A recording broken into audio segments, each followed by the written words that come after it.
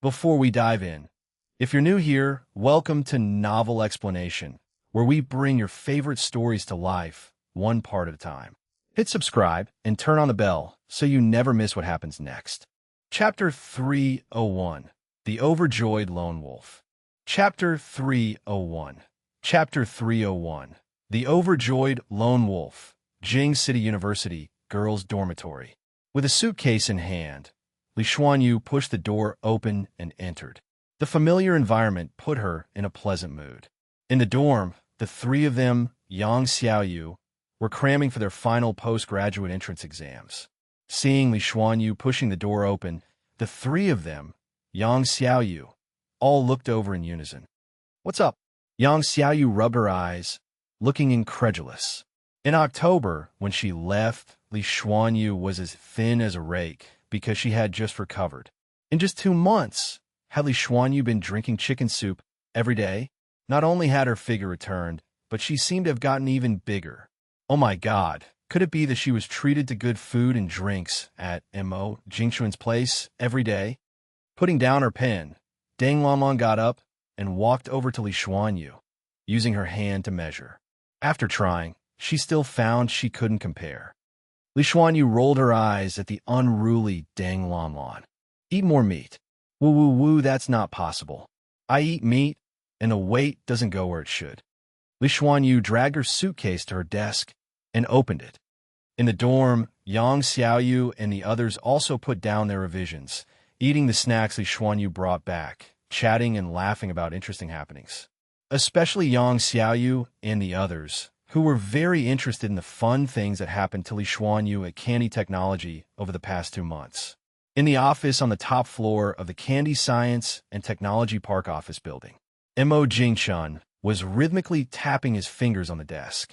Suddenly, the tapping stopped. With her hands still on the keyboard, Xia Xiaoma nodded and smiled. On the top floor of the office building, there was a rest room exclusively for bodyguards. The reason for placing the restroom on the top floor was mainly for easy access to the rooftop. Xia Xiaoma knocked on the glass door of the restroom and said with a smile. Wild Wolf nodded, stood up, and walked out. Watching the captain follow Secretary Xia into the boss's office, everyone started talking. With his head resting on the glass, Xiaophixia looked at the ceiling, seemingly bored, and said, at the mention of Lone Wolf, everyone fell silent. Seeing the atmosphere wasn't right, Zhang Yuanqi spoke up. "All right, stop guessing." Mo Jingxun looked at the calm and collected Wild Wolf, rubbed his temples, and asked. Wild Wolf appeared a bit stunned, then said, "Recovery is going well." Mo Jingxun was silent for a while, then said Lone Wolf Rarel. Watching Wild Wolf leave, Mo Jingxun fell into thoughtfulness. Actually, there's still a lot of room for improvement in that mechanical arm. On the original basis, he integrated neuron connection equipment into it, naturally shortening the mechanical arm's battery life. It's a pity he can't yet take out the graphene battery. Otherwise, the mechanical arm's endurance could not only increase several times, but also recharge fully in just a dozen seconds. Wild Wolf came out of the boss's office looking grave. Seeing the captain's serious face, everyone tensed up. Even Xiaophixia, leaning against the glass, instinctively sat up, looking at the captain. Wild Wolf returned to his seat without a word, and just when everyone's hearts were in their throats, Wild Wolf smiled. This smile from the captain left everyone dumbfounded. What does it mean, looking grave one moment, and then smiling the next? Off to the side, Xiaophixia suddenly exclaimed, several hundred kilometers away, Lone Wolf, accompanying his wife at home, was momentarily stunned hearing the captain's words. "Hello, can you hear me?" The overjoyed Lone Wolf, after reacting, repeatedly said good 3 times. See how excited he is right now. Behind him, Lone Wolf's wife asked worriedly, seeing through his wife's concerns. Lone Wolf said with a smile. That night, Lone Wolf returned. Overnight, upon reuniting with his comrades, he felt as if they hadn't seen each other in ages. Even though he left Wood County less than a month ago, seeing that the mansion in the middle no longer had lights on, Lone Wolf knew that the boss must have already taken Candy to bed by this time. Xiaphixia came over and playfully punched Lone Wolf in the chest. The silent captain also approached and gently patted Lone Wolf on the shoulder. Seeing everyone nodding for him to sleep first, Lone Wolf didn't refuse and smiled. The once Syrian-style mansion now looked just as Syrian from the outside as it always had. But upon entering, you'll find an entirely different world inside. The interiors, though simply decorated, had high-quality renovations. All the glass windows had been replaced, making it impossible to see the internal scenes from outside. Deep in the night, the sniper on the roof of the mansion kept a constant watch on the surroundings. On duty, the personnel watching the monitors dared not show the slightest negligence. Inside the room, Lone Wolf slept particularly soundly that night. Chapter 302. Okay. Chapter 302. Chapter 302. Okay, the next day, as agreed, it was time to install the modified mechanical prosthetic arm for Lone Wolf. However, it just happened to be Saturday, and Mo Jingshun got up a little later than usual. Like most houses, the villa Mo Jingshun bought was also designed to allow sunlight from both the south and north. The sunlight shining through the gap in the curtains had gradually moved from the floor to the head of the bed. The little one knew it was Sunday, and when the sunlight woke him up, the little guy squinted, pouted his little butt, and tucked his head back into the covers. As the little one moved, Mo Jingshun naturally woke up too. He picked up his phone for a glance. It was already past 9 o'clock. Yesterday, he said he would install the upgraded mechanical prosthetic arm for Lone Wolf. So naturally, he had to follow through. Not disturbing the little one, Mo Jingshun got up and went downstairs to make breakfast. Meanwhile, Lone Wolf, who had woken up around 5 in the morning, had been sitting in the monitoring room waiting. Just that inside, Lone Wolf felt a bit anxious and uneasy. 6 o'clock. In a little over an hour, the boss should wake up. 7 o'clock. Great. Just a little while longer, and the boss would be up. What should he say to the boss first thing? Waiting online. Quite urgent. 8 o'clock. Lone Wolf started to feel puzzled. It was already 8. Why was there no movement in the villa? Could it be that the boss hadn't woken up yet? But thinking carefully, it's Saturday. Sleeping in a little is normal. At 9 o'clock, Lone Wolf was gradually unable to sit still, feeling anxious and uncertain inside. Could it be that the boss forgot about today's matter? Probably not. For a moment, Lone Wolf felt like a girl experiencing her first love, anticipating yet feeling a bit of the unknown anxiety inside. Until the villa door automatically opened, Lone Wolf finally breathed a sigh of relief. Everyone on the team knew that the door would only open when the boss got up, and the artificial intelligence would automatically open it. Seeing the door open, Lone Wolf turned toward the hall and shouted at Fian. As soon as the door opened, Fian knew that she, the swift-legged one, had to get moving again. But, to be honest, since spending time with Candy, her back didn't ache, her legs didn't hurt, she had more energy walking and could climb 5 floors without getting tired. The only downside was her increased appetite every day. In the kitchen, Mo Jingshun nodded. The basin used for making malt sugar last time still hadn't been returned. If he didn't return it soon, it wouldn't be right. In the second-floor bedroom, as lively music played, the curtains on the windows slowly drew open, letting vibrant sunlight brighten the room in a golden hue. Under the covers, listening to the music and feeling the vibration from the smartwatch on her wrist, Candy tried hard to stifle a pout and threw the covers off. With a head full of messy hair, Candy shouted angrily. In the bedroom, the voices of 2 little kids sounded like they were playing a game. Who would have thought from the outside that one of the childlike voices actually came from artificial intelligence? On the bed, with each sentence Zero spoke, Candy's eyes brightened a little more. Upon hearing they were going to Xixiang Air, her heart filled with happiness. She threw off the covers and got up right away. Asterisk, that was the expression on the little one's face. After washing up, wearing her crooked clothes, Candy impatiently ran downstairs and shouted to her brother in the living room. Glancing over at Mo Jingshun as he came down, seeing his sister's clothes were not worn properly, he frowned at her. Unfortunately, his frown had no deterrent effect on the little one. Hearing this, Mo Jing-chun rolled his eyes. It's not like the injection is in the little, but it doesn't hurt that much. It feels like an ant bite at most, but getting a tetanus shot really does hurt. And it requires 3 shots. Skin test, left cheek, right cheek. None can be skipped. Under the little one's urging, Mo Jing-chun didn't even have time to wash the breakfast bowls before being forcibly dragged out of the house. Behind them, Candy, riding a scooter, noticed Uncle Lone Wolf's empty sleeve and huffed. "Uncle Lone Wolf, what about Guwaha?" Seeing her pouty, "I'm upset, look," everyone laughed. Most of them had kids, so they naturally knew the little one just wanted some attention.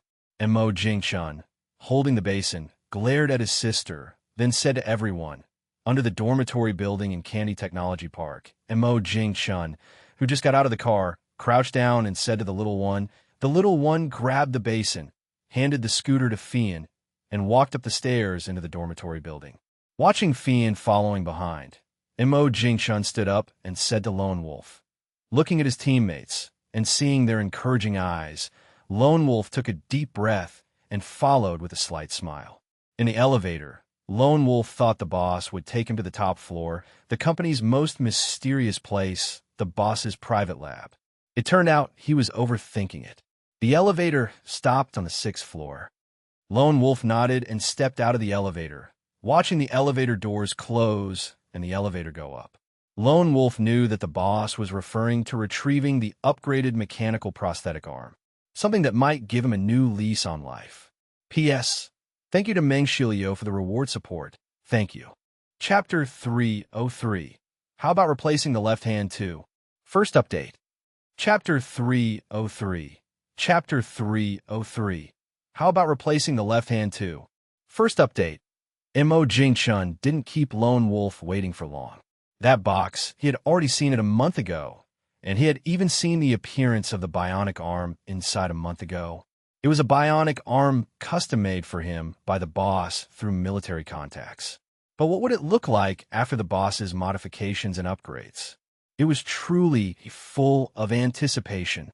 The legendary neuron connection technology, truly black technology. Could it really let him feel, touch as the boss once said? For a moment, many thoughts crossed Lone Wolf's mind. The thing that baffled Lone Wolf the most was why non-human parts could feel touch. Perhaps that's the charm of technology. This is also what this group of people, are willing to protect with their youth and lives. Seeing Lone Wolf in a daze, Mo Jing-chun smiled and said, "No need to be nervous." With the boss saying this, Lone Wolf was momentarily stunned. The next second, Lone Wolf laughed heartily, and Mo Jing-chun was a bit dazed. To protect his teammates, Lone Wolf wouldn't hesitate to pick up a grenade. Yes, Lone Wolf isn't afraid of pain, but pain won't disappear just because Lone Wolf isn't afraid of it. At that moment, the tough Lone Wolf was shouting in pain, showing just how much it hurt back then. Feeling the indoor temperature of the 6th floor lab, Mo Jing-chun pushed the cart inside. Speaking to Lone Wolf behind him, the lab had the air conditioning on, so it wasn't cold. Even if it were, he would unhesitatingly take off his top to install the bionic arm and be reborn. Mo Jing-chun opened the silver box and took out the upgraded bionic arm. It's supposed to look the same. Looking at his fully healed right arm, Mo Jing-chun went forward to attach the bionic arm. After more than 10 minutes ensuring the installation was correct, Mo Jing-chun pressed 10 times quickly in the middle of the bionic arm. Upon hearing this, Lone Wolf nodded, keeping it in mind. After speaking, Mo Jing-chun stepped back a few steps. Mo Jing-chun, who studied the bionic arm, knew very well how powerful this thing was. If Lone Wolf made a mistake during trial use and hit him, it wouldn't end well for him. Knowing there was a tiger on the mountain, yet heading toward it was not bravery, but foolishness. Sitting on the chair, Lone Wolf took a deep breath and gently raised his right hand. The next moment, the index finger of the bionic arm twitched slightly. Just with that, Lone Wolf was full of surprise and joy. Beside him, Mo Jing-chun watched silently, and the 10+ cameras in the lab recorded the entire process from every angle. Clenching and opening his fist, Lone Wolf repeated the same movements over and over again. Looking at Lone Wolf, who seemed as if this was truly his arm, his eyes welled up with tears. The familiar feeling was back. The next moment, as if suddenly thinking of something, Lone Wolf stopped. Then, like a child, he slowly placed the index finger of the bionic arm into his mouth and exhaled warmly. Warmth. He felt the warmth. Is this the power of neuron connection technology? Not only can it feel touch, but it can also feel temperature. Outside the laboratory building, Xiaphixia and a few others gathered around the captain, discussing the situation inside. But they didn't know that inside the lab, Lone Wolf was as happy as a child. This upgraded bionic arm was just too remarkable. After adapting, he not only felt like the bionic arm was naturally a part of his arm, but the hidden functions surprised him even more. Not only was it waterproof, but also electric-proof. The 5 fingers could even turn into small tools. If Lone Wolf didn't know that this bionic arm came from the military and wasn't easy to come by, suddenly, Lone Wolf thought of question. This thing is battery-powered, so the battery life might not last long. Moreover, there's no charging port, so how do you charge it? Thinking of this, Lone Wolf voiced his doubts. Also, how do you charge it? Mo Jingchun shrugged and said, in normal use, it lasts 12 hours. Additionally, charging is via wireless technology. Mo Jingchun sighed slightly and said, it's not that serious. After Lone Wolf left, Mo Jingchun dazed for a moment before taking the elevator back to his own lab. Mo Jingchun was really curious about military wireless charging technology. The wireless charging tech already in use covers a range of 5 meters. So what about the labs? 50 meters or 100 meters? Unfortunately, after examining the internal wireless charging structure, he couldn't tell any differences. After sitting down, Mo Jingchun tapped on the table and spoke again. Chapter 304, Candy Questioning Life, Second Update. Chapter 304, Chapter 304, Candy Questioning Life, Second Update. In the lobby on the first floor of the laboratory building, Wild Wolf and the others saw Lone Wolf coming down from the lab and immediately got up and surrounded him. Seeing Lone Wolf's expressionless face, everyone stepped forward to inquire. Did it fail? Who would have thought the next second, Lone Wolf's lips slightly curled upwards, grabbing Xiaphixia's hand on his shoulder firmly with his bionic arm. Xiaphixia's eyes widened instantly, half out of surprise, half out of actual pain. He felt as if his hand was caught in a vice. My arm's got a buff, you know. Outside the laboratory building, Wild Wolf and the others watched Xiaphixia being beaten back step by Lone Wolf, looking serious. Before Lone Wolf's incident, the two had sparred before. Though Xiaphixia would have lost in close combat back then, it definitely wasn't as one-sided as now, being beaten down without any chance to fight back. Moreover, Lone Wolf's bionic arm was indeed a weapon of sorts. Pitting flesh against hard mechanical metal, that's just asking for trouble. As soon as Wild Wolf finished speaking, the two separated. Xiaphixia shook his arm, wincing in pain. In the dormitory, Xiang'er's grandmother was not around, possibly cleaning somewhere. Candy put down a basin, took a large bag of fruit her brother bought from Fian, and gave it to Xiang'er. Then she pulled Xiang'er to the kindergarten to play on the slide. When the two little ones arrived at the kindergarten, there were already many kids playing inside. Seeing the slide crowded, Candy pouted and turned to Xiang'er. Truthfully, Xiang'er wanted to play with the balance bike too. Not far away, Fian nearly burst out laughing hearing Candy complaining about foot pain. Riding so fast every day, using her foot to brake. Even the shop owner complained a few times about shoe quality these days. With so much friction, of course they get warm. Watching the two little ones take turns and grin from ear to ear, Fian was incredibly envious. Unlike her, whose brother often made her furious, once angry, she would chase him around, never holding back. And back then, they didn't have any toys to play with. At most, it was jumping rope or hand games. Watching the kindergarten kids get picked up for meals, Xiang'er bit her lip and suggested to Candy. Candy scratched her head, thinking Xiang'er's reasoning seemed sensible. As soon as they returned to the dormitory, Xiang noticed her grandma wasn't back yet and breathed a sigh of relief. At that moment, Candy's smartwatch rang. It was her brother's voice, and Candy pouted. Candy sighed, spread her small hands, and said helplessly. Thinking for a moment, Candy took her beloved balance bike from Fian and placed it beside Xiang. Leaving the balance bike, Candy grabbed Fian and ran off. In the elevator, Fian watched the smart Candy, sighing. Truly the boss's little sister, so young yet understanding, so intent on making friends. By the time they reached downstairs, 3 white Audi cars were already parked at the entrance. Releasing Fian's hand, Candy ran straight to the middle car. Candy hit the door, quite annoyed. Didn't her brother see his adorable sister coming? Not even opening the door, automatically, humph. Mo Jingchun fastened her seatbelt with a smile and said to Xiaophixia. Candy, who had been pretending to sulk, curiously asked. Candy's sudden question made everyone burst into laughter. With a puzzled face, Candy watched the adults laugh heartily, truly bewildered. Wasn't it just a question? What was so funny? In kindergarten, the teacher encouraged her to ask more questions. Mo Jingchun chuckled. It's a bit tricky to explain now. Mo Jingchun coughed lightly. Laughing, primary school. The little one frowned in distress. That's a long way off. In the market, looking at the fruit in front of her, Candy stood still. Looking back, Mo Jingchun followed Candy's gaze. It was the one fruit he couldn't stomach, durian. At that moment, the fruit store owner jumped in with a smile. Candy tugged at her brother's shirt, looking at him with hopeful eyes. Mo Jingchun knew he'd play the fool today for sure.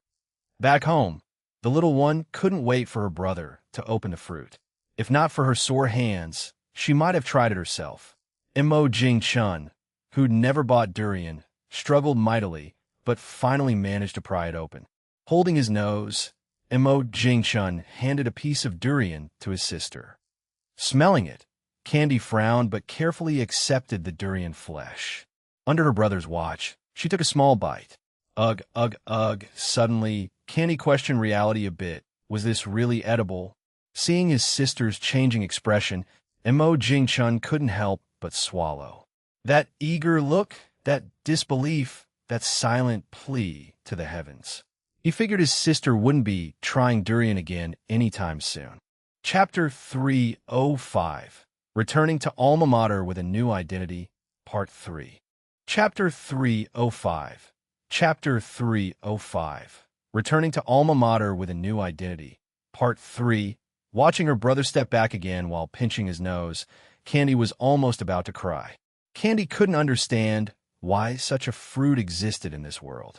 It looks just like seeing that the piece of durian in her sister's hand was about to fall to the ground. Mo Jingchun hurriedly handed the trash can under the dining table to his sister. Just within this short moment, when Mo Jingchun turned back again, he was stunned to see his sister taking another bite of the durian. Oh my God, who gave her the courage? And what's with that blissful expression on your face? A few seconds ago, you were obviously full of disdain and on the verge of vomiting from the smell. Left puzzled, Mo Jingchun could only sigh. This must be the world of a foodie. The little one had already completely forgotten how she almost vomited after the first bite.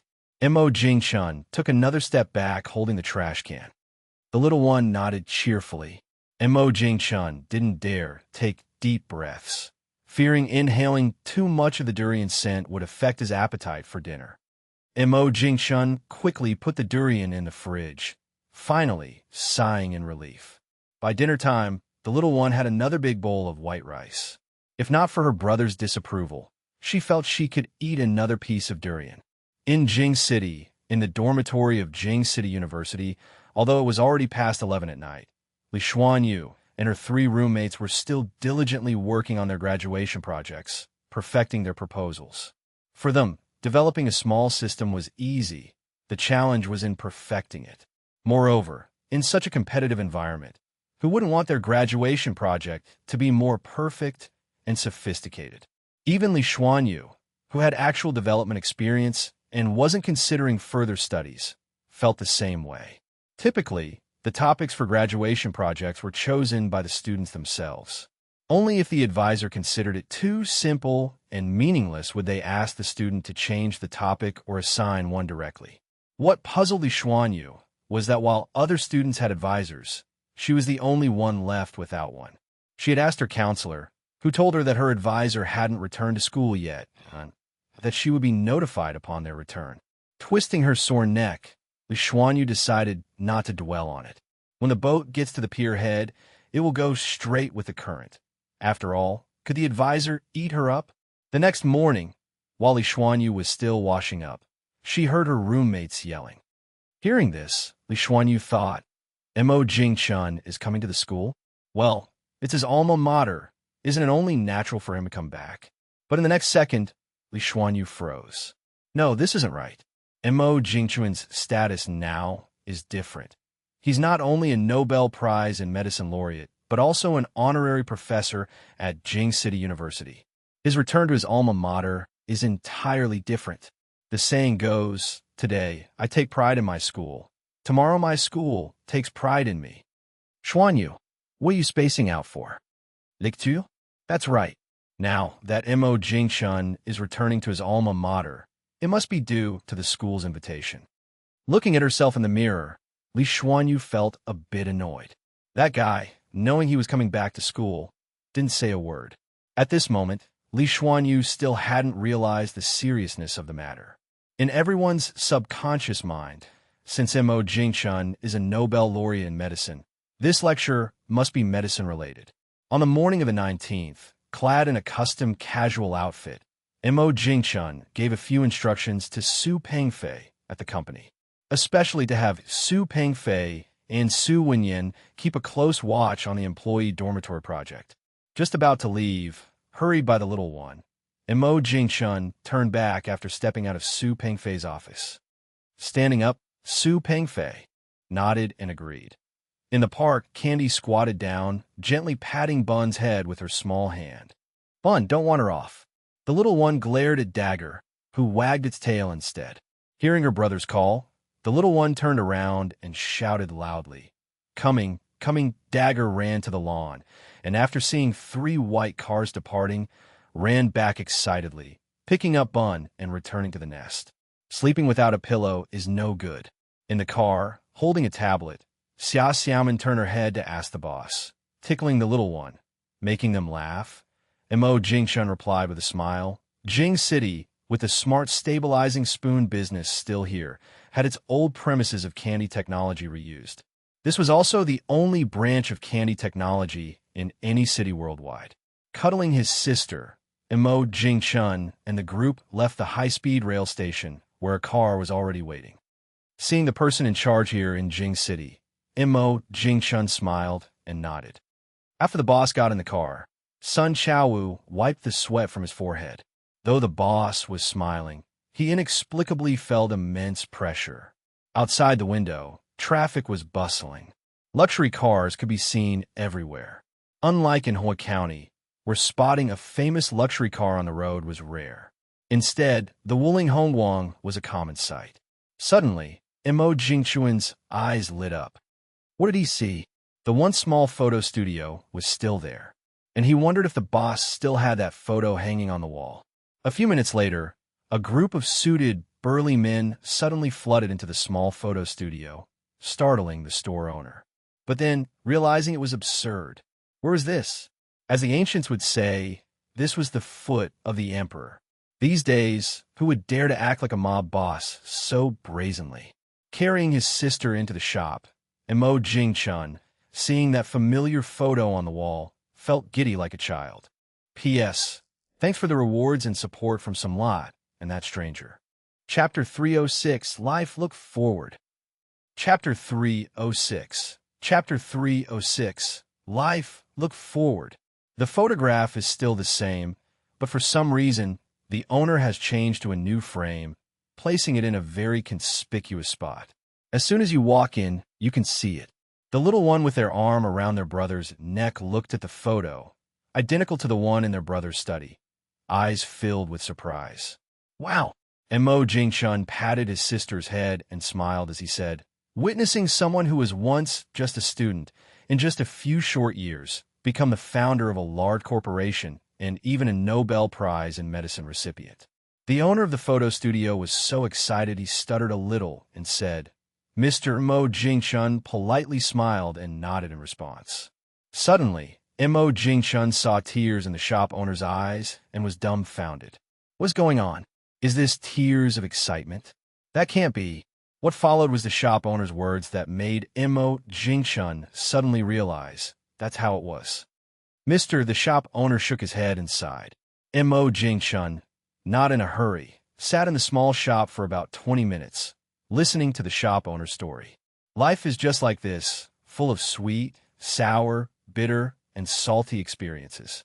Now, what Mo Jingshun wants to do is to give his sister as sweet a life as possible. Suddenly standing up, Mo Jingshun was about to leave, but then turned around with a big smile and said, the shop owner was stunned for a moment, then responded quickly, scrambling and saying, just as the shop owner was about to move his second big chair, Mo Jingshun stopped him. Though puzzled, he must cater to the customer's request. Mo Jingshun sat on the big chair, with adorable Candy sitting on his lap. It was very cozy. Two people make a home. 1, 2, 3. With a click, two sweet smiles were captured forever at that moment. Mr. Mo Jingshun nodded with a smile. He glanced down at his sister in his arms, his lips curving slightly upwards. In life, you always have to look forward, right, Dad, Mom? Perhaps this is also your hope. Yes, you are. As the shop owner was processing the photo, Mo Jingshun quietly scanned the payment QR code, but didn't rush to pay. Here you go, mister. The little one rushed forward to take the photo. The notification sound on the phone left the shop owner stunned. The little one waved goodbye, watching the group gradually walk away. A hint of loss filled the shop owner's heart. In the future, Mr. Mo and the adorable little one probably wouldn't come by again. Once the convoy moved again, they headed directly to the branch office. Mo Jingshun held his sister's hand, taking a quick tour around the branch office before leaving. Xia Xiaoma nodded. Watching the boss's convoy disappear, Sun Chaowu finally exhaled deeply. Following behind the boss was extremely stressful. Knowing there's a report conference the next morning, Mo Jingshun decided to bring the little one to bed early that night. In the hotel, as Mo Jingshun was having breakfast, Xia Xiaoman came over and whispered in his ear. Mo Jingshun nodded. A little after 8, as Mo Jingshun and the group entered the school, many school officials were already waiting outside the vehicle. Goodness, in front of all these people, Mo Jingshun dared not show any pretense. The report conference was scheduled for 9:30 today, yet students were already trickling into the venue. Meanwhile, Mo Jingshun was invited to a medium-sized conference room in the school. Mo Jingshun knew it was a meeting to present him with an honorary professor certificate. However, one thing perplexed Mo Jingshun. Why hadn't he seen the advisor today? In the special venue for the report conference, Li Xuanyu's class felt overwhelmed by the crowd. Does the medical school side have this many people? Lina looked at Li Xuanyu and the other girls still in a daze and reminded them. After finally finding a place to sit, the entire class ended up scattered. Graduation. Ceremony, huh? Li Xuanyu rolled her eyes at Deng Lanlan, who was acting dramatic, and said, instantly, Li Xuanyu felt several resentful glances. How could this central air conditioner still feel a bit chilly? Seeing that there was still time, Li Xuanyu quickly changed the topic. Hearing this, everyone lit up, and soon, the news that the adorable Candy was back spread in the class group. Suddenly, Yang Xiaoyu felt something was off and turned to Li Xuanyu, humming and saying, no. Unable to hide it, Li Xuanyu simply shrugged nonchalantly. After all, like she said, too much fruit doesn't keep well. This group of girls likely wouldn't buy more fruit now. Chapter 307. Candy, what a deal. Chapter 307. Chapter 307. Candy, what a deal. When Mo Jingshun walked into the report hall holding his little sister, to be honest, he was shocked. It was packed a sea of heads. The entire report hall, except for the first row of seats and the aisle that were still empty was filled with people everywhere else. Seeing Mo Jingchun and Candy enter, Yang Xiaoyu and the others waved their hands furiously. On the contrary, Li Xuanyu, who often sees Mo Jingchun and Candy, said helplessly, "Stop waving." Hearing the words whispered over her ear, Li Xuanyu momentarily lost her focus. Why is the gap between people so big? Clearly, everyone was not that different before. Bah! Seeing the school leaders in the first row taking their seats, Mo Jingchun turned his head and said to Xia Xiaoman behind him. After speaking, Mo Jingchun gently said to his sister in his arms. The little one glanced at the sea of people, gripping her brother's collar even tighter with her small hand. Candy nodded her head. Soon after, Xia Xiaoman came down from the stage. With everything prepared, the host took the microphone and went on stage. This morning, we are holding a special lecture by Nobel Prize in Medicine winner, our honorary professor, Mr. A burst of applause erupted like a torrent. It was ceaseless. No one in the report hall would say there's anything wrong with Mo Jingchun bringing his sister on stage. On the contrary, people were quite envious of this cute little one. Who would want a brother who dotes on his sister so much? Mo Jingchun opened the prepared PPT and began speaking with a smile. On the stage, Mo Jingchun was speaking eloquently. Initially, many medical students were a bit disappointed when the lecture wasn't about the leukemia special drug. But as they listened more, they became increasingly interested. While her brother was chattering nonstop, under the table, Candy, clutching her brother's pants, stuck her little head out from beside the table, curiously looking at the audience below. Why is it so quiet with so many people? Anyone who studies sorting knows it used to get stuck at quadratic time complexity before being optimized to n-log. At this moment in the report hall, some professors were already flipping open their notebooks excitedly, waiting for Mo Jingchun's next words.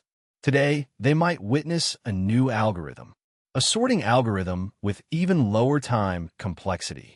Under the expectant gazes of everyone, Mo Jingchun pressed the keyboard. A few simple lines of code appeared on the projector. The 2-hour lecture ended, and it was already 11:30.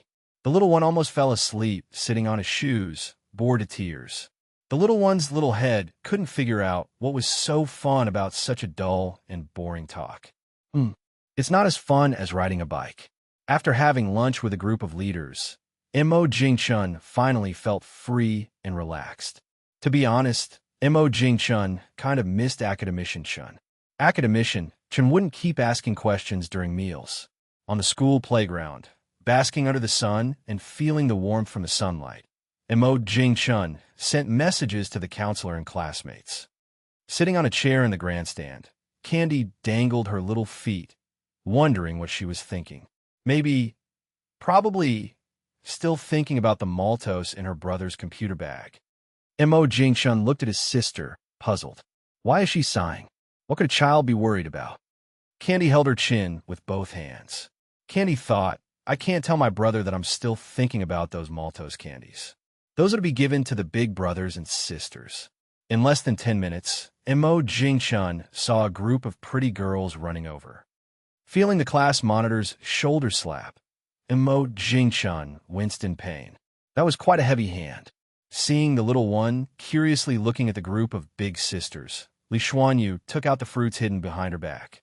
Seeing her favorite strawberries inside, the little one didn't immediately reach out, but instinctively tilted her head towards her brother. Mo Jingchun handed all the Maltose from his bag to his sister. Under everyone's gaze, the little one reluctantly took out a piece of Maltose and handed it to Li Xuanyu. Li Xuanyu smiled as she stuffed a big bag of fruit into the little one's arms. Seeing that his sister only gave one to Li Xuanyu, Mo Jingchun tapped her on the forehead. It's not the candy that matters. Calling them sister is what's important. At this time, Yang Xiaoyu took out a prepared small gift. Haha, so cute. The little one's eyes darted around, revealing a sly look. The next second, the little one jumped off the seat and walked to each big sister in turn, calling them big sister and generously handing out the Maltose. After calling them all, the little one had a full harvest, her face breaking into a big smile. What a great deal! Totally worth it. P.S. Thanks to the reader 20201108141229866 for their generous support. Chapter 308. Tonight, our little cutie treats. Chapter 308. Chapter 308. Tonight, our little cutie treats. As more and more of M.O. Jingchuan's classmates arrived, the little one couldn't stop grinning. Just a call of big brother or big sister and a piece of malt candy could earn him a big gift package, something he never dreamed of. In just a short while, gifts filled the hands of Fian, Xiaphixia, and others. Without exception, these were gifts the little one received and stored first to avoid losing them. The little one cutely sold his charm, making a group of girls laugh heartily and compete for the chance to give him a hug. Where? Following everyone's gaze, M.O. Jingchun saw that indeed, Advisor Na was approaching with a black long-down jacket and white casual sneakers. Because of the cold weather, Na had her hands in the pockets of her down jacket. Seeing Advisor Na coming with a big smile, M.O. Jingchun got up with a smile and walked off the platform. Originally immersed in happiness, Candy hurriedly grabbed a chair upon seeing her brother run off. Quick-witted Li Xuanyu picked up the little one, took a few steps, and descended the platform. Li Na smiled at M.O. Jingchun. She then looked at Candy, who was hiding behind M.O. Jingchun, staring at her with wide eyes and holding a stuffed doll. What is it? Li Na patted the little one's cheek, took out a small red box from her pocket, and handed it to the little one. As soon as the box was in hand, the little one couldn't wait to open it. Wow, the little one's face was full of surprise. M.O. Jingchun also looked slightly surprised. Inside the red box was a silver bracelet. Li Na helped the little one put on the silver bracelet and said with a smile, "I've noticed many times that Candy's hands are always empty, as if something's missing." M.O. Jingchun awkwardly rubbed his nose. He never noticed his sister's empty hands before. Now thinking about it, the little one didn't have a bracelet or a necklace. On her neck was a red string with a copper coin hanging on it. A copper coin worn by 3 generations. The inscriptions and patterns had already become blurred. The little one looked at the silver bracelet with joy and nodded vigorously, saying, once everyone had arrived, M.O. Jingchun said with a smile to Sister Na and the classmates, Who said our adorable Guohua doesn't have money? The little one raised his head, trying to find the person who just spoke, but everyone was laughing so heartily that it was impossible to distinguish. With that, the little one pulled the small sling bag from behind to the front, searched for a while, and took out a black bank card. A black gold card. Watching the sunlight reflect off the black gold card, everyone's laughter came to a sudden stop. M.O. Jingchun glanced at his persistent sister and said with a smile. In the afternoon, everyone sat in a circle on the football field, chatting and laughing. Such happy moments were genuinely rare during the 4 years of university life. Plus, everyone had just completed their postgraduate entrance exams, with the biggest pressure released, making for a day of endless smiles. Time always passes in the blink of an eye, from the warm sunlight shining down to the setting sun and the cooling weather. Even if everyone still had endless topics to talk about, wishing to tease the cute little one a bit more. Time, however, remains indifferent. As soon as M.O. Jingchun spoke, everyone burst into laughter. For lunch meetings like that, the food is never insufficient. It's just that M.O. Jingchun was a bit reserved and ate less. The dining place wasn't far, located just outside the school. Opting not to take a car, M.O. Jingchun carried his sister and walked with everyone. At the dining table, as Li Xuanyu happily ate a luxurious meal, one word from the advisor silenced the entire private room. Soon after, laughter erupted from everyone. Li Xuanyu looked at the advisor with confusion. Look, Li Xuanyu was utterly dumbfounded. What? Her graduation project advisor is her classmate, friend, boss? Montak Yingchun. Looking forward to working with you, Mo Jingchun said with a grin. Still in a bewildered state, Li Xuanyu looked up at the advisor, and then at M.O. Jingchun. M.O. Jingchun rested his chin on his hand and thought for a while, then said, Yang Xiaoyu raised her hand to vouch, and the classmates nodded in agreement. With a look of resignation, Li Xuanyu gazed at the smiling advisor and Mo Jingchun and said, as soon as Sister Na finished speaking, Mo Jingchun chimed in. Algorithms? Li Xuanyu studerat involuntarily. Is that something an undergraduate should be researching? Isn't developing a system or software app enough for an undergraduate thesis? After dinner, just as Xia Xiaoman prepared to pay, the little one with the stuffed doll broke free from her brother's hand and ran over.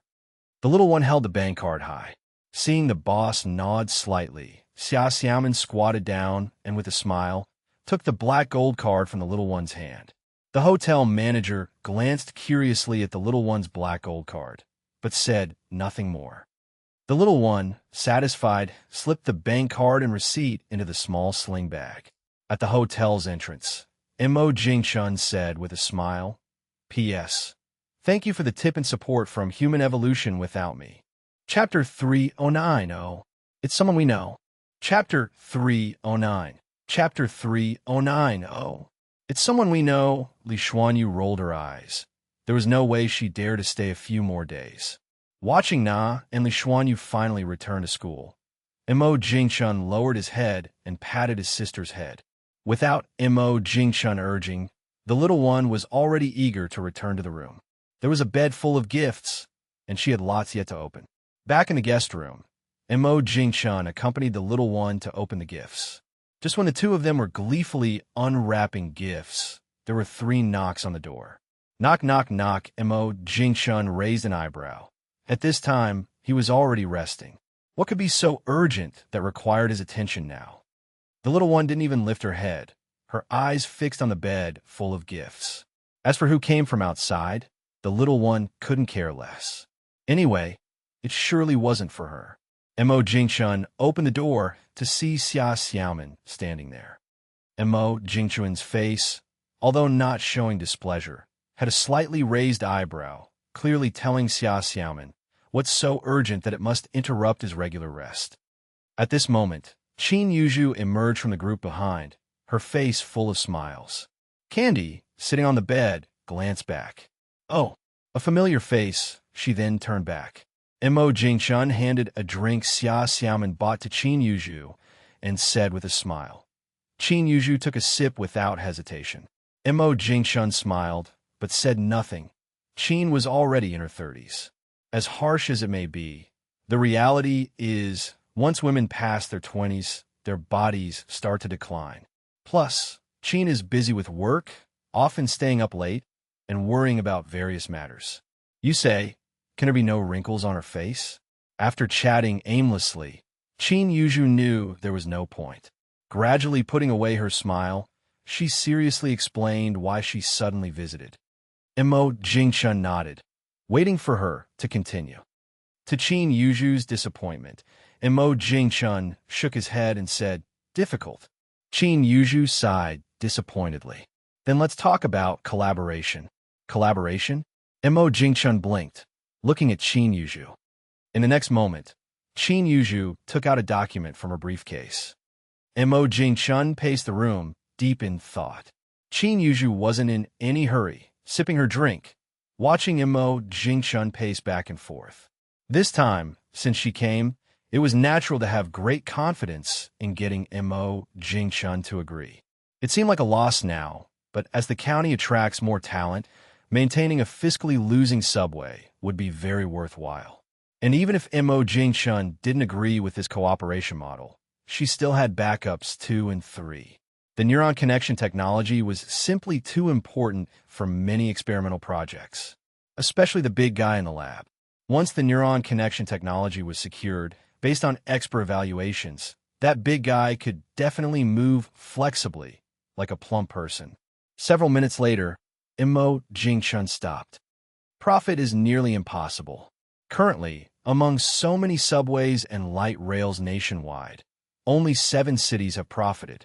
Expecting a small county like Hua County to profit from its subway is just dreaming. However, once the subway is built, it would bring numerous benefits to candy technology. Firstly, it would attract more talent to candy technology. Furthermore, as candy technology grows, there will inevitably be a need to expand to the city's surroundings. The county center is all malls and residential buildings. No matter how much money Candy Technology has, it can't expand into the county center area.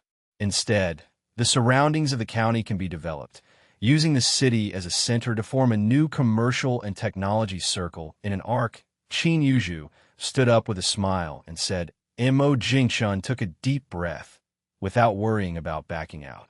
After Qin Yuju left, Mo Jingchun rubbed his temples. Honestly, whether today's deal was a loss or a gain, Mo Jingchun couldn't figure out. Chapter 310, Little Tummy. Chapter 310. Chapter 310. Little Tummy in the office of Candy Technology Kindergarten. Li Haiyan was frowning with worry, occasionally letting out a sigh. Just coming out of the classroom for a drink of water, Li Na heard the familiar sound of sighing as soon as she entered the door. Unable to hold back any longer, Li Na asked, Since you came in this morning, you've been looking worried and sighing from time to time. Negative emotions can easily affect others, and this is a kindergarten. Li Haiyan turned to look at Li Na and said weakly, Yeah, I know about that. I also heard this year's party has lots of big prizes. Li Na was puzzled. With that, Li Na instantly understood. She naturally knew why Li Haiyan was worried. No. Makes sense. In the office, watching Li Haiyan's departing figure, Li Na sighed. Having the boss's child in your class is truly a mountain of pressure. Every time, it needs to be prioritized. Fair and just. Li Na shook her head. In this world, fair and just things exist, but they're definitely not many. In the girls' dormitory at Jing University, Li Xuanyu was waving goodbye to her roommate. Li Xuanyu was dragging her suitcase and carrying her backpack, arriving downstairs at the hotel where Mo Jingchun and the group were staying. She was over an hour earlier than expected. She still knew basic workplace etiquette. Though Mo Jingchun was her classmate, friend, and part-time graduation design tutor, with so many layers of relationship, given her understanding of Mo Jingchun, even if she was late due to something, you wouldn't say much, maybe just tease a bit. But there's no reason for a boss to wait for employees, especially with so many people around. The most basic respect still needs to be there. At the dining table, as soon as Xia Xiaomin finished a call, she led Li Xuanyu directly into the private room. Indeed, she hadn't had lunch, so after a brief polite exchange, Li Xuanyu sat down where Secretary Xia arranged. The little one wanted a self-serve, but unfortunately, with her short arms, there was no way to reach the dish of braised pork. That's the last piece. Stop. Watching the piece of braised pork that her brother just put in her bowl before she could put it in her mouth, upon hearing her brother's warm advice, the smile on the little one's face froze and gradually solidified. The little one, unconsciously touched her little tummy through her clothes. In the next second, under Mo Jingchun's surprised gaze, the little one handed the braised pork back to him. Mo Jingchun's momentum weakened, thinking to himself, please don't let this little ancestor throw a tantrum now. Oh my God, he actually told a girl that eating braised pork would make her gain a tummy, and it was his own sister. Luckily, the little one was still young. If she were a teenager, she might directly show him a cold shoulder. Fortunately, after finishing the meal and returning to the guest room, seeing the 2 big bags of various gifts, the little one immediately beamed with joy. The table incident was immediately forgotten. The return trip was as smooth and easy as the journey to Jing City. Not like when abroad, where one constantly worries about personal safety. A few cars drove into Candy Technology Park, the south gate slowly closing. By now, a bright moon was shining in the sky. It was late, and after sitting in the car for half a day, Mo Jingchun didn't want to go home to cook. Just getting out of the car, an orange bun appeared out of nowhere, circling around Candy. Closely following was a sleek black dagger of a cat. Mo Jingchun glanced down, but didn't pay much attention. Clap, it's late. Watching the boss, Xia Xiaomin held back a laugh. Sometimes the boss seemed like a kid himself. At other times, his authority could make one feel intense pressure. Truly curious. In the past, Mo Jingchun would undoubtedly sleep through the morning and head to the company in the afternoon. Now that's not the case. Every morning at the crack of dawn, the little one would shake him awake from his dreams. "Brother, wake up! School, school. Are kindergartens this eager these days?" After dropping the little one at kindergarten, Mo Jingchun headed straight to the office building. Passing by Xia Xiaoman, Mo Jingchun said. Mo Jingchun nodded with a smile, heading directly to the bedroom. "Bed, here I come to pamper you." Once sprawled on the bed, with a quilt covered, Mo Jingchun slept very soundly, very peacefully. "Eh." Xia Xiaoman shrugged and said to Su Pengfei. Su Pengfei originally wanted to ask the boss for guidance on the annual party planning. It seems he'll have to wait until the afternoon. After Su Pengfei left, Xia Xiaoman glanced up at the camera and muttered to herself. Chapter 311. The Inevitable Realities of Middle Age. Chapter 311. Chapter 311. The Inevitable Realities of Middle Age 0. I'm recording everything at all times. Your lip movements, after big data analysis, clearly said the boss is sleeping. Of course, Xia Xiaoman didn't know that the company's artificial idiot would use a supercomputer to analyze her lip movements. After all, who would have thought an AI could be this bored to do something like that? Unless it's an artificially stupid AI. In the kindergarten, Candy scratched her head, watching her little friends dancing around in groups. What's going on here? How come after just a few days with my brother, my friends have become like this? Entering the classroom empty-handed, Li Haiyan immediately spotted Mo Xiaoxue. I hadn't heard that the boss returned yesterday. Must have come back last night. Li Haiyan clapped her hands and shouted, "Today we'll continue learning dance." After organizing the kids in the class, Li Haiyan squatted down in front of Mo Xiaoxue, smiling all over. Candy looked up at the teacher. Her eyes seemed to say, "Is it hard?" Walking to the piano and sitting down, Candy closed her eyes, thinking of the musical melody of the song. After about 10 seconds, Candy opened her eyes. Her slender fingers gently landed on the black and white piano keys. A beautiful, melodious tune came from the piano soundboard. Li Haiyan watched the talented Mo Xiaoxue with amazement. Even though she knew Mo Xiaoxue had a lot of talent in music, it was still stunning every time she saw Mo Xiaoxue play the piano. Indeed, some children are truly blessed from birth. When the piano piece ended, Li Haiyan stepped forward, smiling and asking. It would be the kids following Mo Xiaoxue's music performing on stage rather than the other way around. Kenny scratched her head. So that's it. No wonder I saw my friends dancing the moment I entered the classroom this morning. Upon hearing the little one's agreement, the burden in Li Haiyan's mind was finally relieved. Waking up, Mo Jingchun picked up the phone from under his pillow and saw it was already past 1 o'clock. Mo Jingchun said with a look of disdain, "Can't you just browse the internet more when you have nothing to do?" Mo Jingchun looked helpless. Even though Zero was a genuine artificial intelligence, it still couldn't make good judgments about many things. Anyone could guess he was probably sleeping in his bedroom. Getting up, Mo Jingchun grabbed a banana from the fruit plate to fill his stomach a bit. When Mo Jingchun came out of the bedroom, Xia Xiaoman was nowhere in sight in the office. She was probably also taking a nap during this time. In the cafeteria, Mo Jingchun glanced around. Only a few employees were still eating. Mo Jingchun grabbed some food to satisfy himself casually. After finishing lunch, as Mo Jingchun came out from the underground cafeteria, he met his uncle holding a thermos cup. Seeing the goji berries in his uncle's thermos cup, Mo Jingchun was stunned for a moment. Looking at the goji berries in the thermos, a popular online limerick came to his mind. When middle-aged, can't escape, goji berries in the thermos cup. Goji can't resist time's urge. Add some angelica to the concoction. Angelica is not enough for the body's need. A cordyceps doesn't cost too much. Following his nephew's gaze to his thermos, Zhou Xing quietly moved it behind his back. Suddenly, Mo Jingchun asked with a smile, "Subway?" The next moment, Zhou Xing said with regret on his face, "It's just a thought.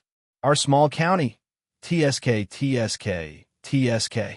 Mo Jingchun didn't argue with his uncle, as it's a fact that it would take 5 years to start operations. After all, laying down high-speed rail tracks is not something that can be completed overnight. Unlike highways, once the roadbed is ready, asphalt can be paved. Every viaduct pier on the railway needs to be driven deep and left to rest for a period. Every step is taken for the safe operation of high-speed trains later on. Watching his uncle's back, Mo Jingchuan's lips turned up slightly. In a few years when the subway opens, who knows if uncle will remember what he said today? He'll most likely choose to forget. Arriving at the laboratory, Mo Jingchun packed some materials on neural connection technology into a new USB drive. Hey, Qin, I've organized the materials here. In the office, Xia Xiaomin saw the boss return from outside and sent a message to the president. Less than a minute later, while Mo Jingchun was still holding a teacup, Su Pengfei, carrying a file, walked into the office. Mo Jingchun spread the document on the table, holding a teacup in his left hand and flipping through the file with his right. A few minutes later, after reading the entire file, Mo Jingchun said with a smile, adding a 0. Isn't that too much? After all, there's still the year-end bonus. Mo Jingchun smiled and said, don't worry about it being too much. Chapter 312. A Tacit Understanding. Chapter 312. Chapter 312. A Tacit Understanding. Mo Jingchun stared earnestly at Su Pengfei. Something like that. At 4:30 in the afternoon, kindergarten was out. Candy came out of the kindergarten in an orderly fashion, carrying a small backpack, humming the tune of the accompaniment, and skipped towards Fian under the tree. Without a word, Candy naturally took the scooter and started riding it. Let's go home. Candy rode the scooter into the office, stopping with a beautiful drift. The whole Candy Technology Park, besides Candy, no one would dare ride into Mo Jingchun's office. Mo Jingchun looked at the humming and skipping little one and asked with a smile, Yo. Candy tossed the small backpack onto the sofa and ran into her brother's arms. Mo Jingchun looked surprised. Really? Seeing her brother's surprised face, Candy thoroughly enjoyed it, even more than when the teacher rewarded her with a little red flower. And, hearing this, Mo Jingchun instantly understood that someone had arranged for the kindergarten kids to perform at the annual event. In the evening, after dinner, the little one grabbed a napkin, wiped her mouth, and jumped off the seat. Mo Jingchun thought the little one would hurry to watch cartoons after dinner. But it wasn't so.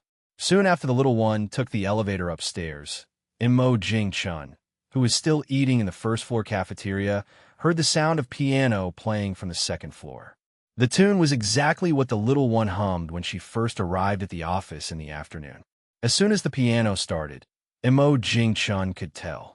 Not because of any musical talent, but this song was once popular. Almost every 90s and aughts kid should have heard it. Meanwhile, Li Xuanyu, who rarely enjoyed a private dorm, was struggling with the graduation project topic given by Mo Jingchun.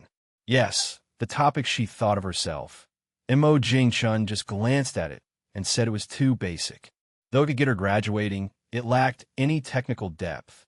Considering his status, surely her graduation defense wouldn't lack teachers. After Mo Jingchun's persistence, a confused Li Xuanyu followed the arrangements. The topic Mo Jingchun gave sounded simple, a dormitory management system. The problem was the requirements were entirely different. The requirement Mo Jingchun gave was that this dormitory management system must be fully deployable in the park.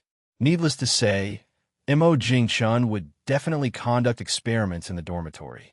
In his words, a strict master produces outstanding disciples.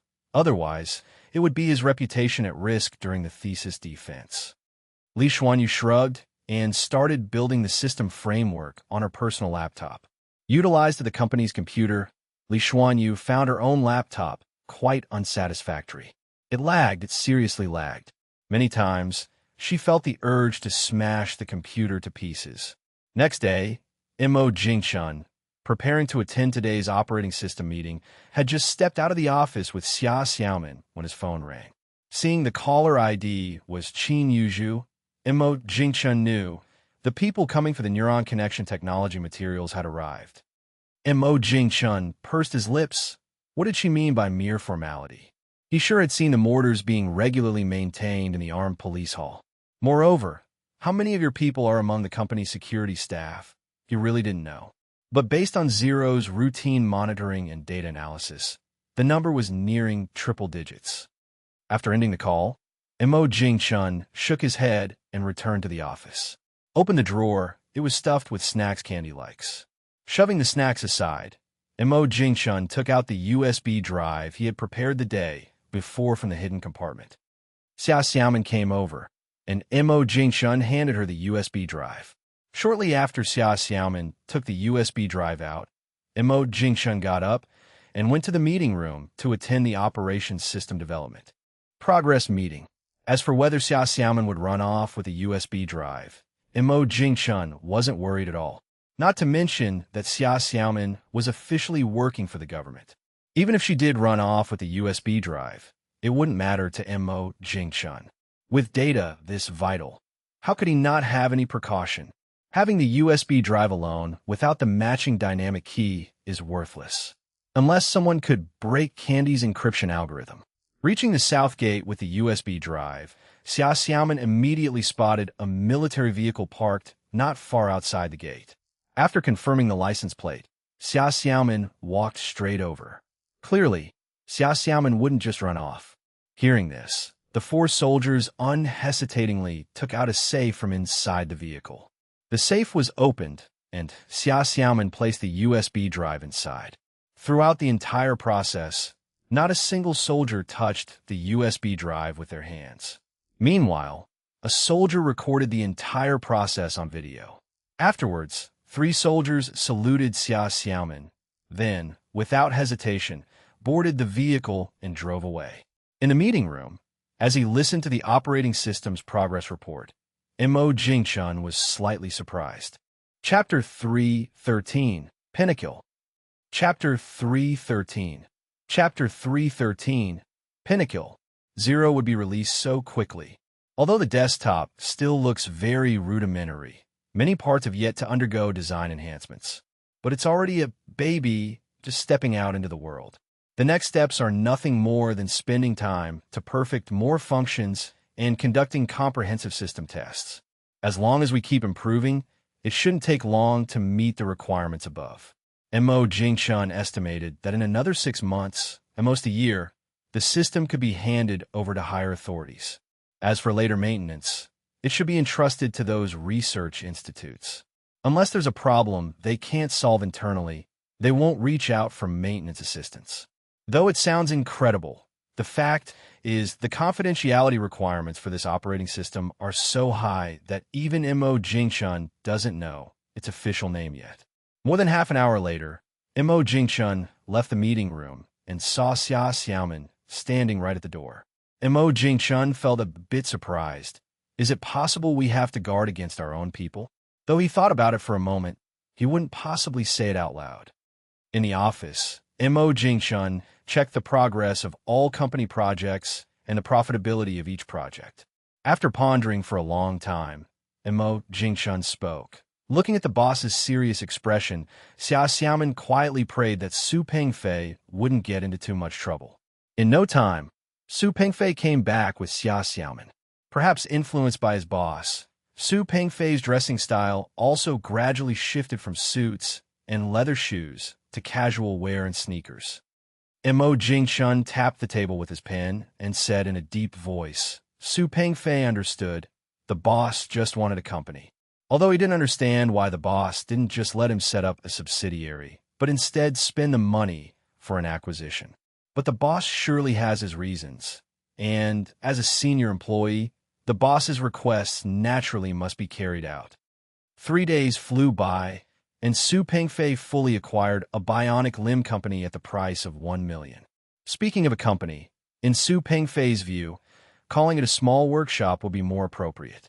The whole company was on the brink of bankruptcy, with only about 10 employees. Su Pengfei even checked and found that none of the company's employees were enrolled in social insurance. Mo Jing-chun looked over, seeing no big issues with the acquired company. Is there a new product? This was Su Pengfei's first thought. After Su Pengfei left, Mo Jingshun rubbed his temples and sat down at his desk to rest. These days, he doesn't have much to keep him busy. At most, he'll need to sign some documents. It's just as well that today is Friday. Tomorrow he can justifiably sleep in at home. In the evening, Mo Jingshun sat on the sofa watching the news broadcast, while Candy leaned back on the sofa, playing with their phone.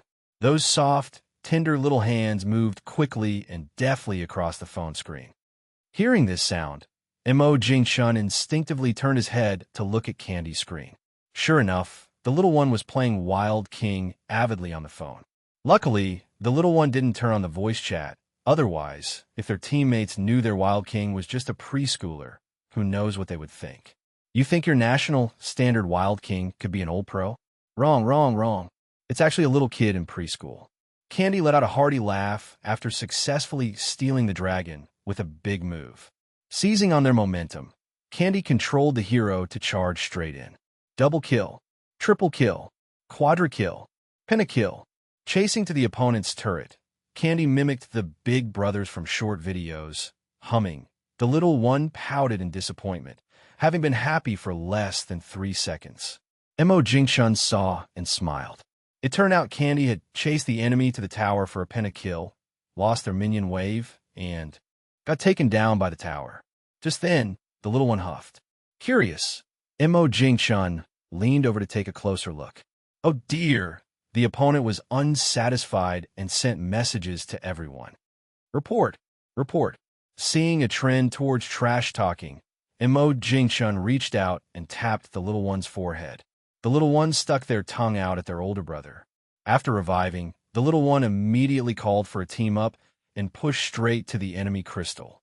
Just as the little one was about to join the team after being invited by teammates and start another game, Mo Jingshun took it out of their hands.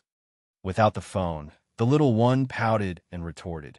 Facing their brother's gaze, the little one sheepishly jumped off the sofa. Watching the little one go upstairs, Mo Jingshun stroked his chin, lost in thought. In another 2 months, the little one will only be 4. How come they already learned to talk back? And mentioning smart glasses, it's infuriating. These days, for a kid that's too smart, does their rebellious phase also start earlier? This is a question worth researching and exploring. As expected, the opponents did what they said and unhesitatingly reported the little one. And then, nothing happened. After all, the little one is a prime account player, using exclusively rare skins. As a little one would say, they bought it because it looks good. Mo Jingshun peacefully continued watching the news broadcast while many company bosses hadn't slept well in 2 days. Candy Technologies' full acquisition of a bionic limb company wasn't kept secret. Anyone with some interest in this internet information age could find out with a quick check. Though Candy Technologies' products have always been highly praised. In the circle, what entrepreneur doesn't know that secretly everyone refers to Candy Technology as a veritable cross-industry disruptor? P.S. Thanks to Zhuangsu Jianghu for the reward and support. Chapter 314, Eagerly Awaiting. Chapter 314. Eagerly awaiting for a time, the big bosses of companies selling bionic prosthetic arms were on edge. What puzzled them the most was why Candy Technology suddenly ventured into this field. With the capability of Candy Technologies developers, wouldn't it be simple to create a few pay-to-win games? After all, the speed of earning money from games is much faster and greater than that of physical industries. Plus, the investment risk is lower. On Saturday, after being woken up to eat the breakfast Fian and the others brought back, Mo Jingshun went back to his room to take a nap again. As her brother was sleeping, and having slept well last night, the little one was full of energy and couldn't fall asleep. The little one, puffing with frustration, had no choice but to ride her balance bike around the yard. Online, driven by money, a few short video bloggers decided to smear Candy Technology. In a short period, the internet was filled with accusations of Candy Technology straying from its path and entering the bionic prosthetic arm circle. Unfortunately, the money bought traffic, but the response wasn't very good. In a word, The public's eyes are sharp. Besides just hearing about bionic prosthetic arms, one knows it's related to the medical industry. With Candy Technologies' leukemia special drug as precedence, netizens became very interested in Candy Technologies' soon-to-be-released bionic prosthetic arms. People who were disabled due to accidents were especially full of expectations. This time, would Candy Technologies' product benefit the public, like the leukemia special drug? Unlike most netizens, this impatient person immediately confronted the short video bloggers, rubbed his eyes, yawned, and lazily crawled out of bed. Zero, eager to claim credit, immediately reported its morning achievements upon coming online. Mo Jingchun, holding onto the stair railing to go downstairs, paused with a stiff expression. Goodness, if Candy Technology had any dirt in the past, Zero's confrontational way would have pushed Candy Technology into the pit. Taking a deep breath, Mo Jingchun gritted his teeth and said, "Oh, Zero seemed like a deflated balloon." In the living room, when Mo Jingchun saw the little one playing with figurines, he just sat down on the sofa. The little one glanced up and called out. Mo Jingchun opened the short video app to check the videos Zero mentioned, and upon looking, he found there were quite a few with similar content. Straying from the path? Mo Jingchun shook his head with a light chuckle. When has Candy Technology ever been on a straight path? Although he decides what type of product Candy Technology releases, he can't just let the good things from the system sit in the laboratory collecting dust while others make money. There are so many employees to feed. How can they manage without money? Although these guys won't affect Candy Technology's performance at all, just the thought of these guys babbling for money made Mo Jingchun uneasy. With nothing much to say, Mo Jingchun immediately called Xia Xiaoman. Xia, some small bloggers have appeared online smearing Candy Technology. From Xia Xiaoman's tone, Mo Jingchun knew that she, like him, had slept in all morning. She probably hadn't gotten up yet. But it's the weekend after all, not a work day. Is he supposed to control others taking a lazy nap? That night, after dinner, while watching TV with the little one, Mo Jingchun searched the short video software again. The videos from the morning had nearly vanished. Mo Jingchun's mouth slightly curved upwards, thinking these folks really thought they were something special. This group didn't even think to wonder why the big bloggers with many followers didn't take the job. It hadn't been long since the last time Candy Technology's legal department issued legal notices. Yet this group didn't learn their lesson. As days passed, Candy Technology was busy with preparations for the annual meeting, with no follow-up news. Netizens also gradually forgot about the issue. Only those in need still remembered it and would frequently call Candy Technology's customer service to inquire. As the annual meeting approaches, the workload within the company gradually decreased, leaving more time for employees planning to suggest performances. Having rehearsed once in kindergarten, Candy was more earnest about playing the piano. The teacher said that winning a performance award comes with a reward. It's unclear who spread the word that everyone participating in the annual meeting performance would receive a bonus. The higher the ranking, the bigger the bonus. How could this not excite Li Haiyan? Don't forget, Candy Technology's little princess, the boss's only sister, was in her class. Once on stage, even if a group of kids performed poorly, their ranking wouldn't be too low. Moreover, Mo Xiaoshua's piano playing was so extraordinary, it naturally immersed people in the rhythm of the music. Clap, clap, kids, you all worked hard. That's all for today's practice. After finishing, Li Haiyan gave Mo Xiaoshua a thumbs up, smiling brightly, and praised. That evening, the little one boasted in front of Mo Jingchun. Dragged to the second floor by the little one, Mo Jingchun sat beside the piano, resting his chin in thought as he listened to her play. From recent observations, Mo Jingchun had been trying to confirm something. Now, Mo Jingchun was very certain that the music rhythms played by the little one could indeed resonate with human brainwaves, allowing listeners to immerse themselves and feel the emotions conveyed by the music. It sounded unbelievable, and even more so because it was achieved by a child not yet 4 years old. Mo Jingchun had done his research. Many pieces of music indeed affect the human brain. Some music prevents brain aging, enhances creativity, and improves memory. However, what puzzled Mo Jingshun was that Candy was playing "The King Asked Me to Patrol the Mountain," which he was familiar with. Why does the original sound not invoke such feelings? Yet the little one's piano rhythms feel so delightful. Chapter 315. Can't figure it out. Chapter 315. Chapter 315. Can't figure out. Mo Jingshun's expression was complex. He wasn't sure whether the little one's exceptional performance was a good or bad thing. However, having such a skill, he thought that even if one day he suddenly passed away, the little one could still find her place in the music world. Without saying much, based on the capabilities the little one has displayed, even without him as her brother, she could lead a carefree life. The little one gently placed her hands on the black and white keys as the accompaniment ended.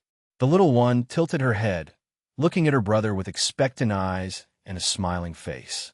Mo Jingshun reached out to stroke her jet-black hair and praised, "Amazing." Without waiting for Mo Jingshun to react, the little one began her performance. A short piano piece, almost less than 3 minutes.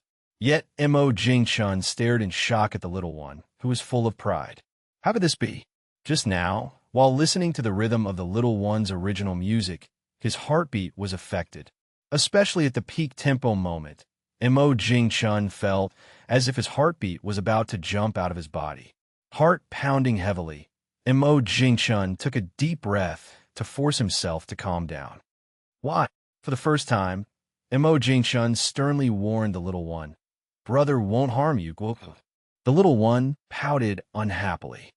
After comforting the little one and handing her a phone to play games with, Mo Jingshun walked into the study and locked the door. As a study, the soundproofing was quite strong. A few minutes later, Zero analyzed it over and over, and the result was very normal. Why is this happening? Mo Jingshun murmured to himself. Mo Jingshun thought carefully, and indeed it seemed so. At the end of January, just a day before the annual event, the little one had just finished her last rehearsal, and Mo Jingshun took her grocery shopping. At the entrance of the market, Mo Jingshun held Candy's hand, waiting for Sci-Fi and others to bring the car over from the parking lot. At that moment, Candy suddenly broke free from Mo Jingshun's hand and ran off. With so many cars on the road, Mo Jingshun was startled and instinctively followed her. Fian was about to step forward to replace Candy, but was stopped by a shaken Mo Jingshun. Good or bad, the little one has to experience exposure. Although he wants to spoil his sister like a princess, in this world, others won't be good to her for no reason. The elderly and the little one, without any honking, slowly walked across the zebra crossing. Only when the elderly turned her hunched back did she notice a group of people silently following them. Mo Jingshun didn't notice that the system interface in his mind showed his points had changed from 0 to 1, and the system didn't remind him either. In fact, the system in Mo Jingshun's mind was self-checking. A mysterious 1 point appeared, and even the system didn't know why. At night, lying in bed and preparing to sleep, Mo Jingshun glanced inadvertently at the system interface. Why did I get an extra point? The next second, Mo Jingshun opened his eyes abruptly to confirm. It wasn't a dream earlier. There really was an additional point on the system interface. When did this happen? What do you want? System.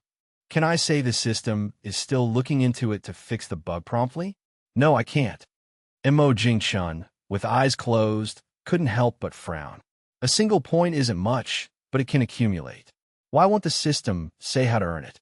After a long silence, Mo Jingshun asked in a different way. This time, the system responded to him, and an image appeared in his mind. Candy helping the granny across the road? Unbelievable. Helping a granny cross the road can earn points? Impossible. It wasn't even him who helped. Could he be a fake host? Mo Jingshun decided to take Candy to the road after the event and try it out. After trying a few times, he'll know if doing good deeds earns points. If true, wow. Can't he just farm points like recharging money? At this time, with Mo Jingshun's reminder, the system also identified the reason. But facing a higher authority system, it was powerless. The next day, no employees worked because it was the day of the annual event, a paid holiday. Everyone eagerly awaited the start of the annual event in the afternoon. During lunch, employees in the cafeteria discussed the lottery at the annual event. Sigh, I'm not counting on the grand prize. Isn't that normal? At 2 p.m., the new sports stadium in the county was filled with employees of Candy Technology. Buses lined up in order in the parking lot. Uninvited media also set up their cameras inside the stadium. Chapter 316, Excitement. Chapter 316. Chapter 316, Excitement. In the backstage lounge, Candy, dressed in a pink dress like a little princess, held her brother's big arm tightly with her small hands. Meanwhile, a group of little kids were happily admiring the new clothes they had just put on today. Of course, there are also a few little criers. Boss, the annual company event is about to start. Mo Jingchun smiled and said to Su Pengfei's secretary, "All right, I know." After speaking, Mo Jingchun squatted down and helped the little one tidy up her clothes. Pinching the little one's cheek, he smiled and said, "Guohua is awesome." As he reached the door, Mo Jingchun turned back, made a fist, and said to the little one. In the viewing area, Mo Jingchun nodded to Su Pengfei and then sat down. Today, not only will we enjoy wonderful performances by our colleagues, but during the performances, the company has also arranged a lucky draw for everyone. There are many prizes, and the chances of winning are high. What are you waiting for? The audience erupted with prolonged applause. Next, let's welcome the founder of Candy Technology. Mr. Mo Jingchun stood up, turned, and raised his hand in appreciation of the employees' applause before accepting the microphone handed to him by the staff and stepping onto the stage. Applause echoed like firecrackers from the audience. With a wave of Mo Jingchun's hand, the applause quickly subsided. Candy Technology has been 3 years since it moved from Jing City to Arhua County. Mo Jingchun smiled and said, "All right, I won't say much more." Ha! The audience burst into laughter. Thank you very much to the founder of Candy Technology, Mr. Mo Jingchun, for his speech. We will strive tenaciously towards this goal and requirement, continuously moving towards brilliance. Now, let's welcome the president of Candy Technology, Mr. Apparently. Su Pengfei was much more long-winded on stage compared to Mo Jingchun. He reflected, summarized, and talked about the future. Su Pengfei spoke a look and the. Finally, after who knows how long, when Mo Jingchun's eyelids were about to droop, Su Pengfei concluded his speech. Next, enjoy the dance performance The Spirit of the Bird. In the first row below the stage, Mo Jingchun smiled and softly joked to Su Pengfei, who had just come down from the stage. Su Pengfei did not deny it and nodded seriously. As the first employee of Candy Technology, and also as the president of Candy Technology, he witnessed Candy Technology grow from a small sapling into the towering tree it is now. However, this is a company that, if it went public, could easily make it into the Fortune Global 500, yet it had never held an annual company event before. To say he had no thoughts about it, even he wouldn't believe himself. After 3 performances, the host came onto the stage again. The host took out a phone from his pocket, held it above his head, and shook it, saying, "Count down to the draw, 1 minute." The host shouted loudly. Mo Jingchun was interested in the lucky draw as well. This lucky draw wasn't rigged. It was entirely based on luck. Mo Jingchun smiled and said to the few people sitting next to him, including Su Pengfei, "Come on, let's join the draw." Upon Mo Jingchun's suggestion, the originally reserved Su Pengfei, Su Wenyan, and the others didn't hesitate to take out their phones and started refreshing frantically. Luckily, this was a sports stadium, and it was initially planned to accommodate large crowd usage of the communication network, with lots of telecommunication equipment installed in the venue. There was also free wireless network available for everyone to use. As an internet company, even with tens of thousands of people drawing at the same time, there were no signs of lag. As soon as the draw button turned red, Mo Jingchun pressed it at lightning speed. The next moment, The draw results were displayed. 500 yuan. At least he wasn't at the bottom. After all, the chances of winning a fourth prize of 200 yuan were greater. In the next second, the entire sports stadium was boiling. Mo Jingchun certainly knew why, because as long as they participated in the draw, the minimum prize was a fourth prize, which was a consolation prize of 200 yuan. The first round of the draw released two first prizes. Nobody knew who the lucky ones were. Mo Jingchun asked with a cheeky grin. Seeing Su Pengfei's expression, Mo Jingchun knew it was probably the 200 yuan fourth prize. Mo Jingchun initially thought that the cold-faced Su Wenyan also won the fourth prize. But in the next moment, Su Wenyan's expression changed, and she burst out laughing. Chapter 317. Unbeatable Luck. Chapter 317. Chapter 317. Unbeatable Luck. Once the gymnasium quieted down, the host gently reminded, for those who won physical prizes, please visit the company's logistics department to collect them after the annual meeting. Mo Jingchun and a few others exchanged glances, all staring oddly at Su Pengfei. How unlucky is this? Among all of them, only Su Pengfei won the fourth prize, the consolation prize. If anyone claims there are secrets behind the annual meeting's raffle, Su Pengfei would be the first to disagree. The second would probably be the boss. After all, I only won the third prize, just 300 yuan more than the president. For the boss, earning 300 yuan takes less than a second. On the stage, led by the teacher, Candy, in her pink dress, walked at the front of the little ones. The little girl saw the piano on stage and went over quietly to sit down. She waited quietly for the teacher's signal. On stage, after arranging all the kids, Li Haiyan, sweating profusely, quickly ran to the front row of the audience, crouching down to watch. Candy placed her hands on the black and white keys, watching the teacher below the stage.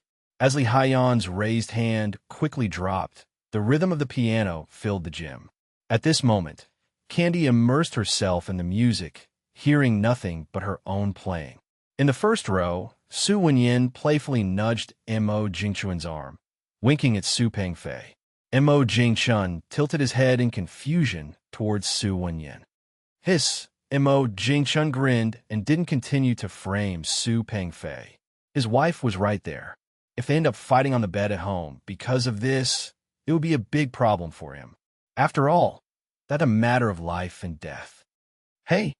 Su Wenyan nodded in agreement and said confidently, Candy is amazing. Mo Jingchun smiled without saying anything. A big thank you to the kids for the dance and piano performance. The performances continued, and indeed, there was some talent in the company. The self-written and self-performed skits were really funny, after all. There's a saying, as long as a skit can make people laugh, it's a good skit. In front of the first row seats, Fian was bent over, struggling to lead Candy towards the center. Fian thought to herself, I know you can, but with the lights off below the stage now, I'm worried you might trip. Mo Jingchun was engrossed in the skit when he suddenly felt someone tugging at his leg. He looked down, meeting a pair of big blinking eyes. Fian. More than half an hour later, it was time for the second round of the raffle. Mo Jingchun was initially going to draw himself, but seeing those eager little eyes, what else could he do? He had no choice but to hand the phone over to Guohua. Big prize, the little one chanted, tapping away on the phone screen with her tiny fingers. Oh my God! Mo Jingchun glanced down and couldn't help blurting out a traditional exclamation. A hashtag, an herbal plant. Su Wenyan and Su Pengfei, sitting on either side, leaned over curiously. Su Wenyan marveled at the little one. This luck was unmatched. The only grand prize was actually won by the little one. It clearly confirmed that the raffle was full of strings. Ha ha ha. Sigh. It was the boss's number. How awkward. The host was momentarily stunned.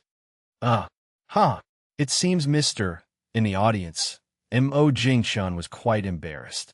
On the contrary, the little one was happily dancing in his arms.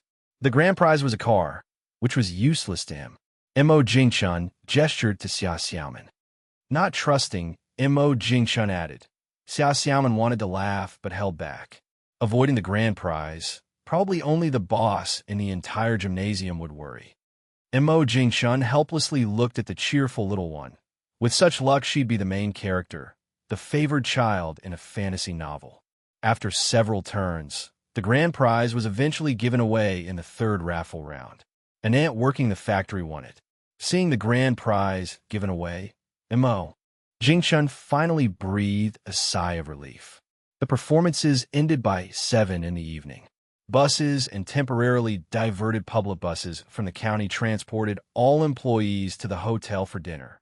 At the dining table, Mo Jingshun raised a soda, smiling and saying, seeing everyone stand up smiling with their glasses raised, the little one quickly grabbed her milk.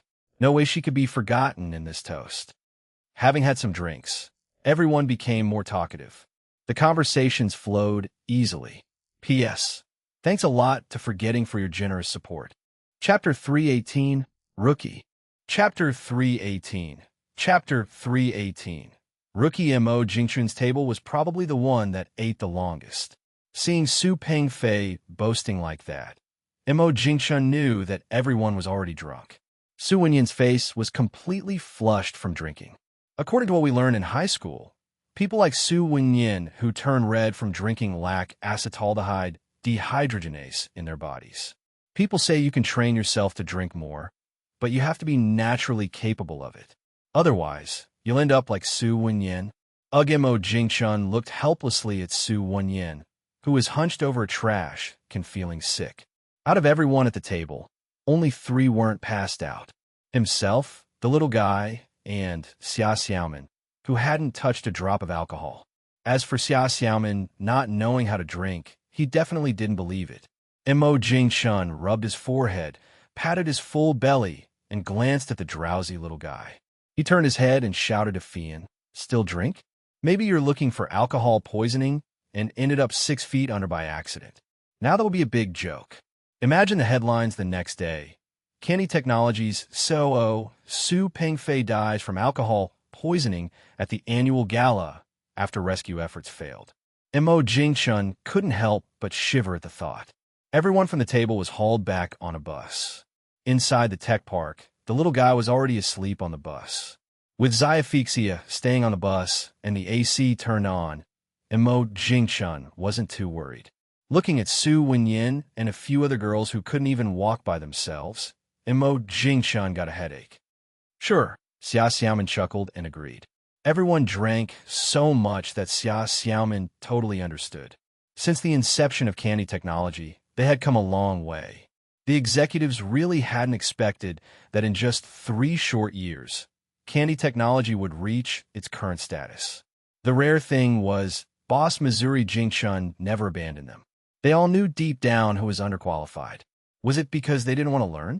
No, it was because Candy Technology's growth was too fast. Fast enough that they barely managed to keep up with new management knowledge. Mo Jingshun leaned on the Audi's hood, browsing short videos. In about less than 20 minutes, Fian and the group returned. On the way back, the car drove slowly to accommodate the already sleeping little guy. A trip that usually took 10 minutes took nearly 18 this time. By the time they got home, it was already past 11. Mo Jingshun carefully carried the little guy out of the car. Heading straight to the second-floor bedroom, Mo Jingshun didn't even bother washing the little guy's feet or face, just set him down to sleep comfortably. With a bright moon shining, Mo Jingshun had no mood to admire it. Originally fighting a losing battle against sleep, Mo Jingshun felt more awake after showering. For a moment, he wasn't sleepy at all. Watching the news, time slipped by to 1 in the morning.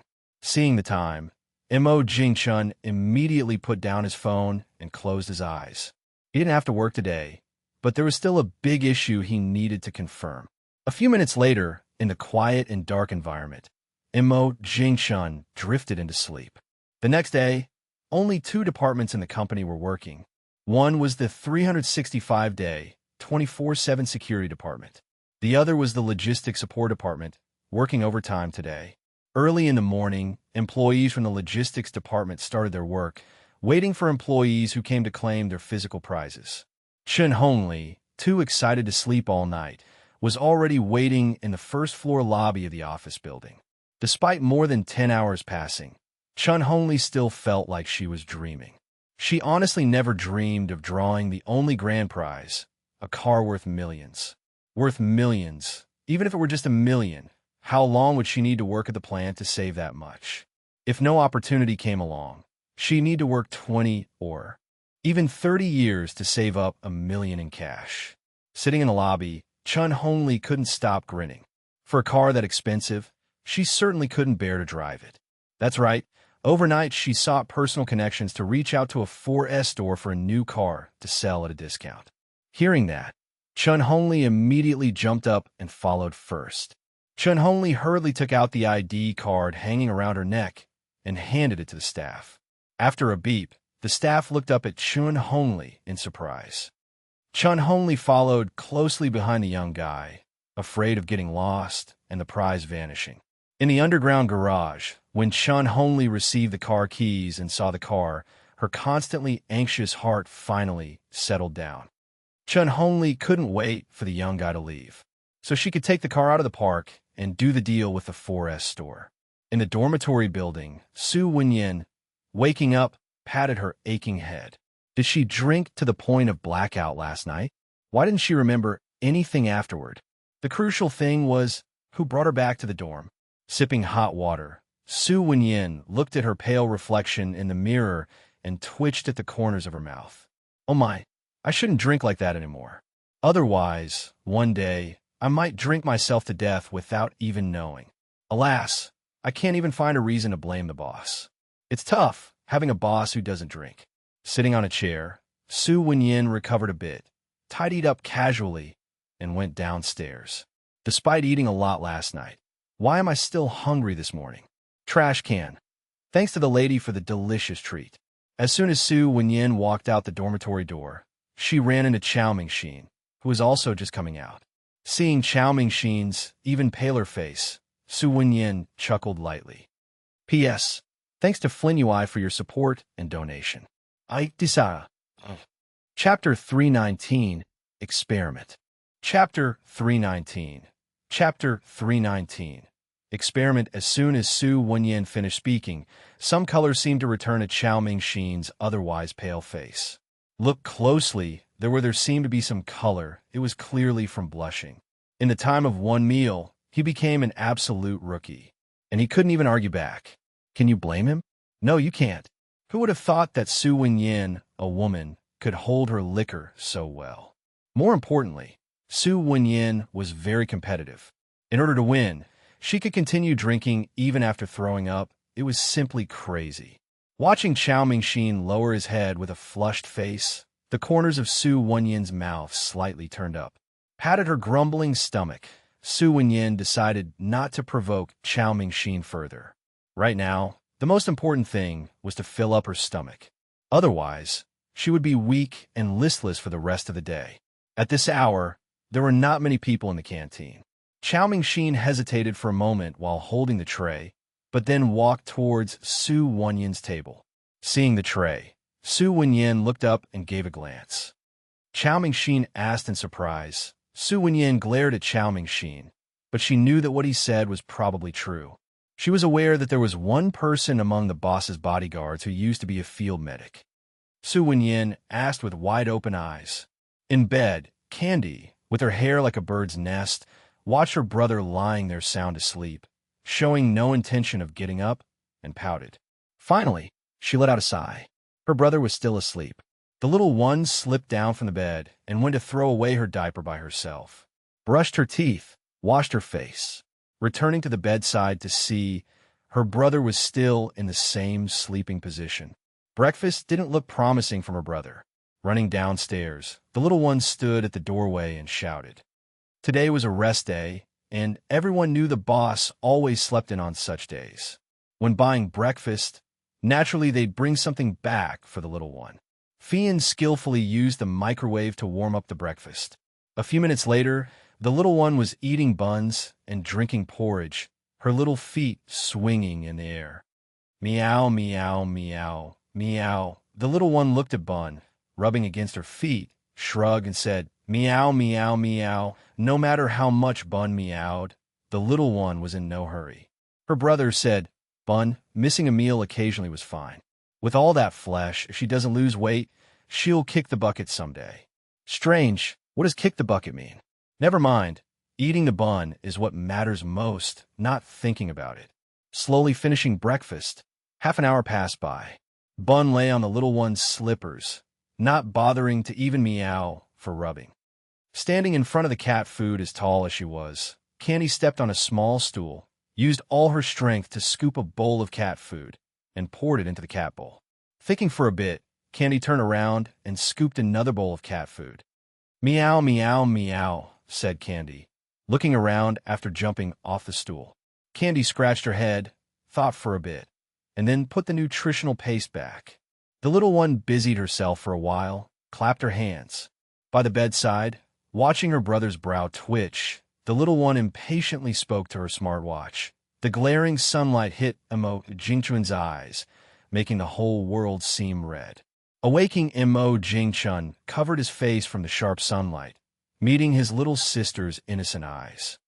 Yawning, Jingchun took a deep breath. He didn't forget that he had something important to do today.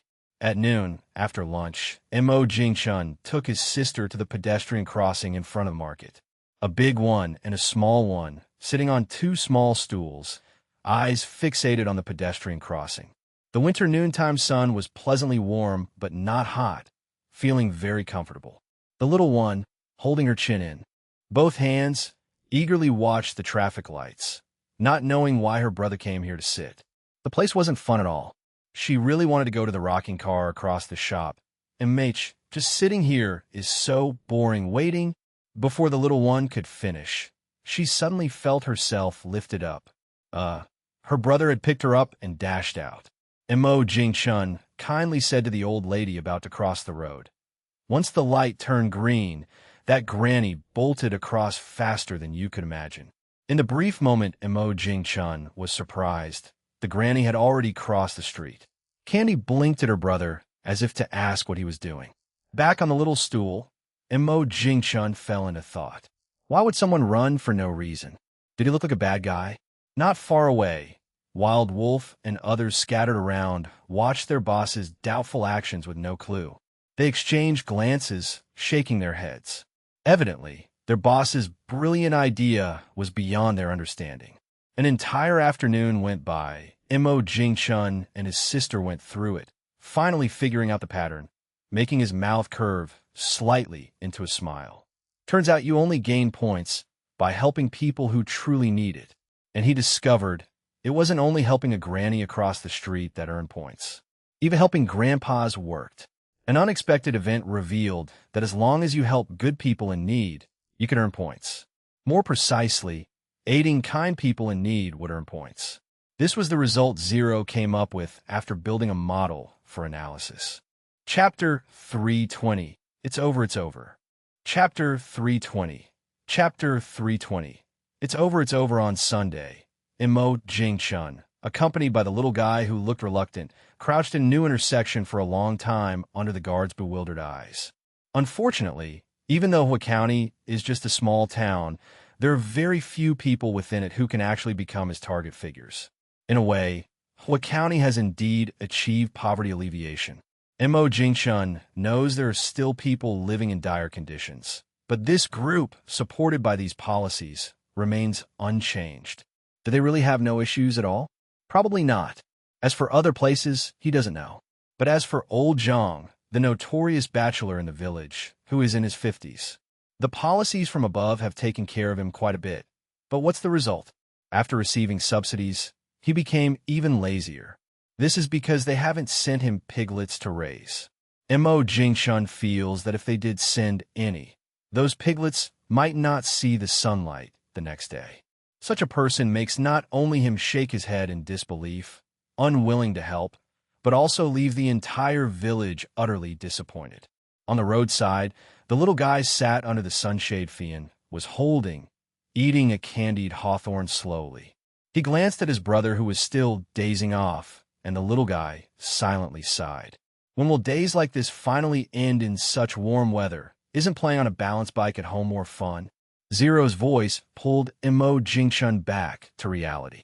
Mo Jingchun raised an eyebrow, and as soon as he took out his phone, Zero directly played the short video.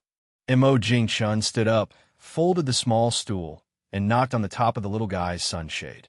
The little guy jumped up joyfully. Finally, no need to stand by the roadside. Mo Jingchun looked back, staring at the little guy with a resentful gaze. "What is it?" Holding the candied hawthorn, the little guy said with a conflicted expression, "Even though it's dusty, you're still enjoying eating the candied hawthorn by the roadside so much." Mo Jingchun didn't want to expose the little guy's true thoughts. Behind him, Wild Wolf and the others exchanged glances, seemingly confirming their suspicions. The boss isn't out of his mind. He's personally collecting experimental data. Though they have no idea what data has been collected, or what the purpose is.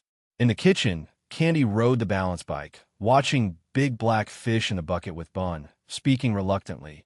"Brother, this fish is so cute. Do we really have to eat it?" Originally having planned to stir-fry another dish before ending Big Black's life. Mo Jingchun decided to kill the fish without another word after the little guy spoke. Otherwise, wouldn't they miss out on a dish of spicy fish in the evening? As the kitchen knife came down, Candy, who was talking about how cute Big Black was, now stretched his neck and watched with eager eyes. Bun, nearby, caught a whiff and meowed continuously in delight. For a moment, Mo Jingchun hesitated. "Maybe?" Mo Jingchun asked tentatively. No sooner had he spoken than the little guy frowned. The little guy, looking absolutely reasonable, said, "But..." Somehow, Bun seemed to understand and meowed in agreement. Carrot less than over equal to. Meow seems quite reasonable. Being cute is one thing, but it doesn't prevent it from being tasty.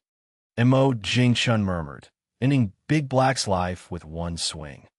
"Bun, let's go." About 40 minutes later, the dining table had 4 dishes and a soup, noticeably more sumptuous than usual. The little guy, with eyes only on the food, naturally didn't mind. Who would complain about more delicious food? "Brother, pickled fish." A bowl full of pickled fish slices. The little guy happily took a bite. The little guy picked a piece of pickled fish from the bowl and threw it on the ground. Hiccup, the little guy lay on the chair, looking expectantly at his brother. Hiccup, Mo Jingchun also burped, putting down his chopsticks. The pair, one big and one small, leaned on their chairs, exchanged a glance, and chuckled knowingly. Looking at the mess on the table, Mo Jingchun decided to clean it up the next day. That's the happy decision. After all, having eaten too much, he didn't want to move at all now. In the morning, the little guy, just waking up from a dream, rubbed his eyes. Why is the sun up? The little guy was stunned for a while before reacting. The sun is out. Woo-woo all over. The little guy ran downstairs in slippers. As long as brother isn't in the bedroom, he's definitely on the first floor. The 3rd floor, in the little guy's impression, seems hardly visited by brother. Brother, Mo Jingchun, cleaning up last night's mess, glanced at Candy, who came running down in his pajamas. Huff, huff, huff, the little guy stamped his feet anxiously. Mo Jingchun thought for a long time and still couldn't guess what the little guy meant. "That's it. Montak Yingchun Chakut." Did Gwa forget? The little guy scratched his head. Seems like it. P.S. Thanks to Honchimwo Duxing 3687 for the reward support. ***. Chapter 321. Everyone has someone they're afraid of. Chapter 321. Chapter 321. Everyone has someone they're afraid of. Mo Jingchun rolled his eyes, considering how sweetly she called a brother. "I'll agree to it." At 2:30 in the afternoon, Mo Jingchun had just changed his shoes, ready to take Candy to do some errands with Su Pengfei. "By the way, ask about the employees' leave and year-end bonuses." At the door, Candy was holding Bun with her back to the door, waiting for her brother to change his shoes. Just then, a shout suddenly came from the doorway. In an instant, Mo Jingchun was startled, feeling his scalp tingle. The little one wasn't much better off. The bun in her arms was thrown right out. Poor Bun, as soon as it hit the ground, it darted behind Mo Jingchun. Seeing his sister looking helpless, Mo Jingchun held her in his arms with pity. Looking at Zhou Yaling standing at the door with a backpack, Mo Jingchun gave her a hard stare. How come there's no sound when you walk? A guilty Zhou Yaling, seeing her brother really angry, shrank her neck and pointed outside the courtyard. In the distance, Fian, who had let Zhou Yaling into the villa, felt very uneasy. This person just doesn't play by the rules. This caused a lot of trouble for the bodyguards. If the boss blames them, all 15 of them might not escape. You're such a pretty girl. Why so clumsy? That shout really ruined the image of a beauty. As the team leader, Wild Wolf came in from outside. Seeing the little one just got scared and was fine, Mo Jingchun let out a deep sigh to calm his nerves and said, after Wild Wolf left, Mo Jingchun retorted to Zhou Yaling with annoyance. The little one agreed quickly, having regained her composure. Sister is a little devil, always scaring Guogua, humph. The little one nodded vigorously. The next second, the little one looks up at her brother and says innocently, ha ha. With a glance from Mo Jingchun, Zhou Yaling's laughter abruptly stopped. Mo Jingchun glanced at Zhou Yaling, thinking, what have you forgotten about scaring people just now? In the office, Li Xuanyu, who was fixing a bug in the graduation system, sneezed twice. Throwing a paper ball into the trash, Li Xuanyu mumbled to himself, Watching her brother carry candy out the door, Zhou Yaling quickly chased after him. Brother, in the car, hearing Zhou Yaling's sweetly calling him brother, Mo Jingchun got goosebumps all over. Sitting in the front, Xiaophixia and Fian felt extremely awkward. Unable to stand Zhou Yaling's antics, Mo Jingchun said helplessly. Mo Jingchun chuckled when he heard that. Intersection. Mo Jingchun let out a light hum, a slight smile appearing on his lips. Zhou Yaling's heart tightened. The next second, Zhou Yaling smiled sweetly at the little one. Candy, sister brought you lots of gifts. The little one's eyes lit up and with a sly smile said, alrighty. Mo Jingchun watched the scenery outside in silence. Playing with the little one again, Zhou Yaling suddenly remembered the earlier question. Mo Jingchun gave Zhou Yaling a sidelong glance. She was calling a brother just moments ago, and now it's just bro. In a few days, will it become old Mo? Mo Jingchun cast another glance at Zhou Yaling without saying more. He wasn't joking earlier, guaranteeing his students smooth graduation from grad school. The knowledge in his mind, if put into a thesis, could produce countless science articles, and with quite substantial impact factors too. As the car passed the entrance, Zhou Yaling glanced nervously at the surveillance room. Seeing their old man sitting inside made her even more nervous. Please don't stop. Please don't stop. Please don't stop. Fu Zhou Yaling exhaled with relief. Watching from the side, Mo Jingchun's lips curled upwards. So you do fear something after all? What happened to all that bravado earlier? The car stopped at the usual spot under the osmanthus tree. A few minutes later, under the osmanthus tree, Candy stared eagerly at Zhou Yaling. The little one looked suspiciously at her sister. Mo Jingchun patted the little one on the head, stepping in to help Zhou Yaling out. In such a public place, Zhou Yaling wasn't about to open her suitcase. Chapter 322, Old Sue, You Really Understand Me Best. Chapter 322. Chapter 322, Old Sue, You Really Understand Me Best. Bum, bum, bum, bum, bum. In the bedroom at the back of the office, Zhou Yaling took a harmonica out of her suitcase, full of joy, and handed it to the little one. On the way back, Zhou Yaling had already imagined many scenarios. The little one loves music so much, surely they would love a harmonica too. In fact, Candy, the little one's mind was full of question marks and even reached out with their little white hand to feel their sister's forehead. With a slap, the little one slapped their thigh and instantly understood. Before Zhou Yaling could react, the little one ran out to the office. Quick, call 555, 555. Zhou Yaling, who was already dumbfounded, became even more confused by the little one's actions. My brain's not working? How come I didn't know? Coming to her senses, Zhou Yaling hurried out. She couldn't let her reputation be ruined by the little one. Candy. In the office, the little one was sitting on Mo Jingchun's lap while he was fiddling with the harmonica brought by the little one. Nowadays, buying a harmonica online only costs a few dozen yuan. On PDD, you can get one for just a few yuan. However, the harmonica in his hand wasn't cheap. Zero had just told him that this thing costs over 2,000 yuan on a certain platform. Over 2,000 yuan must make poor Zhou Yailing's heart ache for a long time. It's rare for Zhou Yailing to be willing to spend money for the little one. Seeing Zhou Yailing coming out with an innocent look on her face, Mo Jingchun smiled and handed the harmonica back to his sister. The little one scratched their head and looked carefully. Yes, yes. Zhou Yailing nodded frantically.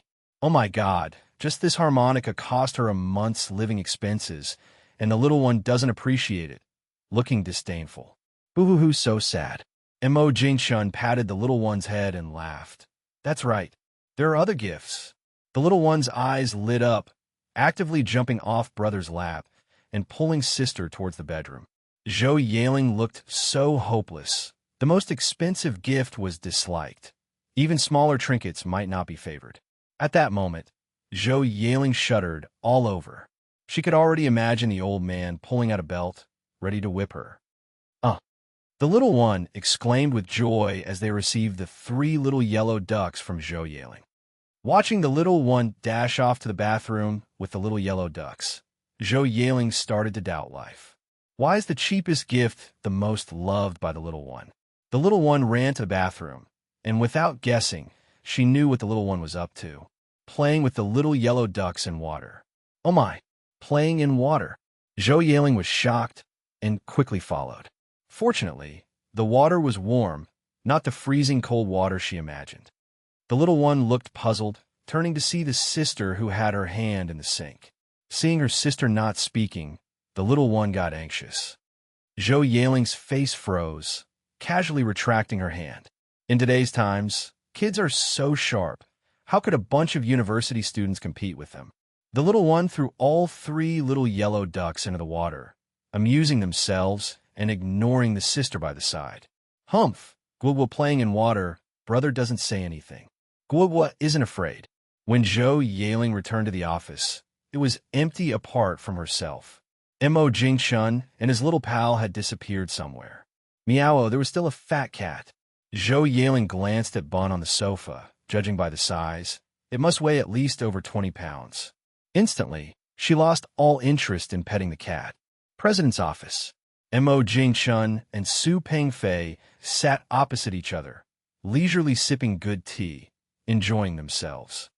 Seeing the boss sighing like that, people unfamiliar would think the boss was hinting to the president. In fact, the boss hardly drinks tea.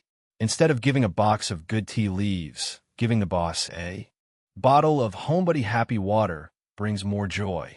Su Pengfei, smiling, pointed at the cabinet full of various teas behind him and said, Mo Jingchun swallowed a bitter sip of tea without so much as a frown. Su Pengfei helplessly turned to his secretary and said, Haha. Mo Jingchun gave a thumbs up, praising Su Pengfei. Mo Jingchun shrugged and changed the topic. Although he knew Li Waning's parents had another son, a successor, but he also knew there's definitely a thorn in Li Waning's heart. Mo Jingchun thought for a bit and nodded.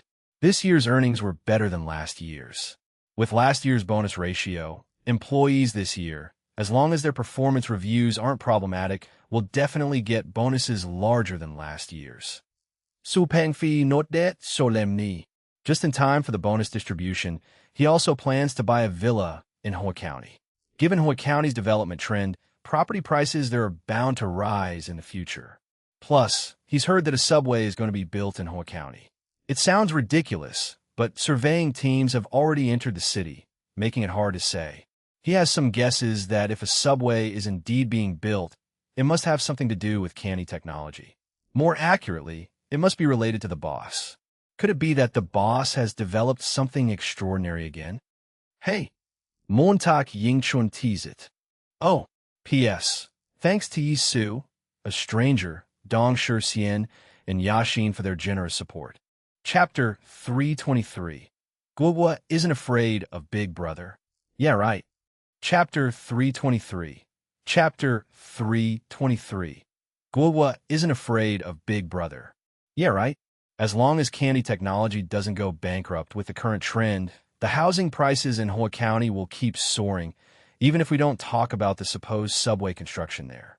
According to Mo Jingchun, the housing prices around Candy Technology have already increased significantly, and the newly built properties have been quickly snapped up.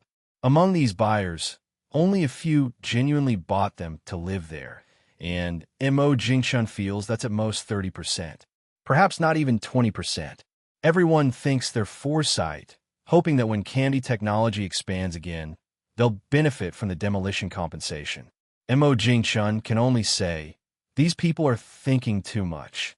Compensating for the demolition of those high-rise buildings would cost a fortune. He's not out of his mind to expand towards the city center. Besides, if you can't tell the primary concerns from the secondary, it'd be better if Candy Technology just shut down. The surrounding land value is rising because Candy Technology's headquarters is located here. 3 years ago, this area was just barren land. Mo Jingchun has already planned the location for the next expansion, which is just across the river, visible from his office window. The only major cost might be building a bridge over the river, or simply constructing an underground tunnel. As soon as Su Pengfei said this, everyone in the president's office perked up their ears. Mo Jingchun took a sip of his sugary drink and said with a half-smile, everyone quietly noted this, planning to do the math after the boss left, seeing if they could buy a house outright. Only Su Pengfei and Xia Xiaoman seemed lost in thought. If they're building a subway, then that's a sure bet. The only uncertainty is when the construction will start. You know, in many big cities, the application for building a subway takes a long time to get approved. Given Hua County's geographical location, Su Pengfei speculates that building a light rail might be more likely. After all, earthquakes frequently happen in Hua County, though usually mild, and often people don't even feel them. Mo Jingchun put down his sugary drink, looked at Su Pengfei, and, putting away his smile, said, Su Pengfei seemed to be pondering. Su Pengfei raised his eyebrows, expressing his concern. Mo Jingchun leaned back on the sofa with a mocking smile. Is the money after a charity auction transparent? How many charities have truly achieved transparency? Moreover, doing good deeds is to accumulate virtue for the little ones. It's also to earn more points. With points, Candy Technology can continue to rise, creating a virtuous cycle. Mo Jingchun tapped his left hand on his thigh, and after careful consideration, he said, Su Pengfei also saw the boss's determination, although he didn't know why the boss had suddenly decided on this troublesome idea. But when the boss makes up his mind, he knows no one can easily change it. Mo Jingchun stood up to leave, not forgetting to take his sugary drink with him before he went. Waste is not a good habit. Returning to his office, Mo Jingchun didn't see the little one or Zhou yailing there. Mo Jingchun knocked on the door 3 times and suddenly remembered that since the office was soundproofed, no one inside could hear the knocking. Walking in, Mo Jingchun heard the laughter of 2 people. When he looked toward the bathroom, his blood pressure almost spiked. The laughter came to an abrupt halt, with Candy still holding a little yellow duck, standing on tiptoes. Even though the water was warm, for some reason, the little one still felt a bit guilty. Seeing the sleeves of the little one already wet, Mo Jingchun glared at Zhou yailing. After saying this, Mo Jingchun closed the door and left. In the bedroom, the little ones playing together exchanged glances and stuck out their tongues. The brother looks really scary. Well, he's angry. The poor little yellow ducks. Candy decided to secretly hide them in the deepest part of the cabinet. At the moment the wardrobe was opened, Zhou yailing was dumbfounded, endlessly envious. It's all the little one's clothes inside. Many of the clothes still have tags on them. Clearly, many of these clothes have probably never been worn by the little one. Candy, who stood up from the ground, turned to take a look. Yes, in the office. As Mo Jingchun was reading a book, Xia Xiaoman walked over. Mo Jingchun looked up. The only intern, Li Xuanyu, well aware that President Su as the president, sometimes couldn't make up his mind. After all, Li Xuanyu is not just the boss's classmate and friend, but also his student. More importantly, when Li Xuanyu was diagnosed with cancer, the boss personally went to visit. Furthermore, he arranged for Li Xuanyu to undergo proton-heavy ion therapy through connections. Whether there are other aspects involved in it, no one could tell for sure. Without lifting his head from the book, Mo Jingchun said, Chapter 324, Has the Sun Risen in the West? Chapter 324. Chapter 324. Has the sun risen in the west? Suddenly, the sound of a door opening came from the right, and Mo Jingchun turned his head to take a quick glance. The next second, Mo Jingchun folded his arms across his chest, watching the two little performers try to sneak away stealthily. The little one was in front, Zhou Yaling behind, both tiptoeing like kangaroos. Just as Candy came out the door, she looked around to see if her brother was there, only to meet his not-quite-smiling face. Oh my gosh, Guoguo was startled. Bro. Looking at Zhou Yaling walking behind his little sister with her head down, Mo Jingchun smilingly asked. The little one spun her clever little head and said with a grin, although the kindergarten was on holiday, the employees weren't, and there were children playing on the playground during the day, Mo Jingchun knew. But was this little clever one really going to the kindergarten? Forget it. Mo Jingchun warned Zhou Yaling. He had a hold over her because she feared her dad. Just wait a few years. When my wings are stronger, I won't fear my dad anymore. If Mo Jingchun knew about Zhou Yaling's childish thoughts, he would surely laugh heartily. Even if your wings are stronger, your uncle could easily clip your wings so you can't fly at all. After the little one dragged Zhou Yaling away, Mo Jingchun shook his head, picked up the book he just put down on the table, and continued reading and learning. Live and learn. You can't give up learning and stagnate because of temporary pride. On the other side, after the little one took Zhou Yaling downstairs, they only took a stroll around the kindergarten. In the little one's words, they've already been to the kindergarten. On the lawn, a bun in bright orange was lazily basking in the sun. Big Black laid its head on Buns, feeling rather comfy. But with the sun about to set and the temperature dropping, those two might not nap for much longer. In fact, the poor things wouldn't even nap for 15 minutes. Boom! Candy, riding a balance bike, skidded to a stop beside the asphalt road next to the two. Behind Candy, Zhou Yaling was out of breath trying to keep up. In contrast, Fian was fast-walking, barely breaking a sweat. Zhou Yaling couldn't help but lament that she hadn't exercised during her 3 years at university, and her fitness had indeed declined. Now a little run leaves her breathless. Look at Fian. That's what a professional bodyguard is. The little one gleefully petted Big Black's smooth fur. Bun gave a glance at the mischievous little demon king, then lay its head back down, pretending to sleep. Winning has no rewards. Losing brings shame to the feline world. This tiresome, thankless job, the feline refuses. Big Black. In fact, as soon as the little one shouted, "Get ready," Big Black had already set off. Many painful lessons taught Big Black that after "Get ready," Candy would charge forward. Just as Zhou Yaling was about to follow, a hand rested on her shoulder. No need to chase. Zhou Yaling breathed a sigh of relief. Just in time, with her brother not around, Zhou Yaling curiously asked Fian.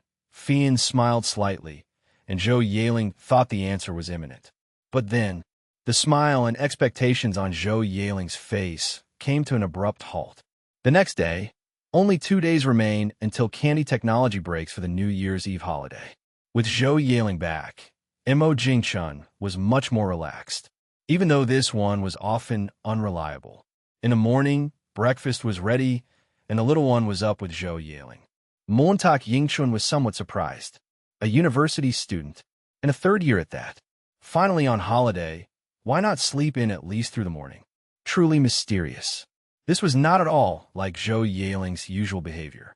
Don't even mention her early rising at school. In high school, Zhou Yaling loved sleeping till noon during holidays. Could she have changed this habit by the time she got to university? Impossible. Absolutely impossible. Mo Jingchun casually grabbed a tea egg and cracked it on the table.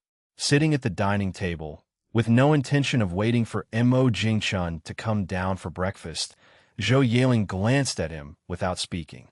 If the little one hadn't said she was hungry, she wouldn't have been so diligent.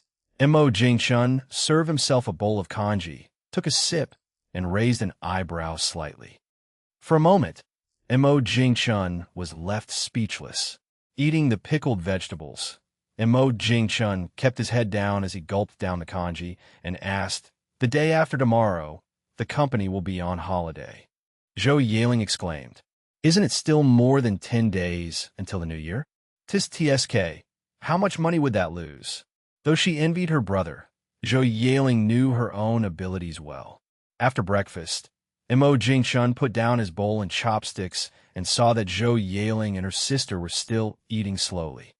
"Take your time to eat." "Student." Zhou Yaling's eyes lit up, about to say she wanted to go too. But Mo Jingchun had already closed the door. With a slam, Mo Jingchun shut the car door and told Xiaofixia in the driver's seat, "P.S. Thanks to reader 201908-2204-105-8053 for the reward support. Thank you. ***. Chapter 325, Li Xuanyu. Am I the ultimate sucker? Chapter 325. Chapter 325, Li Xuanyu. Am I the ultimate sucker? In the car, sitting in the back seat, Mo Jingchun closed his eyes to rest, his fingers lightly tapping rhythmically on his thighs. Nobody knew what was going on in Mo Jingchun's mind except himself. Sitting in the front, Zhang Yuanqi remained silent, while Xiaofixia did his best to drive smoothly. They weren't sure if the boss was pondering an important issue, and if they disrupted his thoughts, the consequences could be serious.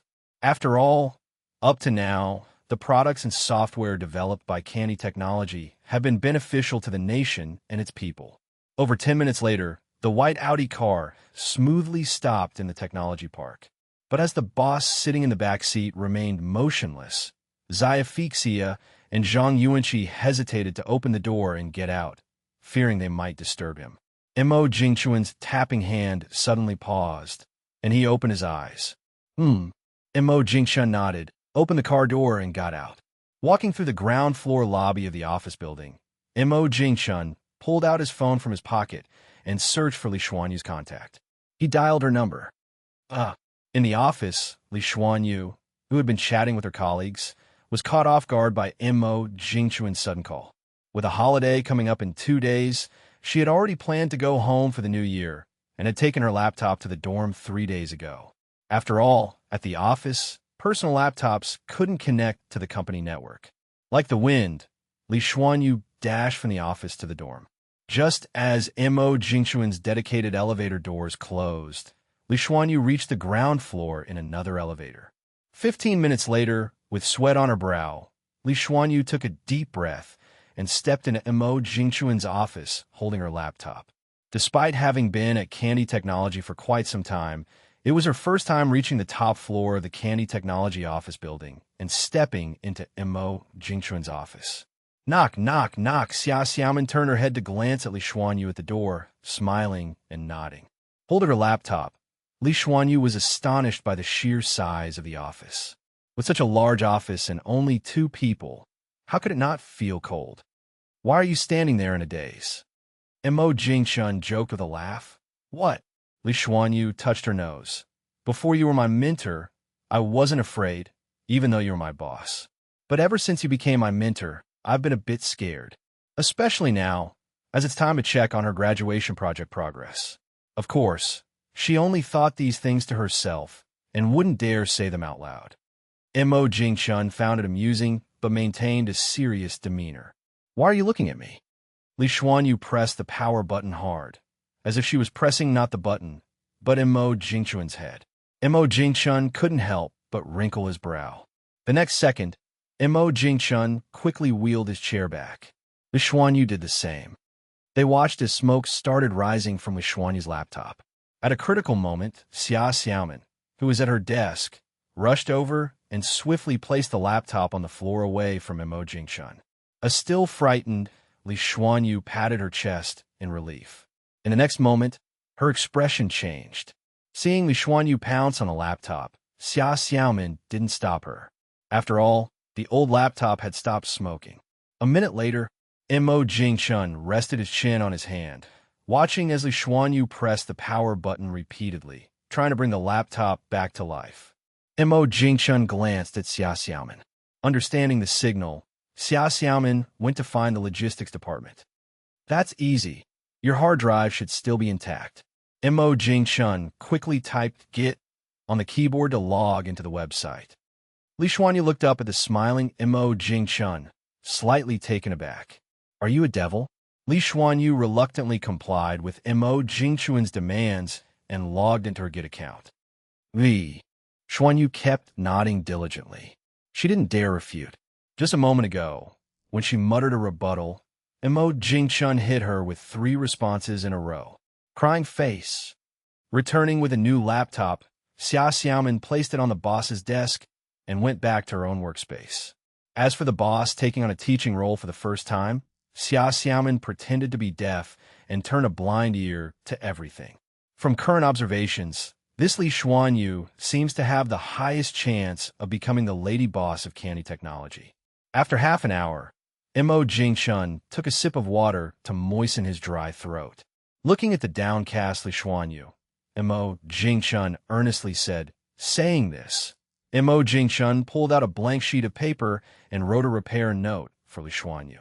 Mo Jingchun blew some air onto his private seal and stamped it on the paper.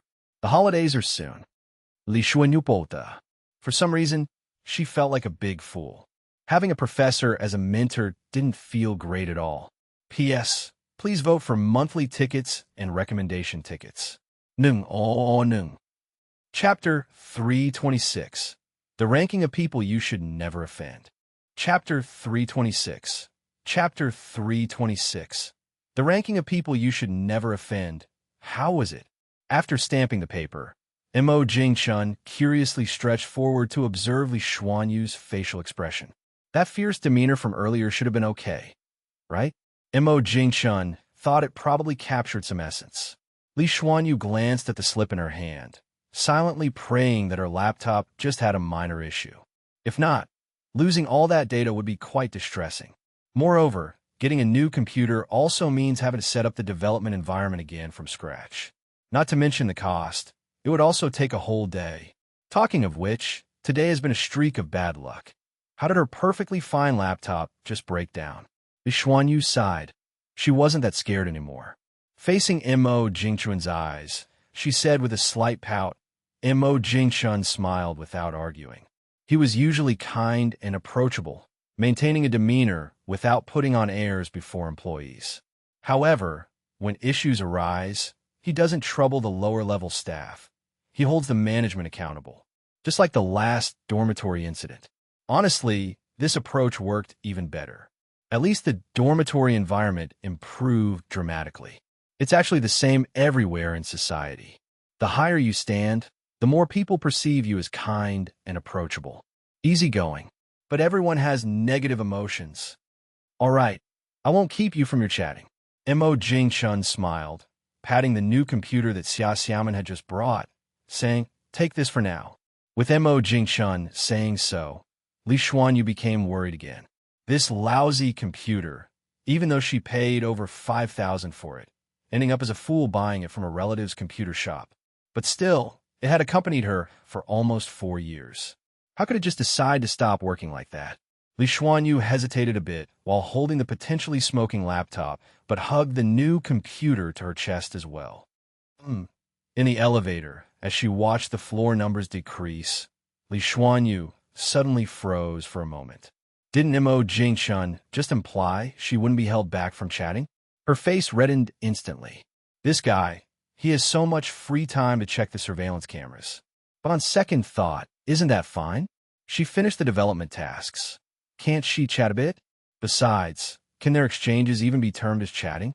It was clearly discussions about company-related issues. Ding! She found the repair department and handed over the laptop and the slip from Mo Jingchun.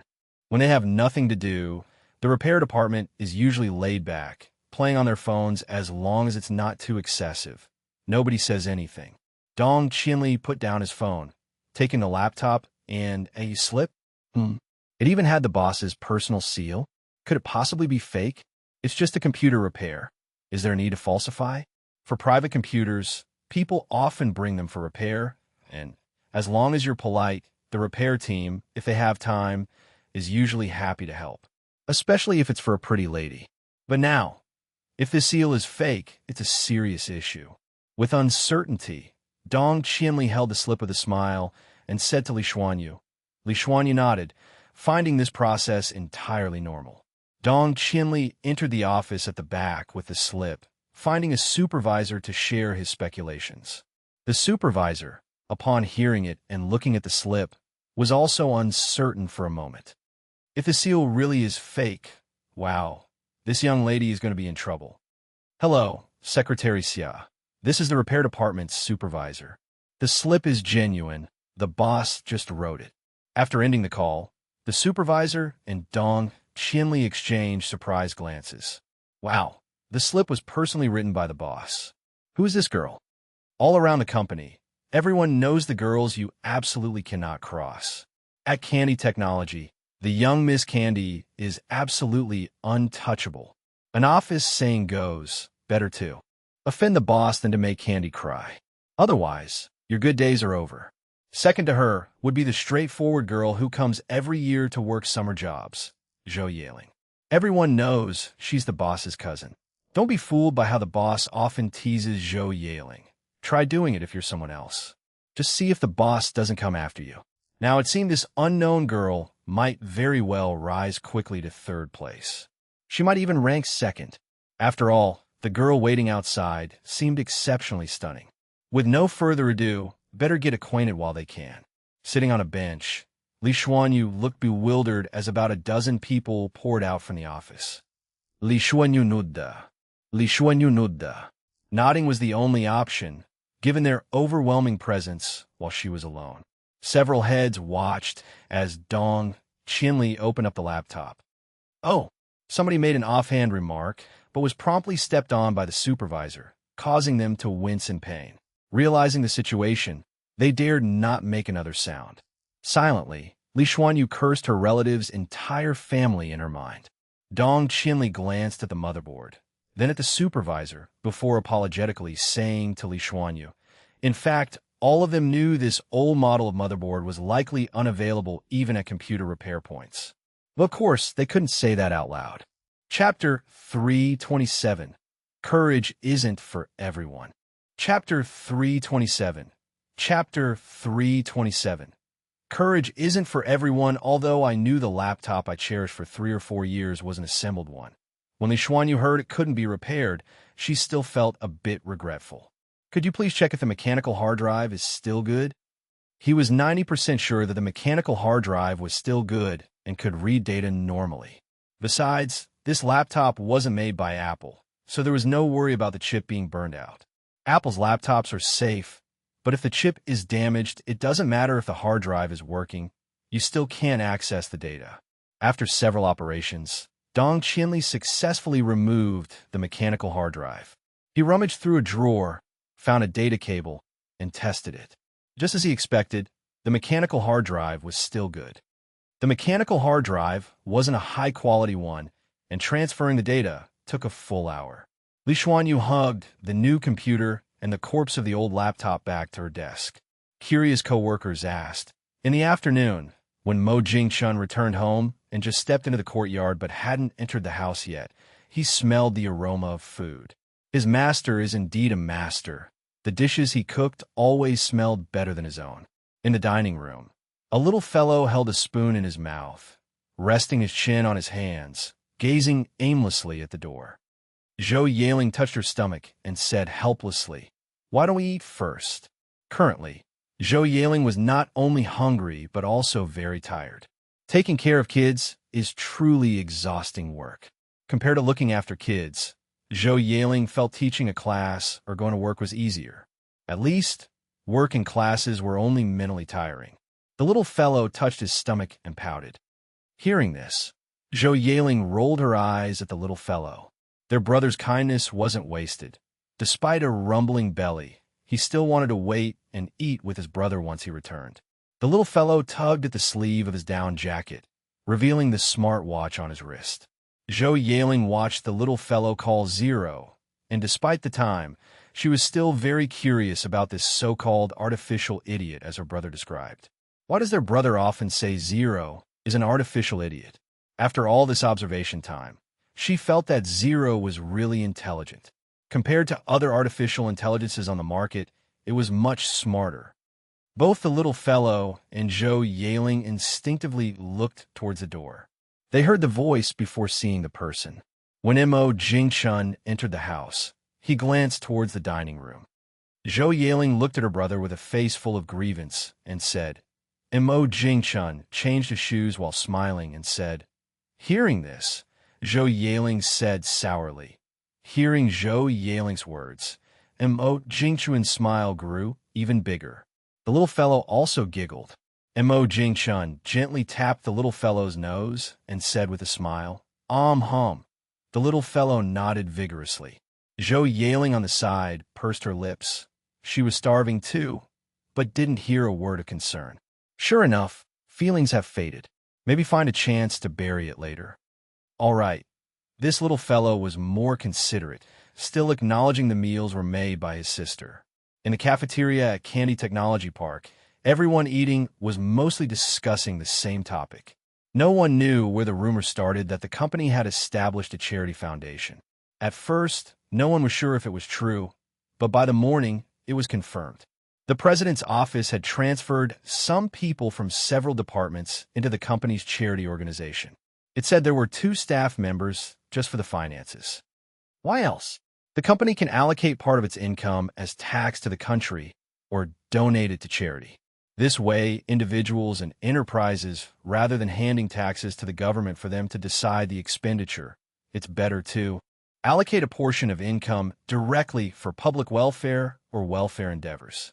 This builds a public welfare brand, enhancing the enterprise's brand value, increasing goodwill with consumers, bolstering visibility and societal influence while gaining a good name. I heard from my buddy that the boss directly allocated $100 million to the newly established charity foundation. Really, who knows? While the speakers were casual, the listeners were intent. Hannah, who worked hard to escape from the deep mountains of poverty, pondered as she ate her meal. After a long while, Hannah smiled, her eyes full of light. She quickly finished her meal on the tray, cleanly without wasting any bit. Instead of taking her usual nap in the dormitory, Hannah directly returned to the office. Sitting in front of the computer, Hannah took a deep breath and opened the office automation system to write an email. Was woken by Zero and instinctively reached out to the other side of the bed. The next second, he patted his forehead.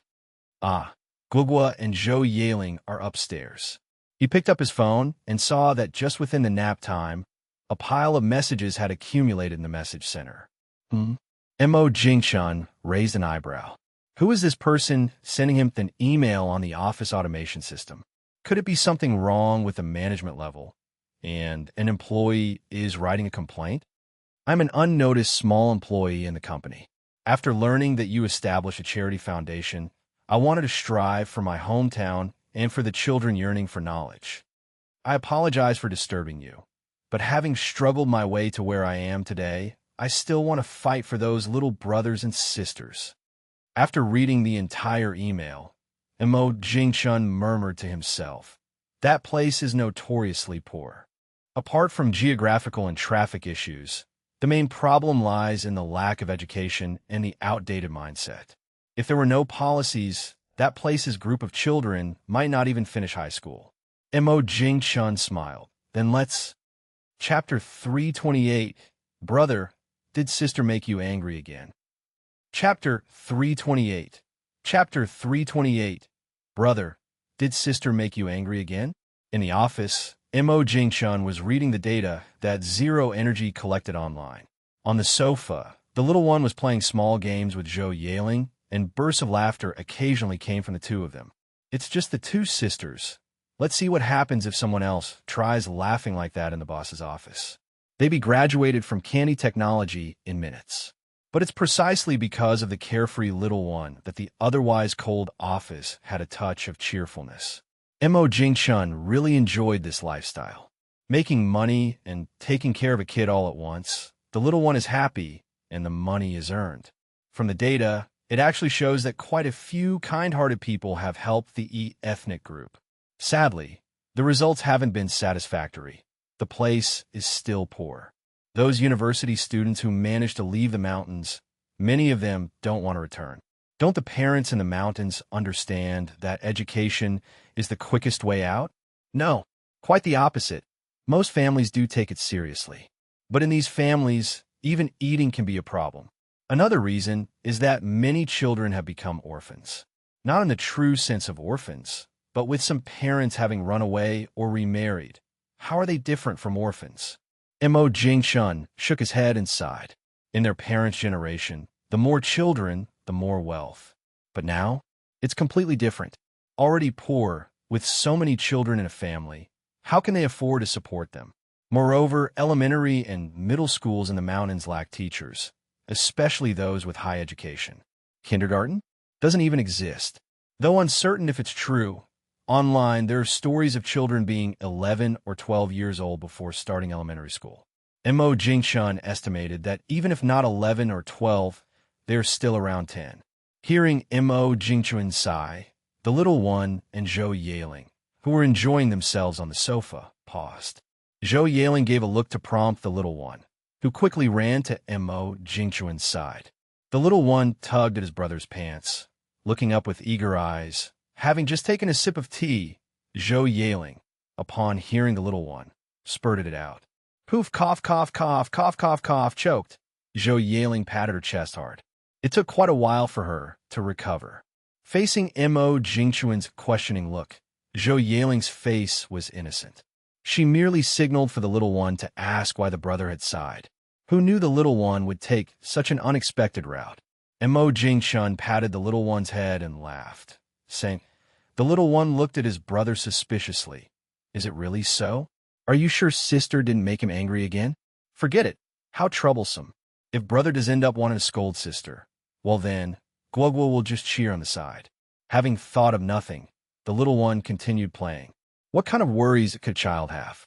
Mo Jingchun felt envious. Just like remembering elementary school days after starting middle school, missing middle school after starting high school, missing high school after starting university, remembering university days after beginning work. Unfortunately, time once gone never returns. Even if I went back, wouldn't I still have longed for university at that time? Thinking of this, Mo Jingchun couldn't help but smile. After closing the data shown on the computer, Mo Jingchun called out to Xia Xiaomin. Her employee card doesn't have permission to come up. Although Xia Xiaomin didn't know why to see this unheard-of employee, the boss certainly had his reasons. After speaking, Xia Xiaomin found the information of this employee and picked up the landline to make a call. Hannah hadn't napped all noon, and throughout the afternoon was dazing off at her desk. From the moment she sent the email, Hannah's heart had been uneasy. Every now and then she'd check her email. Unread.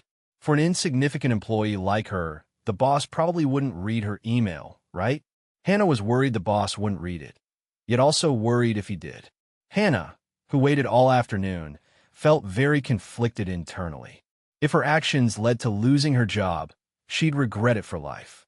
Hannah refreshed her email again, and seeing the mail marked as read, she felt her heart leap out. The boss has seen the email. Half an hour passed, an hour passed. The boss made no response. Was she disappointed? Perhaps a little. After all, she wrote the email to the boss with great courage. In candy technology, the landlines weren't for everyone. Only professionals and management staff had landlines. Being Hannah's supervisor, she never expected to receive a call from the boss's secretary. Luckily, her tone earlier was polite. As expected, the teacher's advice was right. No matter your position, be polite to others. Hannah stood up, looking at her supervisor with confusion. Usually, she rarely interacted with the supervisor. What brought her here today? Could it be? Hannah's face turned pale all of a sudden. This was annoying the boss, leading to her dismissal. Seeing Hannah's pale face, The supervisor was startled and concernedly asked, "No." At this moment, Hannah felt nervous inside. Even in this noisy environment, she could hear her racing heartbeat. Xia Xiaoman glanced at the photo on the tablet, asking the young girl before her. The girl in the photo had dark skin and looked malnourished. But the girl in front, with fair skin and dressed neatly, puzzled Xia Xiaoman. Hannah swallowed and nodded in response. Xia Xiaoman smiled and said, "No need to be afraid of me." Xia Xiaoman nodded. In the elevator, Hannah remained nervous. But from Sister Xia's tone and content, Hannah could glean something. The outcome seemed not as drastic as she feared. Otherwise, she wouldn't be told to use Sister Xia instead. Compared to Secretary Xia, calling her Sister Xia certainly felt closer. P.S. It's the end of the month, babies, asterisk, seeking monthly votes and recommendations. Chapter 329. I have tea. You have. Chapter 329. Chapter 329. I have tea, you have. Mo Jingchun smiled and pointed to the chair in front of his desk. Hannah, right? Originally, Hannah was anxious and uneasy, but when she saw the boss's smile, she somehow calmed down and was no longer as afraid. On the sofa, one big and one small figure quieted down upon seeing a new older sister enter.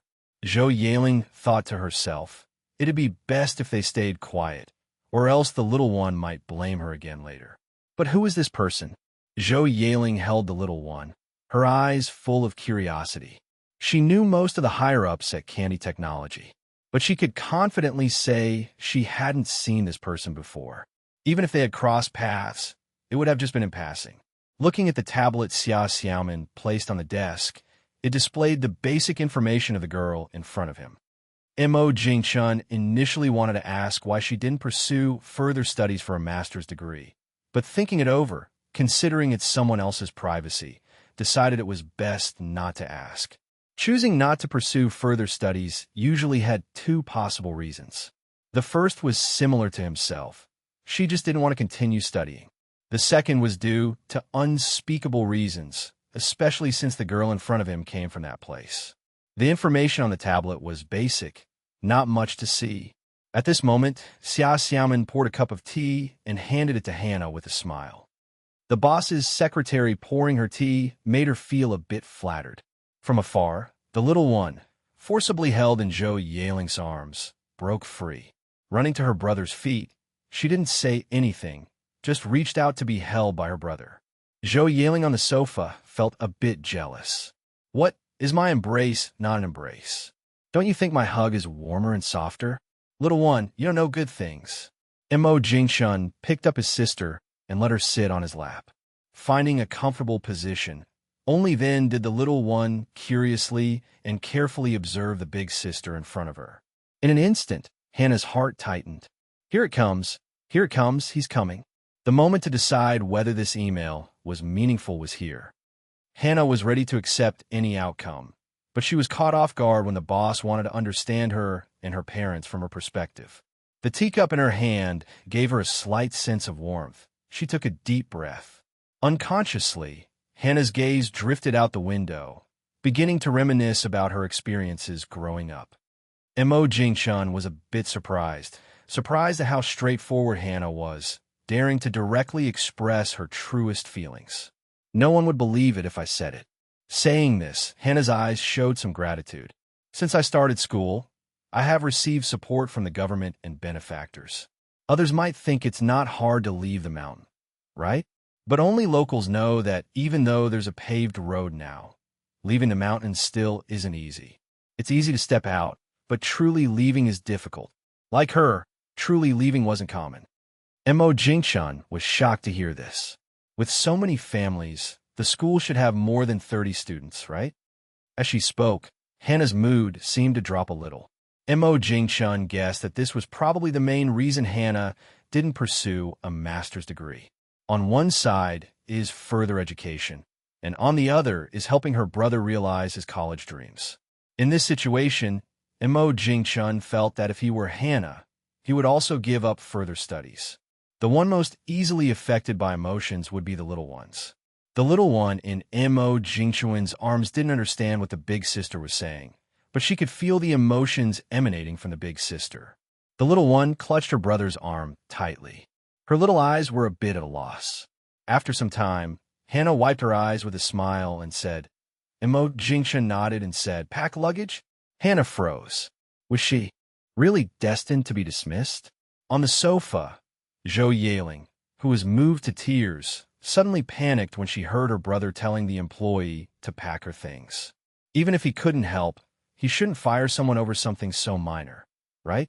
Mo Jingchuan was startled by Hannah's pale face. The speed at which her expression changed was quite terrifying. Mo Jingchuan was truly worried whether Hannah had a heart condition. Realizing the situation, Hannah quickly stood up and bowed deeply. "You can head back now." Indeed, for the sake of points, Mo Jingchuan decided to go personally. After all, if someone else could earn him the points, then Candy Technologies' leukemia cure should have theoretically garnered a lot of points already. But in reality, it hadn't. After Hannah left, Zhou Yaling stepped forward to ask. Zhou Yaling frowned, though she felt sympathy for those children, but P.S. Thanks to Zleev, Miesu, Mozhin, Desperate Struggle, 22 Sure, and Amp for your reward and support. Chapter 330, Glogwa, So Scared Haha. Chapter 330, Glogwa, So Scared Ha. Mo Jingchuan touched his chin. Listening to Zhou Yaling, it seemed to make a lot of sense. But a trip? Huh. Does she really think Zhou Yaling, haven't heard of that place? Sure, it's got mountains and water. Sounds like a scenic place. But in reality, there's nothing fun there. Not as good as back home. Let's not even talk about it. In the mountains of Hua County, there are hot springs if you want them, amusement parks if you need them. In summer, there's a rafting drop of over 100 meters. As for the scenery, it's there all year round. The only downside is that these days, even the trees on our own mountain can't be cut down freely anymore. Luckily, not many people go up the mountain nowadays, and every household gathers enough firewood from trees killed by pests. The little one in my arms, upon hearing he could travel again, his little eyes lit up immediately. This trip Guogwa likes. For a moment, the little guy looked at Zhou Yaling with a strange expression. Brother is taking Guogwa traveling. Sister, how can you not be willing? And you're thinking of stopping it. Humph, it was obvious this time that old brother was set on going to that mountain. Zhou Yaling pouted. Though not fun, she wanted to go too. Unfortunately, the old man definitely wouldn't agree. What does that say? In the next second, Zhou Yaling's eyes shifted. Brother. And Mo Jingchuan got goosebumps all over. And Candy did too, mouth agape, looking incredulously at her sister with wide eyes. Yikes, so corny. Moreover, would Uncle really listen to my opinion? The older generation can still be really stubborn sometimes. Seeing Mo Jingchuan's cheerful face, Zhou Yaling was fuming. Under Mo Jingchuan's and the little fellow's shocked gazes, Zhou Yaling's expression changed in an instant. Zhou Yaling put one hand on her hip, pointed at Mo Jingchuan, and scolded, "Brother, sister's really fierce." Mo Jingchuan nodded along with the little guy. The next moment, the little guy burst out laughing, patting his chest and chuckling. "Ha! Guogwa was so scared." Mo Jingchuan, chuckling, sighed and helplessly said to Zhou Yaling. Just about to continue persuading Zhou Yaling, Mo Jingchuan was momentarily lost for words. After their gazes locked for some time, Mo Jingchuan sighed again. Mo Jingchuan shook his head. The speed at which you change expressions could rival mass changing. As it was nearing the end of the workday, Su Pengfei came in with a stack of documents. The thing with prosthetic limbs is, unlike phones, you can't just mass-produce identical ones. After all, everyone's needs for prosthetic limbs are vastly different. Without parameters, mass-produced prosthetic limbs are useless. Prosthetic limbs must be custom-made, which dooms their production efficiency to be low. To improve efficiency, Mo Jingchuan decided from the start to use artificial intelligence. As long as the user data needing prosthetic limbs is collected, the AI can produce custom prosthetic limbs based on the parameters. As for employing staff, Mo Jingchun didn't even consider it. After all, where would he find those specialized craftsmen? One can't just train them one by one, right? Mo Jingchun put down the documents, smiling as he said, Mo Jingchun knew. These past few days, the employees have been laid back, with no heavy tasks. Instead, the management has been extremely busy these days. After work, Zhou Yaling, holding candy, stayed far away, not daring to go to the monitoring room with her brother to see their father. A single look from Dad could make her anxious. Mo Jingchun finished with a smile, spreading his hands. Mo Jingchun was waiting for Uncle to start scolding Zhou Yaling, so he could justifiably not take Zhou Yaling along. In the monitoring room, Zhou Xing smoked a 10-yuan pack of cigarettes, brows furrowed. From time to time, he looked through the tempered glass at his daughter. Outside, puffing and puffing on the cigarette, gently exhaling. She's almost 20 and still acts like a child. Montauk Yingchun's smile gradually froze. This isn't right. This isn't how the script goes. Uncle, how can you agree to let your daughter come with me? Zhou Xing flicked the cigarette ash in the ashtray and said calmly, Can't come back then don't. Outside, Zhou Yaling, standing in the cold wind, saw her father's sneer and shivered. Whether from fright or from being frozen by the cold, it wasn't clear. Uncle, don't just talk, do it. When has your bamboo stick ever truly landed on Zhou Yaling? P.S. Thanks to Remy Shui and strangers for the rewards and support. Thank you. Onaji, dainari o shonari. Onaji eyo. Chapter 331. The Big Treasure. Chapter 331. Chapter 331. The Big Treasure. But seeing his uncle's expression, Mo Jingchun forced a smile and thought better of it. Compared to Zhou Yaling, the troublemaker, Mo Jingchun thought it was better not to go against his uncle. A gust of cold wind blew, and the little one instinctively tugged the hood of his down jacket and huddled up. Zhou Yaling saw Mo Jingchun coming out of the monitoring room and couldn't wait to ask about the result. But seeing the indifferent look on the old man's face, her outstretched foot pulled back. Mo Jingchun glanced at Zhou Yaling, picked up the little one, and walked towards the car parked not far away. Bro, what's the word? The little one, leaning on his brother's shoulder, watched his sister running behind them and giggled. With a thud, Zhou Yaling, who barely managed to sit in the back seat, bumped her head on the car door because she was in too much of a hurry. Mo Jingchun stifled a laugh with great effort, but the little one couldn't care less, holding on to Zhou Yaling and laughing out loud. With the little one laughing, Mo Jingchun couldn't hold it back for a moment and chuckled. Seeing Zhou Yaling about to cry from grievance, Mo Jingchun quickly said, Zhou Yaling rubbed the big lump on her head. Zhou Yaling let out a sigh of relief, thinking it was something serious. It's just following arrangements. That requirement is too easy. Mo Jingchun thought for a moment and said, Let's go tomorrow. At night, after arranging the protection plan for tomorrow's trip, Wild Wolf drove back to the company campus with Lone Wolf. In front of the laboratory building, the vigilant security personnel weren't sure why Wild Wolf was bringing someone here in the middle of the night. Out of caution, he stopped them. Hello, comrade. Please show Mr. A moment later, Wang Bing, holding a walkie-talkie, walked out from the first-floor lobby of the laboratory building. Wang Bing frowned and looked at Wild Wolf, asking, Aren't you supposed to be protecting Mr.? Wild Wolf glanced around, and seeing no one nearby, leaned in to whisper a few words to Wang Bing. As soon as he finished speaking, Wang Bing jumped up excitedly. Their special unit's precious treasure is meant for deterrence. It's their strongest backing to guard this laboratory building. He treasures this rocket launcher dearly, maintaining it daily. And now you're saying you want to borrow it for a bit. How could that be possible? Wang Bing firmly refused Wild Wolf's request, even though everyone's mission is to protect. But the protection targets are not the same. Their task is to protect Mo Jingchun within the campus area, and also to safeguard the laboratory building from external intrusion and national secrets theft. Without the rocket launcher, what if someone forcibly invades with heavy firepower? Besides, can you just borrow a rocket launcher like that? Not to mention a rocket launcher, even a bullet. Unless there's an order from higher-ups Otherwise, don't even think about getting a bullet under non-special circumstances. The next second, Wild Wolf took something out. Looking at the document, Wang Bing's face turned dark. This document seems legit, but a few minutes later, Wang Bing came out with a big backpack, smiling. Wild Wolf was a bit surprised. Why was he so happy? No wonder. Watching Wild Wolf leave with the rocket launcher on his back, Wang Bing shook his head. They probably won't even use this rocket launcher. Taking it is just for peace of mind, just in case.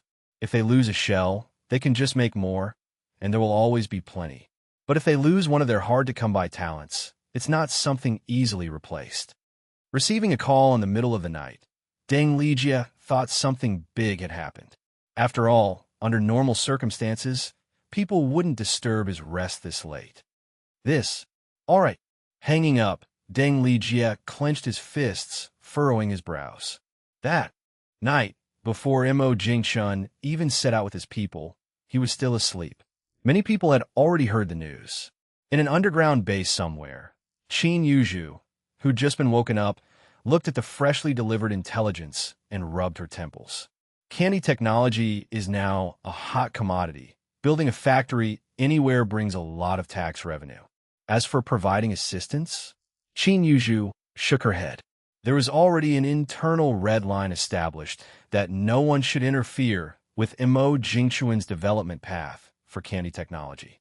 The next day, the sleep-deprived Hannah woke up early in the morning. It wasn't until Sister Xia informed her that the boss wanted her to gather at the canteen entrance with her luggage that she breathed a sigh of relief. With so much at stake, if the boss suddenly changed his mind about going, she'd really be in trouble then. As Hannah came out of the dormitory building with her luggage, she realized everyone else was already there, waiting only for her. Xia Xiaoman smiled at Hannah, who was running over. The convoy consisted of 5 cars. Xia Xiaoman opened the door of the front passenger seat, fastened her seatbelt, and turned to the boss in the back. Chapter 332, Swirling Currents. Chapter 332. Chapter 332. Swirling Currents. Then what are we waiting for? In the last car of the convoy, Hannah looked at the trees receding outside the window, unable to hide the joy on her face. Hannah felt this was definitely the most correct and meaningful thing she had done in her life. The journey was long, and Mo Jingchun, watching the scenery outside the window, soon felt eye strain and simply closed his eyes, leaning back to rest. As for sleeping, he didn't even consider it. The 2 sisters beside him were chattering away endlessly, with particularly loud voices. Unless he was really exhausted, there was no way to sleep.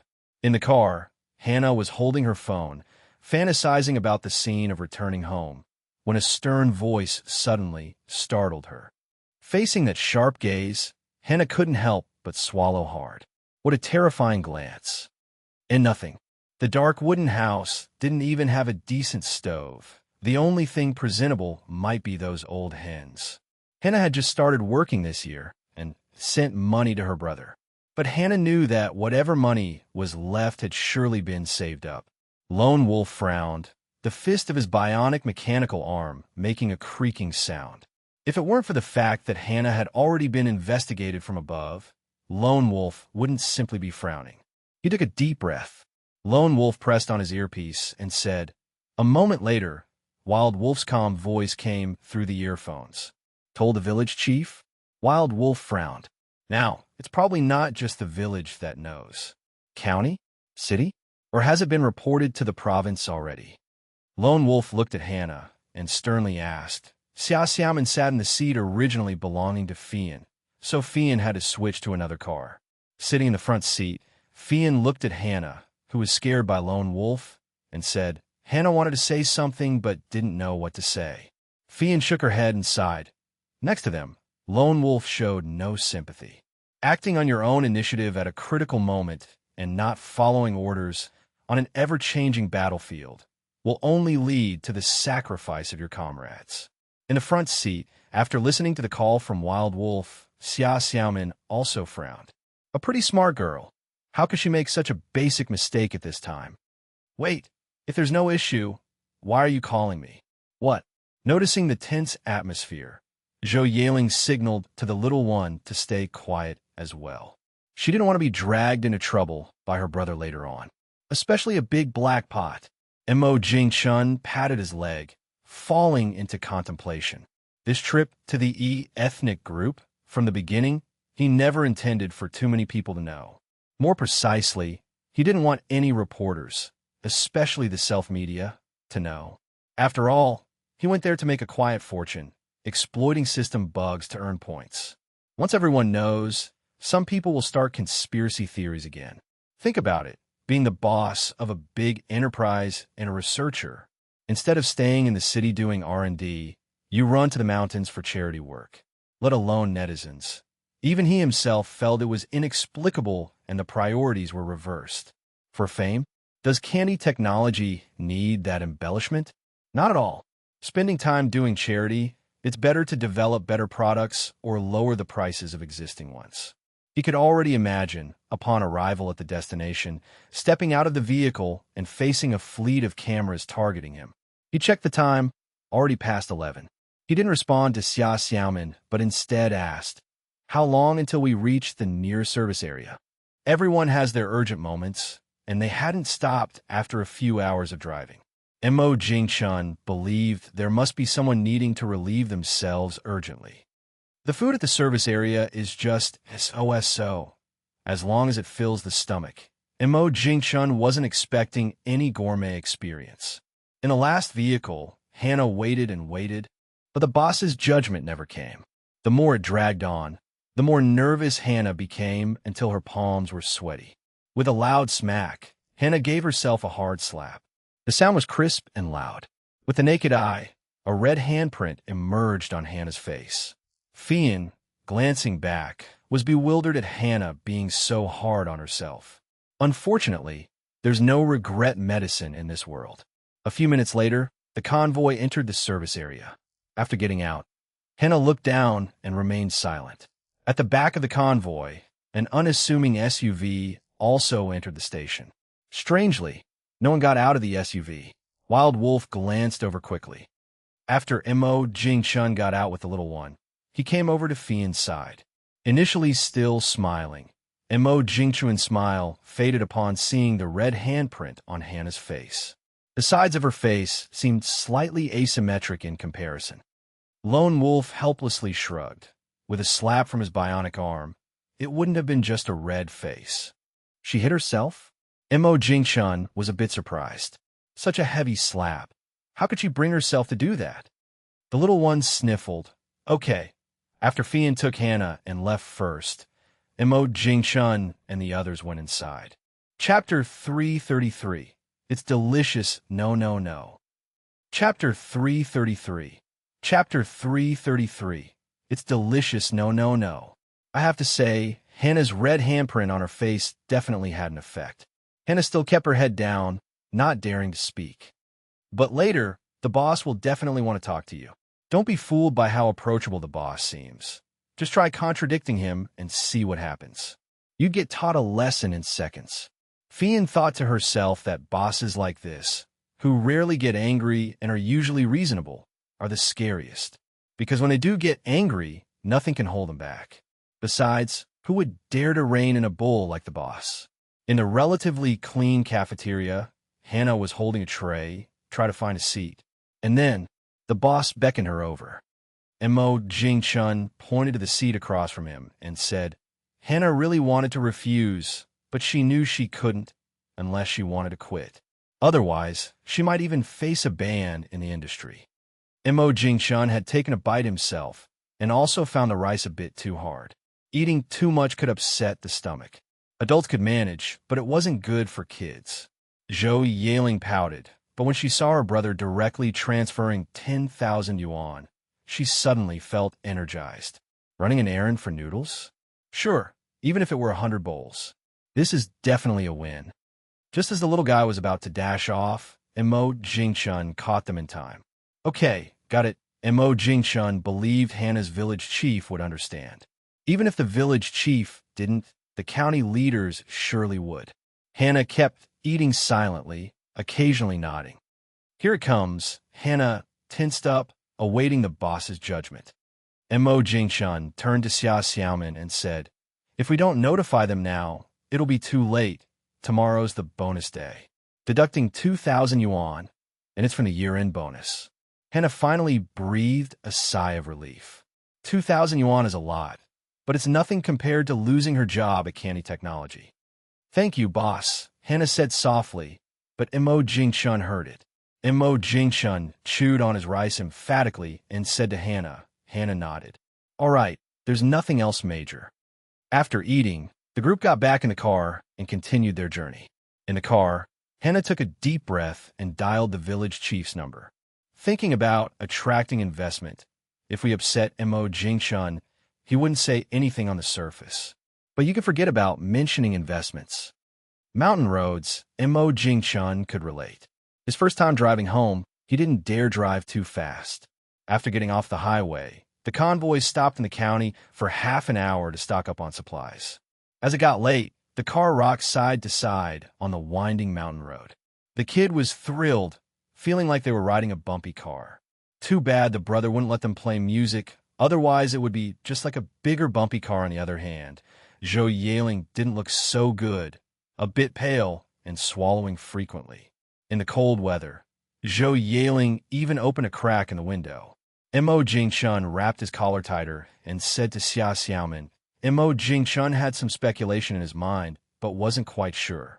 But he was close to certain. Otherwise, with Wild Wolf and their vigilance, how could a car behind them for so long go unnoticed? Soon, Xia Xiaomin gave the boss an intriguing look and said, "Indeed. Earlier in the city, those lurking folks could hide as they pleased. But in the mountains, there's only one road, and you could go ages without passing another car. So how could you hide here? Oh, and then, that was it. Free protection? What's the decline?" With durian, the nauseated Zhou Yaling turned her head and looked at Candy in shock. How could you stomach durian with its pungent smell? About to get some food for the kid, Mo Jingshun paused. Mo Jingshun twitched the corner of his mouth. Eating durian in such a small space. Isn't this torture? The little one persisted for a few minutes and finally got the peeled durian they wanted. Mo Jingshun silently opened the window, and Xiaofixia tactfully slowed the vehicle. Zhou Yaling, terrified, kept waving it off, pushing away the durian about to be forced into her mouth. Next moment, the little one took a big bite of durian. Oh, already with nothing left to throw up. Zhou Yaling dry heaved by the window. Chapter 334. This feeling is wonderful. Chapter 334. Chapter 334. This feeling is wonderful, oh sins, oh sins. Poor Mo Jingshun, pinching his nose, enduring the strange mixed odors in the air. Really makes you want to puke. Especially listening to Zhou Yaling dry heaving. Mo Jingshun felt that if this continued, he'd inevitably join her ranks. Zhou Yaling weakly twisted open a bottle of mineral water and took a big swig to rinse her mouth. What's going on today? Why is the car sickness so bad? Usually, when taking a coach home, it's just a bit dizzy. Could it be that living a good life has made me delicate? Luckily, Mo Jingshun didn't know Zhou Yaling's thoughts at this moment, or he would surely have mocked her. The little one, after eating a piece of durian, looked at the rest in the box drooling. So delicious, still want to eat more. These 4 words from Mo Jingshun were enough to make the little one obediently put down the box. Soon, the 2 odors in the car were blown away by the cold wind, making Mo Jingshun feel much refreshed. Of course, also cold. Closing the car window, when Xia Xiaomin turned on the heater, the temperature inside the car quickly rose. Sitting to the left, Zhou Yaling drank some mineral water, and her complexion seemed much better. Seeing Zhou Yaling holding her stomach, Mo Jingshun instantly understood. Hey, told you to drink less water on the way, but you still had to drink so much. You finished such a big bottle of mineral water, it'd be odd if you didn't need to go to the bathroom. Just when Zhou Yaling was sweating from holding it in and nearly couldn't endure, the convoy stopped. Releasing the safety belt, opening the car door, getting out, all 3 moves were accomplished in one go. Like a master swordsman, without any unnecessary flashy moves. Xia Xiaomin chuckled, but swiftly chased in the direction Zhou Yaling ran. The boss sure cracks a good joke. But in these deep mountains, you could go half a day without seeing another car. And who knows if there are wild boar near the roadside shrubs. In the dark environment, Zhou Yaling, who had just turned off her flashlight, vaguely saw a figure walking towards her and shivered with fear. "It's me." Zhou Yaling breathed a sigh of relief. Turns out it was Sister Xia. Refueled by food, Zhou Yaling almost fully recovered, lively again. Looking at the time, Mo Jingchun clapped his hands, signaling everyone standing outside the car to get aboard. Half an hour later, the convoy stopped again. Mo Jingchun looked at the pitch-black woods outside the window. No sign of civilization. Thought to himself they hadn't reached the destination. Xia Xiaoman, puzzled too, nodded and got off. Earlier, Wild Wolf, in the co-driver's seat of the lead car, was alternately looking at the map and the road, determining the convoy's precise location. Suddenly, Wild Wolf looked up and was shocked by the scene in front. Fortunately, the driver, Hawkeye, also noticed the situation immediately, and when Wild Wolf spoke, he calmly stepped on the brake, bringing the car to a smooth stop. In the middle of the night, on a barren road with no other people for miles, two little children suddenly appeared by the roadside, blocking the path. It was truly alarming. 2 meters, and the shorter one possibly just a meter. Wild Wolf maintained a serious demeanor. The route had long been exposed. Wild Wolf didn't know if anyone had a scheme, but he wouldn't gamble on it. If someone intended to harm the boss, then this desolate and deserted place without a soul for miles would be perfect. 2 seemingly dirty and ragged little ones. Wild Wolf wasn't sure if they were bait sent by enemies to lull them into a false sense of security. Wild Wolf just about to step forward and asked the little ones why they were blocking the road. Seeing Xia Xiaoman coming over, Wild Wolf nodded. In communicating with children, girls indeed had the advantage over muscular guys. Xia Xiaoman looked at the children, feeling a pang of compassion. In such cold weather, even though they were wearing at least 4 or 5 layers, Xia Xiaoman could tell they were cold, especially the smaller one, whose little face was bright red from the cold. Those clothes, obviously unfit for keeping warm in winter. Remembering the chocolates Candy had given her on the road, Xia Xiaoman quickly took them out. The 2 little ones didn't reach out to take them. The smaller one, looking like the sister, even recoiled a step, hiding behind the older sister. "Sis, can you give us a lift?" A village behind a mountain, Xia Xiaoman was astonished. From a map, this was no small mountain, and only one main road. If walking, Xia Xiaoman estimated that even an adult would take over an hour. So late, aren't the kids' parents worried something might happen to them? Saying this, the older girl instinctively touched the pocket of her second layer of clothing. The little girl seemed to feel something. Her expression eased slightly. Xia Xiaoman glanced at it and guessed it was probably cash. Xia Xiaoman instantly felt an indescribable heartache. After chatting a bit more, Xia Xiaoman confirmed there was no danger. Nothing deliberately staged, either. Xia Xiaoman stuffed the chocolates into the sister's hand and said with a smile, "If he agrees, not only will you get a free ride, you'll get home safely too." The boss's purpose for this trip was indeed to help the children in these mountains. Most supplies were on Hannah's car, so having Hannah check would be good too. On the way to the back of the convoy, a small smile crept up Xia Xiaoman's lips. Doing good deeds feels so nice. No wonder the boss decided to come himself.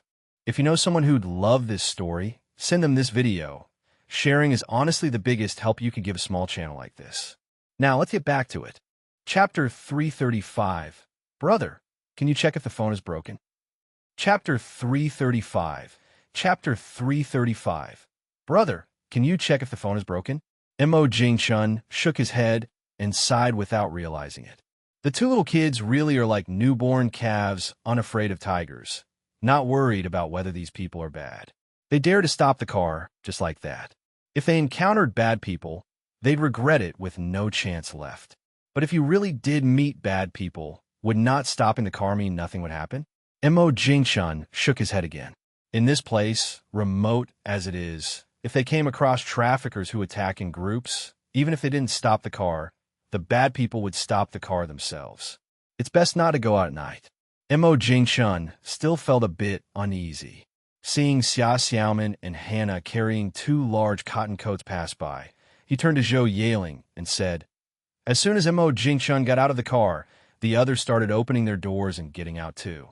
Even from the stranger's car that had been following them, for soldiers got out. At this point, the higher-ups had already said it was unnecessary to hide. The sudden appearance of so many people startled the 2 little kids. The older sister was ready to pull her younger sister and run. Just then, the younger sister grabbed her sister's hand, excitedly pointing to the end of the convoy, and said, the sister looked back and completely let her guard down, because she saw those familiar clothes. The teacher said they're the most lovable people. Moreover, she also saw Hannah, whom she hadn't seen for a while. What happened afterward was simple. The 2 little kids really made Mo Jingshun feel tenderhearted. The younger one seemed only about 6 or 7 years old. Long-term malnutrition made the 2 children look very thin and weak, even with those layers of clothes and cotton coats. After realizing that Hannah knew the 2 kids, Mo Jingshun didn't hesitate anymore. Once we reach the place, we need to set up camp. In that aspect, Mo Jingshun wasn't worried at all. After all, besides him, Guogua, and Zhou Yaling, everyone else was a professional. The 2 kids were naturally settled to sit with Hannah. Lone Wolf reluctantly squeezed into the car in front. The convoy resumed its journey. Mo Jingshun just closed his eyes for a bit, and they had reached their destination. Mo Jingshun was surprised when he checked his phone. It was already 10 o'clock. Xia Xiaoman thought to herself, calling him would mean making the boss work too. The key was the boss doesn't even know those skills. Mo Jingshun followed Xia Xiaoman to the campfire and patted Guogua, who was making faces at him. Suddenly, Mo Jingshun noticed something additional, a point. It was those 2 kids. Mo Jingshun looked around, right where those 2 kids. Xia Xiaoman brought a bowl of rice over and said helplessly, during dinner, Fian hesitated to speak several times. But thinking about those 2 well-mannered yet unguided little girls, Fian, holding her bowl, crouched down next to Mo Jingshun. As soon as Fian spoke, the entire camp became silent. Only the campfire crackled. Mo Jingshun swallowed a mouthful of rice and said, Fian's expression was conflicted for a moment. Then she corrected herself. Mo Jingshun raised an eyebrow. This doesn't make sense. Those 2 little girls, the older one should only be about 11 or 12 years old. For 5 years ago, she would have been 6 or 7. Could a 6 or 7-year-old sister support a possibly 1 or 2-year-old younger sister? Having raised Guogua himself, wouldn't he know the difficulties of bringing up a child? Moreover, his conditions are far better. So that's it. Mo Jingshun's brow relaxed. With her mouth full, Xia Xiaoman replied. She also went home. Mo Jingshun knocked on his bowl with chopsticks and said helplessly, everyone eat. The temperature outside the tent grew colder and a layer of frost formed on the grass. Inside the tent, the temperature was neither too hot nor too cold. Perhaps because they were too far from home, the little one stubbornly refused to sleep with Zhou Yaling and insisted on clinging to him. Now Mo Jingshun knew. The little one simply wanted to play on the phone. Candy raised the phone, scratched her head, full of confusion. In the next second, Candy tapped the phone again. Brother, do you think the phone's broken? The phone was fine. The mobile signal wasn't good here. Calling was okay, but surfing the net was tricky.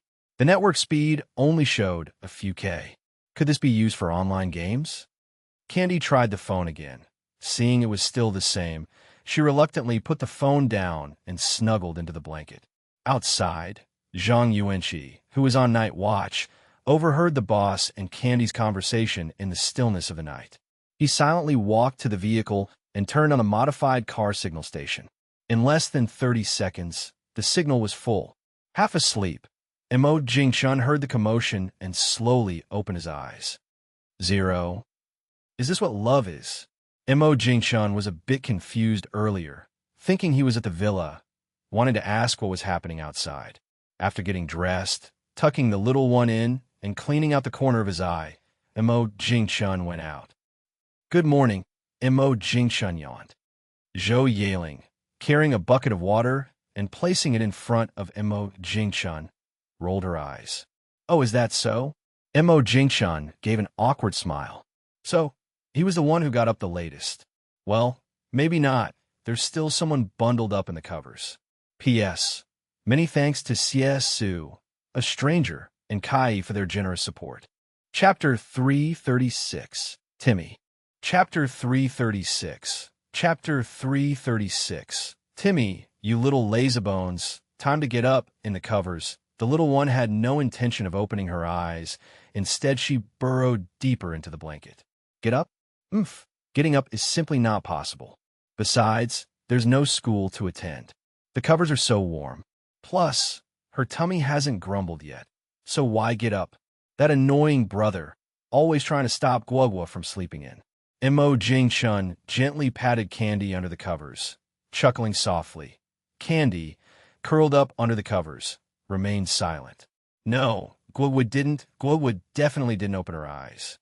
Yeah, she mustn't speak now, otherwise it would be what's it called? Oh, right, speaking falsehoods with open eyes. The little one proudly justified herself, thinking that her brother surely had no way to deal with her. Inside the tent, Mo Jingchun looked at his sister who still hadn't gotten up, his lips curling up. "Did you really think Big Brother can't do anything to you?" Timmy, the familiar music, the familiar Timmy, the little one suddenly lost all sleepiness, threw off the blanket, and sat up. The energy she showed, TSK. With just one Timmy, she wasn't tired at all. With a smile, Mo Jingchun watched as Candy, in disbelief, saw him putting the phone into his pocket. There was no pretending anymore. Candy pouted and weakly walked into her brother's arms. Slurp, slurp. Mo Jingchun glanced at the little one, acting like a little drama queen while eating noodles.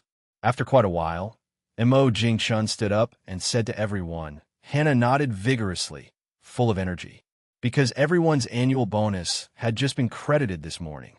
Though she had a deduction of 2,000 yuan, her actual bonus was unexpectedly more than she had anticipated. A pleasant surprise indeed.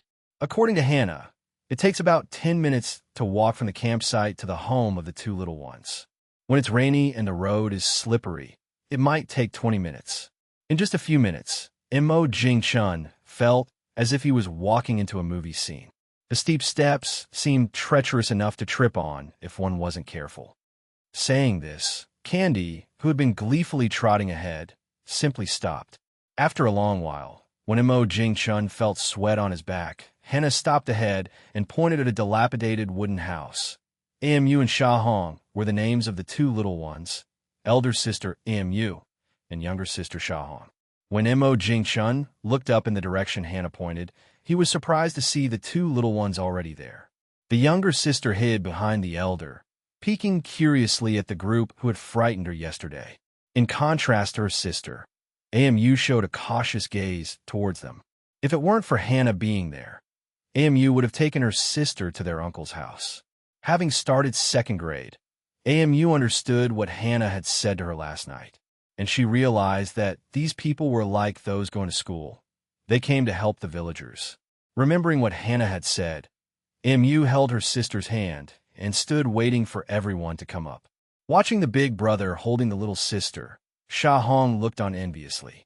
Having a brother is so nice. You can wear such warm clothes. Standing in front of him, still wearing the big cotton coat given yesterday, Mo Jingchun sighed inwardly. Amu nodded, leading her sister ahead. A minute later, inside the house, Mo Jingchun and the others fell silent. Perhaps only Hannah, long used to this, found it normal. It was just after 10 o'clock, nearing 11. In this originally dark room, strands of sunlight streamed in, brightening the space considerably. Yet, Mo Jingchun couldn't feel happy. Sunny days provide natural lighting, but what about when it rains? Those roof gaps without tiles would turn the room into a rain curtain cave, let alone finding a place to sit. Even stepping onto the floor required one to keep their head down. Mo Jingchun couldn't imagine how two kids managed to survive under such conditions. Indeed, it wasn't about how well they lived. Mo Jingchun felt that them surviving until now was a miracle. There were several others in the village with circumstances similar to Amu and Sha Hong's family. Watching Sha Hong struggle to bring out a dark and broken stool, Mo Jingchun didn't mind, sitting directly on it. The sharp-eyed elder sister replied without hesitation, using the Mandarin taught in school. 12 years old, just about as he guessed. While Mo Jingchun chatted with the elder sister, a man appeared outside.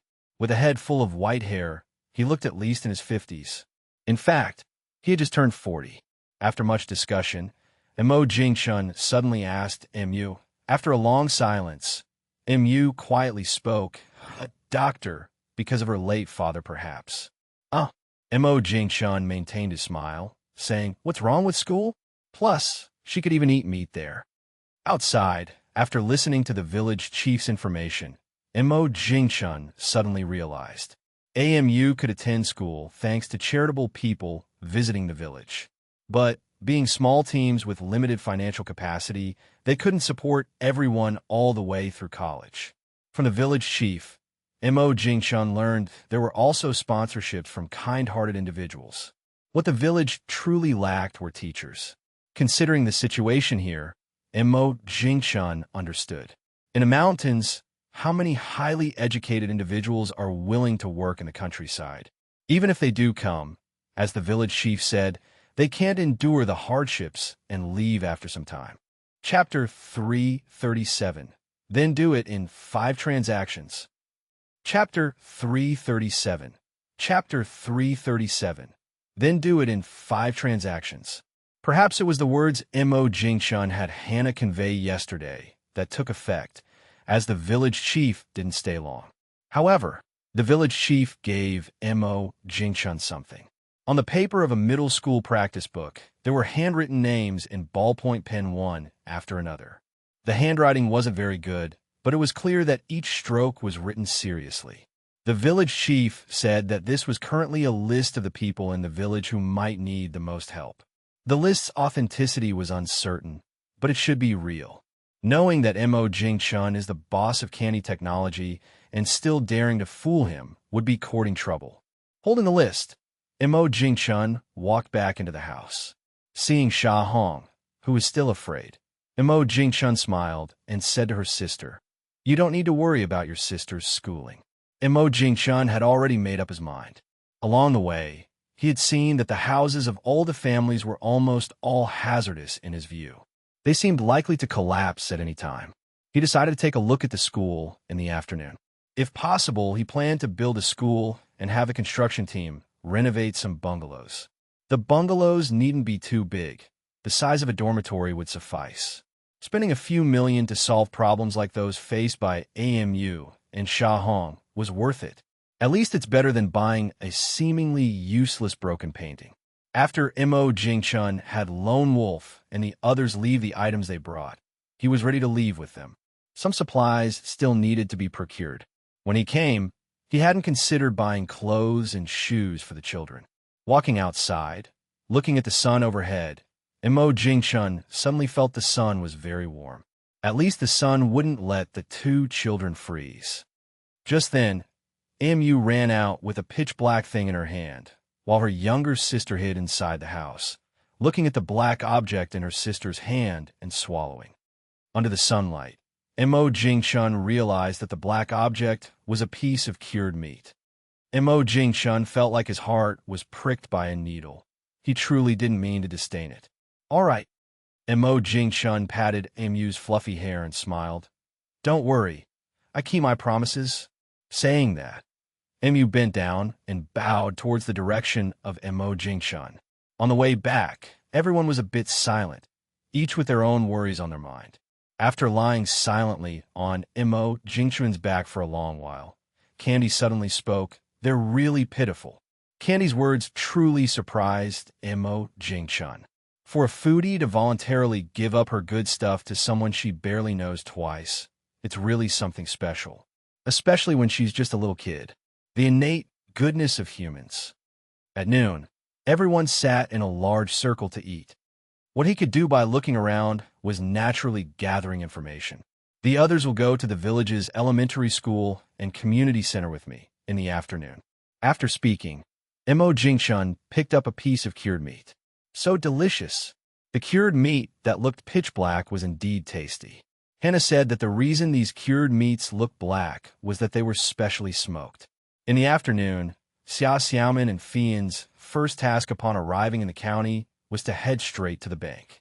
They came with everyone's entrustment. Compared to the boss, their powers seemed insignificant. But together, it's not to be underestimated either. Teller, after much effort, Xia Xiaomin managed to withdraw the money transferred by everyone. Then, she left the bank under the manager's courteous farewell. After sending off the 2 big shots, the manager couldn't help but wipe the sweat off his forehead. Really overwhelming, the third in command of Candy Technology actually came to this small county. The school was on holiday, and there were no students there. Looking at the provisional rooms that ought to have appeared on construction sites, Mo Jingchun stayed silent. Perhaps the atmosphere today was too oppressive, as a usually talkative Zhou Yaling and Candy didn't speak much. Mr. Mo Jingchun raised an eyebrow, and the principal explained. The school was small, and Mo Jingchun finished looking around quickly. Without considering a strong wind, Mo Jingchun suddenly thought these temporary rooms were quite good. In summer, it would be hot, but in winter, it won't be too cold. The village chief stood up excitedly, and the principal was also full of astonishment. They really hadn't expected Mr. Mo to be willing to spend a few million to build a school in such a dilapidated village. The excited village chief immediately said, "Rest assured, mister." After the village chief and the principal calmed down, Mo Jingshun continued, P.S. Thanks to the reader 202103011053631725504. Feng Hua Shui Yuzue, Te, Siu Xiao Tian, and reader 20220501170656262 for their reward support. Chapter 338, Brother, Is It That Delicious? Chapter 338. Chapter 338. Brother, Is It That Delicious? Mo Jingchuan's words made the village chief and the principal pause. Over the years, there have been some kind-hearted people who came to the village to help children go to school, but saying they'll help the entire village increase income. This is the first time. The village chief opened his mouth but was afraid of saying the wrong thing, risking the aid project. At this moment, he somewhat understood why the county leaders valued him so much, offering hundreds of thousands, aiming to solve the problem at its root. If it's really as the leaders said, Candy Technology has invested in building a factory in the county, it would mean a lot to the entire county. Not only can it solve some employment issues, but it also adds a significant income source to the local area. Mo Jingchun looked at the village chief, smiling and asked, Very good. Excited, the village chief stood up again. Mister, after saying that, he ran out straight away. Soon, the village chief came back and holding a large handful of walnuts. Mr. Mo Jingchun picked up a rather large walnut and squeezed it. As expected, he couldn't move it. Mo Jingchun quietly smiled to cover the embarrassment on his face. Ha ha, but here he was the biggest who dared to make fun of him. Except for, Ha ha Candy, sitting in Zhou Yaling's lap, laughed while patting Zhou Yaling's thigh. Mo Jingchun turned his head resentfully to look at his dear little sister. Didn't you see your brother was embarrassed? Your laughter just made it more awkward for me. Perhaps feeling the grievance of her brother, Candy quickly covered her mouth in the next second. Her little eyes kept blinking and blinking, only to see Lone Wolf stepping forward, pinched a walnut with his fingers, and the next moment, the walnut broke apart on cue. The village chief and the principal sitting opposite were dumbfounded. These are raw walnuts. They know how hard walnuts are. Not to mention pinching them with fingers, even with a fist, it would only hurt the hand, while the walnut remains intact.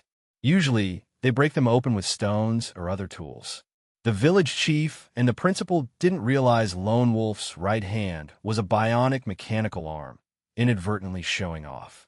Mo Jingchun looked at the walnut that Lone Wolf cracked in front of him, and surprisingly, there were quite a lot of kernels inside. Mo Jingchun tapped lightly on the table with his fingers and said thoughtfully, So, It's up to you what to do with the walnut trees. This project is something that suddenly occurred to Mo Jingchun, which is non-polluted vegetables. With so many employees at Candy Technology, plus a few large factories, the vegetable consumption every day is quite a lot. Especially Candy Science and Technology Park, providing meals 18 hours a day. The most critical thing is this project is low risk and fast working. Also, it ensures that the employees can eat reassuring and safe vegetables. The neighbors in the village, if nothing else, they're definitely good at growing vegetables. It's just too far to go to the county town, so few people take their vegetables to sell. Unless it's like potatoes that don't spoil easily. Only then do people take them to the county to sell. Sometimes, a village is poor due to inconvenient geography and traffic, but sometimes, a village is poor also because of its people. To be precise, such people only see the benefit of money. Just like certain troublemakers in his village more than a decade ago. Mr.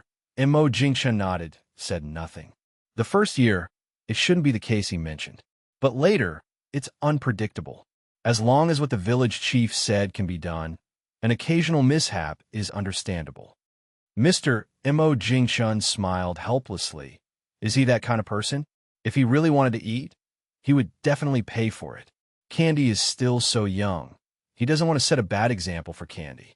Hearing her brother mention smoked bacon, Candy in, Zhou Yaling's arms brightened her eyes, bouncing excitedly in Zhou Yaling's arms. So tasty, Mo Jingchun glared at the little one. Why are you interrupting me again? Turning back, Mo Jingchun smiled and explained to the village chief. In just over half an hour, the village chief and principal couldn't stop smiling. If what Mr. Mo said is all realized, their village won't just escape poverty, but might also lead to a prosperous life. On the way back to the camp, Mo Jingchun asked Zhou Yaling. Having spent some time in the president's office, theoretically, a simple meeting summary shouldn't be a problem for her. Zhou Yaling flicked her bangs and smiled disdainfully. Oh, P.S. Thanks to Nong Su, Strange Well Martial Arts Wind and Rain. Book friend 2021030110536317250 for the appreciation support. Chapter 339, Burp. Chapter 339. Chapter 339. Burp. By the campfire, Candy was sitting on a little stool, eating durian. The little one's face was full of sadness, not understanding why everyone wanted to be so far away from her with their arms wide open. Feeling increasingly aggrieved, Candy decided to turn her sadness into strength and have another delicious piece of durian later. A few minutes later, the little one licked her fingers, got up, and went to her brother's side. Brother, Candy felt so wronged. She hadn't even said anything yet, and he already said no. It's so strange. How does brother know Guogua wants to eat more durian? Could brother be a worm in Guogua's belly? Yikes, Candy couldn't help shivering. Upon hearing this, Candy rolled her eyes. But Guogua can wait. Smelling the bacon in the pot, Mo Jingchun felt a bit hungry too. In the afternoon, he said he wasn't here for the bacon, but the village chief brought it anyway. He sent over 3 big pieces. With his pretend angry expression, the village chief reluctantly accepted 300 yuan bills. The little one held her small stool and sat in front of her brother. Mo Jingchun used the fire tongs to tend to the campfire. A moment later, Zhang Yuanqi came over and said, after saying this, Mo Jingchun lowered his head and patted Candy's head. HMPF, Guogua doesn't want to be a little troublemaker. If everyone hasn't eaten yet, and Guogua eats first, wouldn't that be disloyal? Guogua won't do that. Besides, Guogua already ate a piece of durian, not that hungry anymore. The winter moon sneaked out early. The bright moon shines, and even the mountain's trees can be vaguely seen under the moonlight. Burp. Under a shabby eave, there was still unextinguished charcoal beneath the iron pot. Inside the iron pot was a large pot of porridge. Compared to the iron pot, the porridge was very, very white. AMU was holding a roasted potato. Seeing her sister pat her stomach with a satisfied smile, AMU felt a pang in her nose. Her eyes were a bit moist. Before, she couldn't understand why Mom would abandon her and her sister. Later, after losing hope, realizing Mom wasn't coming back, she understood. Without a mom, so what? She still had a sister. With her sister there, even if the house was a bit worn down, life tougher, there was still home. AMU was still a kid with a home, not a wandering child without one. Seeing her sister still wanting to eat, AMU hurriedly reached out to stop her. It wasn't that she was reluctant to share, but eating more would really upset the stomach. Under the moonlight, the shabby house. A pot of porridge, a pile of firewood, a few roasted potatoes, 2 kids. What seemed like an unhappy scene was, at that moment, incredibly happy for the 2 little ones. With a bang, Xia Xiaomin closed the car door and walked into the campfire with a smile. With a bowl of fragrant rice, Candy handed the bowl directly to her brother. It became clear the little one just wanted to eat some yummy meat. Huh? Seeing the bacon in the pot, Xia Xiaomin was quite surprised. Here, bacon is quite a luxury. Everyone familiar with the place knows the bacon is usually saved for the new year or for honored guests. Slurp Candy, biting on the meat, mumbled. As a secretary, Xia Xiaomin quickly deduced it from Candy's few words. The bacon was likely sent by the village chief to curry favor, but someone like her boss wouldn't accept it for free. In the end, he ended up paying for the bacon. For a moment, Xia Xiaomin felt a bit tempted too. When leaving this place, she also wanted to buy some bacon from the locals to take home. No choice, this bacon was truly fragrant. Although it looks all dark on the outside, when cut open, it's golden. After dinner, Xia Xiaomin took out 50,000 yuan from the car, which they had withdrawn from the county, and walked toward the boss by the campfire.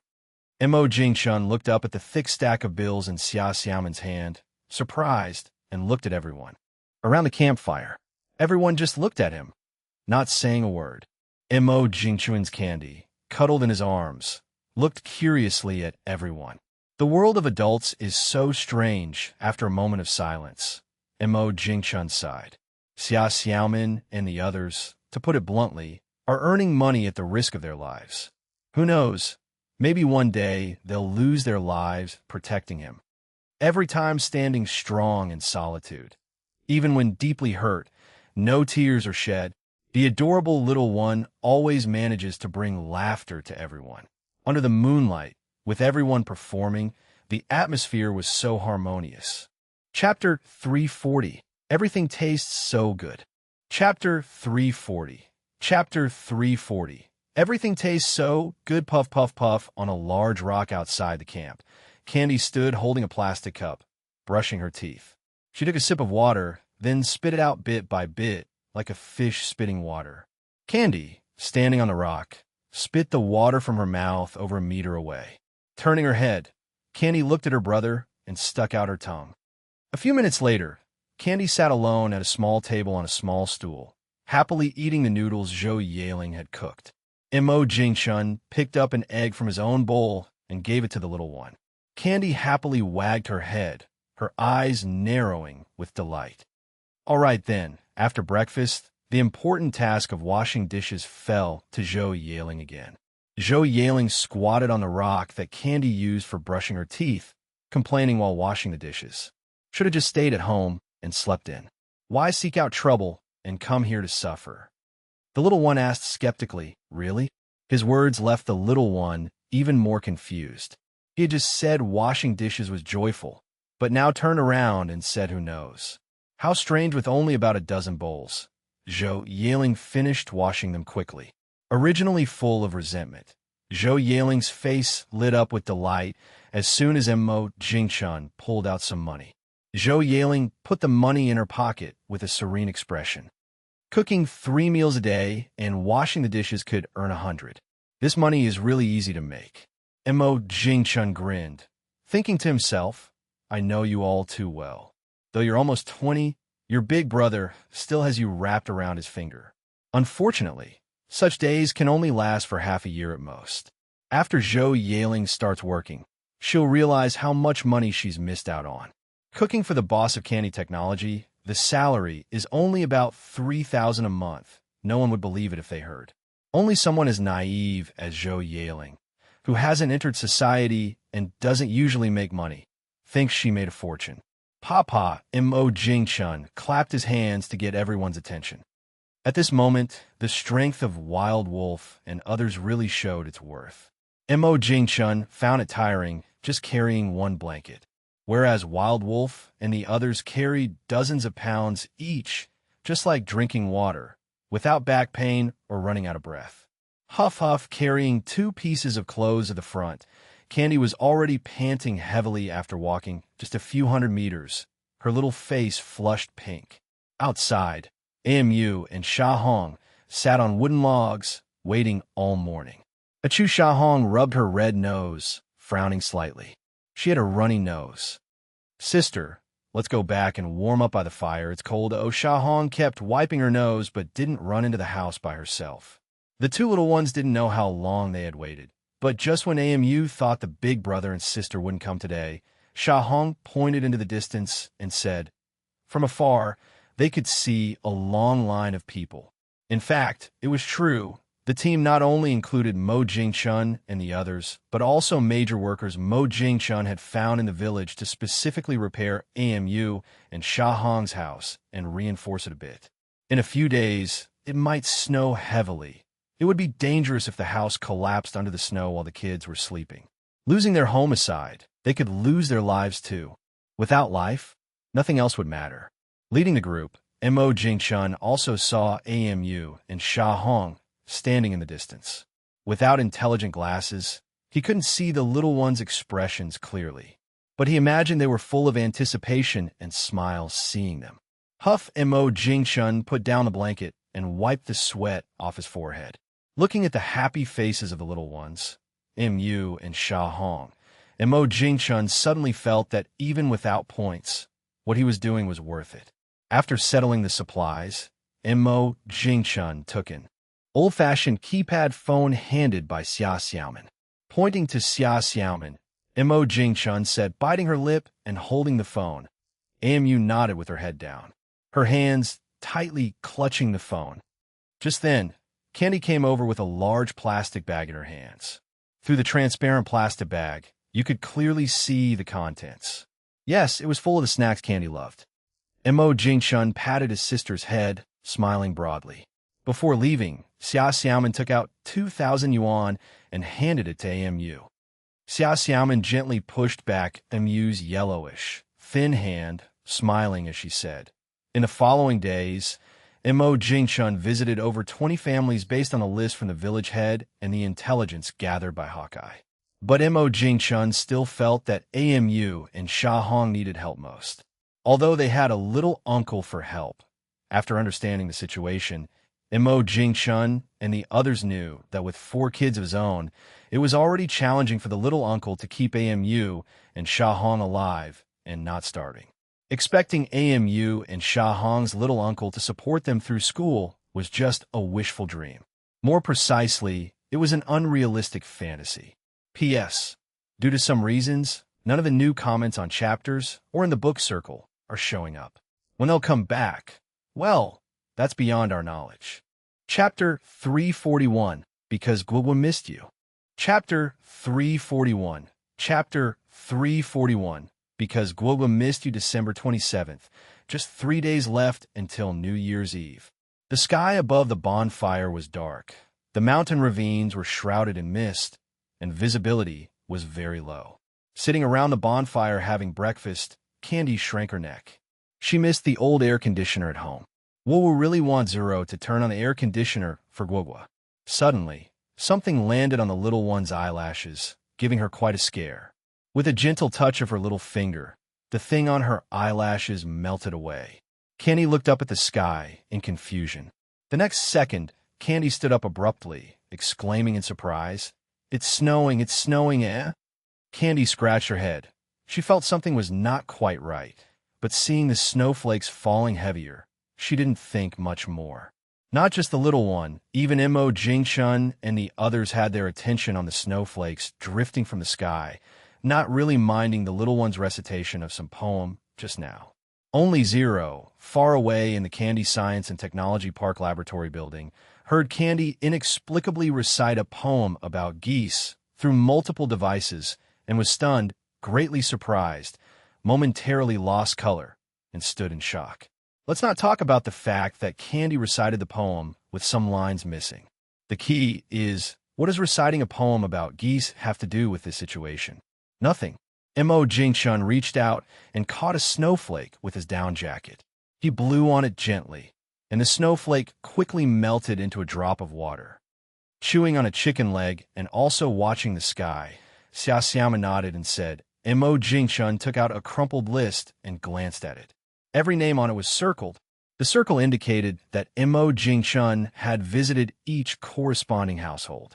Handing the list to Xia Xiaoman, Mo Jingshun said, under everyone's gaze, Mo Jingshun smiled and said, we, a bunch of little ones, somehow heard the news or someone saw them taking down the tents, all ran over.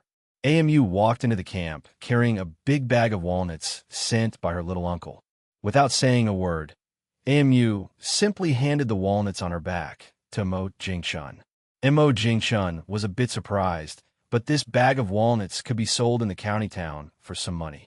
To him, it might just be a drop in the bucket, but to AMU, it was considerable income. AMU tapped her fingernails, just shook her head without speaking. But Mo Jingshun saw AMU's tears drop to the ground, just like raindrops falling to the ground, quickly merging into the soil. Biting her lip, AMU, who gathered up the courage to look up, with red eyes, asked Mo Jingshun, her voice trembling. Mo Jingshun reached out, touched MU's little head, and said with a smile, remember what brother said? Recalling following the big brothers and sisters for the past few days, these were the best days she and her sister had eaten. As time passed, more and more children and parents they had helped gathered in the camp. Mo Jingshun waved his hand, and the convoy slowly followed the road away. The group followed the convoy until they could no longer see it, and then stopped. Many had tears on their faces. The village chief took a deep breath as he looked at the end of the road.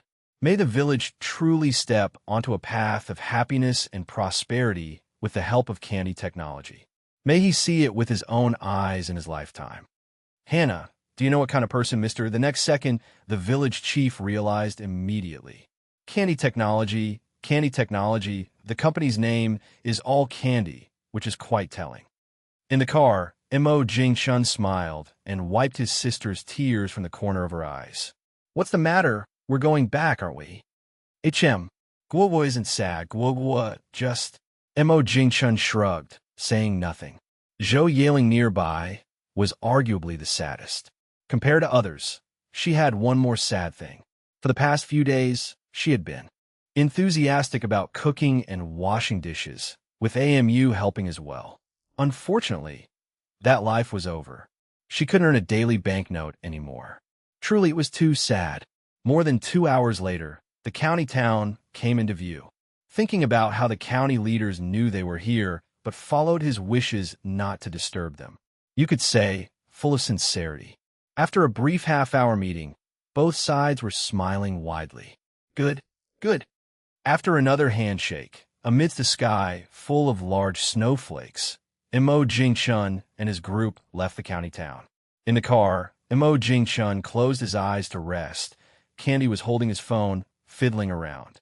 In the evening, when Mo Jingshun and the others returned to the company park, Zhou Xing was still at the company and hadn't gone back home. Zhou Xing watched Mo Jingshun, Candy, and his daughter get off the car and walked up in surprise, asking, P.S. Thanks to Walene Fingyu, Reader 20210112201916459, Nesu for the rewards and support. Chapter 342, Harvest. Chapter 342. Harvest. Most employees have already been dismissed for holidays. We ate at a big hotel. Zhou Xing happily patted Candy's head, while Mo Jingshun was chatting with Zhou Xing outside the monitoring room with Candy. Wild Wolf and Lone Wolf exchanged a glance and took out a cylindrical backpack from the trunk. Outside the first-floor lobby of the laboratory building, there was only one armed police officer standing guard in the transparent observation booth. Big Black, who usually liked to lie at the door, probably wasn't there because of the cold weather. Soon, Wang Bing came jogging over. With that, Wild Wolf took the backpack off his back. Wang Bing glanced at the rocket launcher in Wild Wolf's hand, smiled, but didn't reach out to take it. If the higher-ups take back the new weapons they just issued, whom would he reason with? He hadn't even handled the big baby for long. He was reluctant to part with it. What? Wild Wolf joked. What Wild Wolf and Lone Wolf didn't expect was Wang Bing nodding with a gratified smile. Something's wrong. This is definitely wrong. Wang Bing chuckled, having waited for Wild Wolf to say this. Otherwise, just looking at the treasure without showing it off was too frustrating. A few minutes later, Wild Wolf and Lone Wolf were looking at what Wang Bing had taken out, utterly surprised. Wild Wolf exclaimed. Lone Wolf nodded in agreement, knowing that this thing was always military exclusive. Just as Wild Wolf was about to reach out to touch it, Wang Bing stepped back 2 steps. Not feeling very secure, Wang Bing hugged the item and stepped back again.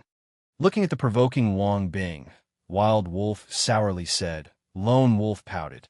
Not jealous, huh? Those eyes were nearly popping out. Watching Xia Xiaoman walk towards the dormitory building, Mo Jingchun called out to Candy. Coming, hearing her brother's call, Candy ran into the monitoring room. In front of the heater, Bun stood up, mimicking a dagger, and shook itself. Then it slowly walked to Candy's side. Huff! Candy lifted Bun and ran outside. Meow! By the car door, the little guy ran over, and Mo Jingchun picked up Bun from its shoulder without expression and tossed it into the car. I'm not. Mo Jingchun's one look made Zhou Yaling choke back her words. Forget it. So what if I am? It's not like it'll make a difference anyway. Zhou Xing chuckled happily. At night, after spending the day in the car-sick Zhou Yaling and Candy came back, washed their feet, and went upstairs to sleep. In the bedroom, Mo Jingchun, just out of the shower with wet hair, leaned on the bed and reflected on the gains from the ethnic group journey. Points. This trip yielded a total of 191 points. With the points previously obtained by the roadside, he now had 202 points in total. Points meant 2 chances for a raffle, equivalent to 2 technologies. He just didn't know what they'd be, or if they could be quickly monetized. Points were the greatest harvest of this journey. Secondly, the significance of this trip to the ethnic group helped a group of children who needed it most and signed a contract with the village. Next year, a school will be built and cooperation expanded in several areas. Thinking about this, Mo Jingchun couldn't help but swallow a bit. He wanted to go downstairs and take out a piece of the bacon in the fridge to fry and eat. It was just too delicious. Another gain was the little guy. Mo Jingchun hoped the little guy could always keep a kind heart and be happy every day. No response. Mo Jingchun raised an eyebrow and called again. Mo Jingchun fell silent. Does the system have rights? It's not a person. What's the use of that? Besides, it was the first time Mo Jingchun heard that systems needed attention. He could understand that computers needed rest. After all, if left on too long, they'd freeze. Does something as high-end as a system need rest too? The next. Second, the familiar lucky raffle wheel appeared in Mo Jingchun's mind. Montak Yingchun. Seems like not. System. P.S. Thanks to Fengsha 992, smile, smiley face, Walin Fingyu, Azuo, Jufsa for the rewards and support. Chapter 343. One Person's Journey's End. Chapter 343. Chapter 343. One person's journey's in the villa yard. 15 people from Wild Wolf stood in 2 rows. Zhou Yaling and Candy squatted at the door, eating real candied haws, watching their brother speak with interest. Therefore, I took the advice of your team leader, Wild Wolf. Mo Jingchun turned around and looked at Candy, who was squatting with Zhou Yaling, eating the candied haws taken from the fridge, and said, Okay. Candy bit the candied haws and handed the convenience bag by her feet to her brother. Here, Mo Jingchun raised the transparent convenience bag that the little fellow handed to him. Mo Jingchun said with a smile, under everyone's gaze. Mo Jingchun shook the transparent convenience bag. Who goes first? In the team, they looked at each other, and eventually, everyone's eyes focused on leader Wild Wolf. Wild Wolf took a deep breath and stepped forward. Who wouldn't want to go home for the new year? After all, from the moment one steps into society, the time one can spend with parents each year becomes less and less. Moreover, there are wives and children at home. Claiming otherwise is just false. Mo Jingchun looked at the small paper ball in Wild Wolf's hand and said with a smile. The crumpled paper ball slowly opened, revealing a half of a character that already revealed the answer. It was the word return. Next, everyone cheerfully stepped forward to take a small paper ball. Everyone wanted to see who had better luck. But it was destined that 7 people would get the work paper ball. Some were happy, others sad. Mo Jingchun clapped his hands and said with a smile, the 7 brothers and sisters who can't go home on New Year's Eve can eat the New Year's Eve dinner cooked by me personally. The boss cooks New Year's Eve dinner personally? After thinking about it, it seems not a bad deal at all. When they return home to rest, they can brag in front of their family, right? Asking how many people in this world can taste the New Year's Eve meal cooked by the boss of Candy Technology. The more important thing is, it is said the boss's cooking skills are famously good. He can cook excellent dishes. Unfortunately, Zhou Yaling didn't know the bodyguard's thoughts, otherwise she would definitely scoff. The meals cooked by my brother are just average. Compared to me, Zhou Yaling, they're nowhere near as good. As a master teaching a disciple, one should keep a trick up their sleeve. Xiaofixia drew the paper to go home for the new year and had already left with others by car. The position of the driver naturally went to Fian. Fian, who hadn't driven for a long time, hit the gas pedal, and Mo Jingchun, Candy, and Zhou Yaling all suddenly felt thrown back into their seats. Candy, who had never experienced the feeling of being thrown back, widened her eyes and held her breath. What happened?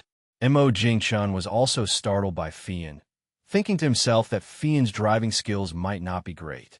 The more he thought about it, the more possible it seemed. Mo Jingchun quietly grabbed the safety handle, and Zhou Yaling did the same. Darn it, driving a tank and driving a car are totally different things. A tank can endure some rough treatment, but a car can't. Even though this car has been modified, can it really be compared to a tank? A minute later, Fian was dumbfounded as Mo Jingchun invited her from the driver's seat. Didn't he say he was going to buy something? Why'd he take me, the driver, down too? Under the boss's threatening eyes, Fian timidly sat in the back seat. Compared to Fian, Mo Jingchun, though a newbie, drove much more smoothly. Beep, beep, beep. Uncle! In the monitoring room, Zhou Xing grabbed his thermos and ran out. He couldn't stay long. The winter clothes were already at home. No need to bring more. Zhou Yaling pursed her lips, opened the door, and got off. At the same time, she didn't forget to move the suitcase to the car behind. As 3 cars left the park, the technology park became even quieter. Only the security personnel on duty and the armed police in the lab building remained at their posts. Oh, and the ever-dedicated Zero, always keeping an eye on the slightest movements within the technology park. On the back mountain, Fian and others dispersed, kneeling on the ground with their backs to Mo Jingchun. Beside him, Candy also mimicked her brother, kneeling on the ground and occasionally tossing a piece of paper money into the nice warm fire. Unfortunately, Mo Jingchun understood all too well. When a person dies, they're truly gone. Burning paper is merely a spiritual comfort for the living towards their deceased loved ones.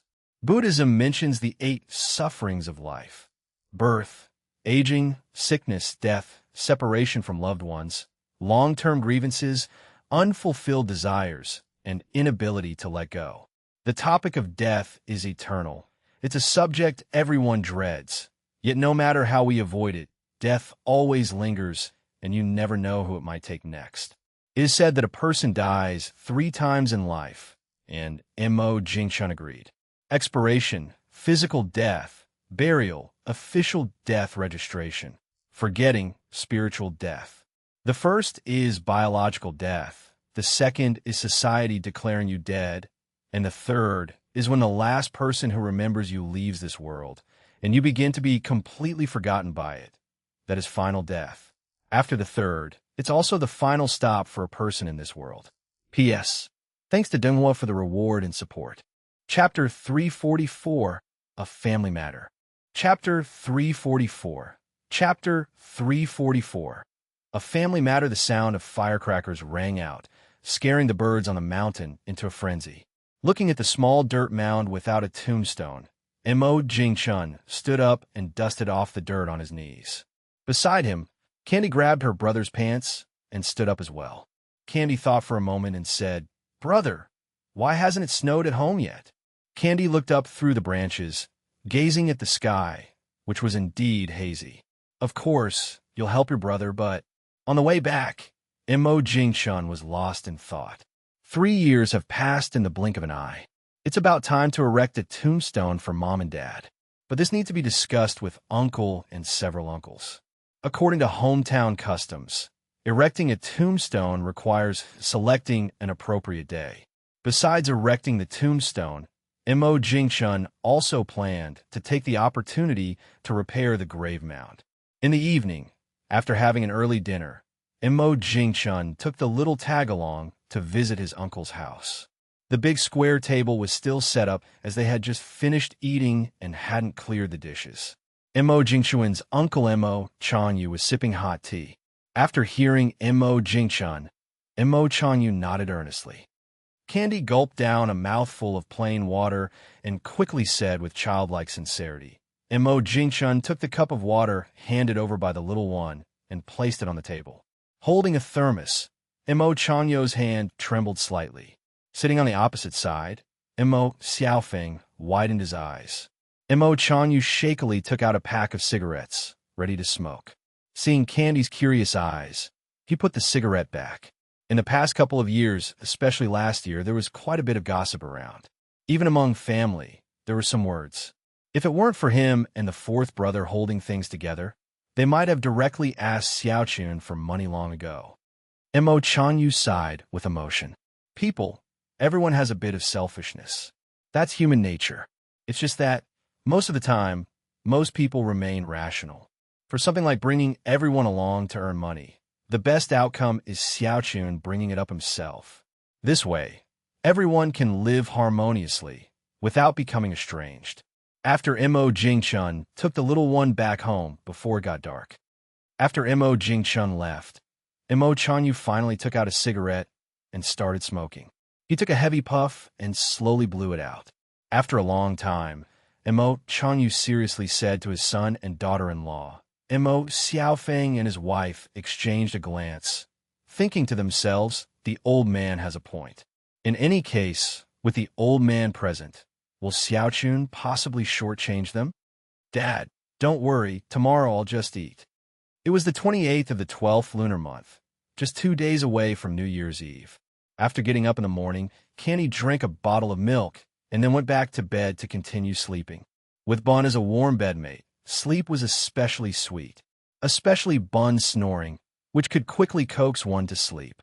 In the kitchen, wearing an apron, Mo Jingchun was busy preparing lunch. Around 9, the eldest and second sisters-in-law came over, chatting and laughing. Planning on having lunch, Mo Jingchun didn't expect that around 10, Uncle and the others arrived. Mo Jingchun wiped the water off his hands, smiled at his eldest sister-in-law, and said, they might have done it on purpose, but today no one brought children along. Mo Jingchun patted the bedding and opened the curtains. Upon hearing the owner's voice, Bun jumped off the bed willingly. If not, what awaited it was a grab by the scruff. Sitting up, Candy groggily rubbed her eyes. Oh, Candy let her brother dress her, teasing Bun from time to time. At the dining table, Candy already had her fill, so at Mo Jingchun's suggestion, Fian took her to play with a scooter in the yard. After 3 rounds of drinks, everyone gradually began to open up. A few brothers nearby were displeased upon hearing this. Mo Chanyu took a sip of his wine. Chuckling, even without drinking, Mo Jingchun felt a bit helpless. He knew everyone wanted to contribute. Montak Yingchun nodded. After another round of drinks, Mo Jingchun felt the time was ripe. So he said, of course they knew. Everyone was this enthusiastic only because of this. However, even if Mo Jingchun didn't bring it up, solely for the tombstone, they would have come anyway. P.S. Thank you to Penguin's brother and me, Sue, and Stranger for their rewards and support. Tisa. Nung. Wa. Chapter 345. A Smart Choice. Chapter 345. Chapter 345. A smart choice. Nowadays, people still place great importance on Xiaochun's reputation. No matter where you are, having money earns you respect and recognition from others. In the past 2 years, for any big family matters, they've always consulted Xiaochun for his opinion. Even though Xiaochun is only 22 this year and hasn't married or started a family yet, Mo Jingchun put down his chopsticks and, after a moment of contemplation, spoke under everyone's expectant gaze. Mo Jingchun had thought it through very thoroughly about assigning someone to assist. Besides assisting in starting a company, it's also to prevent someone from trying to fool him for that money. And just being a bit smart, if they can secure some small orders from Candy Technology, that would be enough to keep a small company very busy. After the meal, a few of the sisters-in-law helped wash the dishes and utensils. Everyone left with their own thoughts. On the way out, everyone remained silent. 2 million, it's not just 20,000. But Xiaochun has made it clear, this money is for starting a company. If you just pocket it without doing anything with it, even if Xiaochun doesn't say anything, it's easy to guess. In the future, Xiaochun will definitely be less inclined to keep in touch. In the courtyard, Fian clicked her tongue in wonder after hearing all this. If every family starts a company, that's 10 million. And the boss gave several uncles and aunts some bonuses. What about the closer aunt and 2 uncles' families? That's a few more million. But the boss doesn't even bat an eye. Fian paused for a moment. For ordinary people, 2 million isn't a small amount, and even fewer families can take out 2 million in cash. But for Candy, it doesn't seem like much at all. The black gold card of Candy must have at least 10 million, maybe even more. Goodness, that's just Candy's pocket money. Fian looked at Candy, who was innocently curious, and said with a bit of helplessness, a lot. Hearing this, Candy's face was full of shock. Oh. Fian looked up, and indeed, it was snowing, though the snowflakes were quite tiny. Mo Changyu smoked a cigarette, looking at his son without speaking. Sigh. With a father as smart as I am, how did I end up with such a dumb son? The 25-year-old Mo Yunpeng, who graduated 2 years ago from university, still hasn't dated anyone. According to Mo Yunpeng, he's not even 30 yet, so what's the rush? But while the son isn't in a hurry, the father and mother are anxious. To put it awkwardly, it's their duty. If their son ends up a bachelor, maybe they wouldn't have the face to meet the ancestors after they die. His son was contradicting him, making Mo Xiaofeng immediately displeased. You rascal. And Dad, have you thought about it? The more Mo Yunpeng talked, the more gratified Mo Changyu felt. Good, the grandson isn't bad. In the afternoon, the originally scattered light snow became heavier, and within just 2 hours, the ground was covered in a thick layer of white. Mo Jingchun also started a fire in the furnace for warmth. Compared to an air conditioner, this was more comforting. Fian and others gathered around, and at Mo Jingchun's suggestion, they started some traditional New Year's games. With Fian looking after Candy, Mo Jingchun wasn't worried about Candy getting burned by the fire bucket. Besides, Candy was smart and knew not to touch the fire bucket. This was a painful lesson learned from Bun. Nothing could be done. Bun was so careless and wanted to touch everything. Outside, Mo Jingchun looked into the vast white sky. He took out his phone. Mo Jingchun made several phone calls in succession, and after the last call, he finally breathed a sigh of relief. Watching the falling snowflakes, Mo Jingchun smiled with content. Mom and Dad, if you were aware, seeing me do this would surely make you very happy. Just hoping that my good intentions don't turn into bad things in the end. Okay. Chapter 346. Brother, is it morning yet? Chapter 346. Chapter 346. Brother, is it morning yet? In the evening, the little one got to eat the roasted sweet potatoes as he wished. Thanks to the little one, Mo Jingchun and Fian and the others got to enjoy delicious sweet potato noodle soup in the evening. Hawkeye's words made Candy's eyes light up. If it's sweet potato noodle soup again tomorrow morning, then maybe getting up a bit earlier isn't such a bad idea. At most, eat until I'm full and then go back upstairs to sleep. As a little foodie, how can I miss out on delicious food just because of sleeping? Mo Jing-chun finished the soup in his bowl and gave Hawkeye a sideways glance. What happens if you eat too many sweet potatoes? On the 29th day of the 12th lunar month, only one day left until New Year's Eve. On this day, Mo Jing-chun and Guogua didn't go anywhere. Instead, Hawkeye and the others were very proactive, getting up in the morning and starting to shovel the snow, clearing the asphalt road covered with snow. The snow in the yard was also piled together, almost as tall as a person. But it seemed that the heavy snow showed no signs of stopping. An hour later, another layer of snow had accumulated on the ground. With nothing much to do, Fian and the others enjoyed shoveling the snow. In the yard, they had even built a snowman taller than a person, wearing a down jacket and a hat. Candy rubbed her eyes in disbelief as she stepped out the door. Wow, that's a huge snowman. Actually, at that moment, Candy internally resisted. Candy thought, well, she'd already rubbed her eyes clean just now. With this much snow? Anyway, she couldn't go out today. Near the fire pit, Bun lay on the ground, not moving, thoroughly enjoying himself. Ugh! Hoo-hoo-hoo, frustrated, Candy blew her bangs, making them bounce. Mo Jing-chun just looked but said nothing. During this time, whether working people or students, everyone was on holiday. The chances of encountering teammates who would drag you down naturally increased, especially some naughty elementary school kids who like to be annoying. An hour later, Candy was gnashing her teeth in anger. Looking at the angry little one, Mo Jing-chun joked with a smile.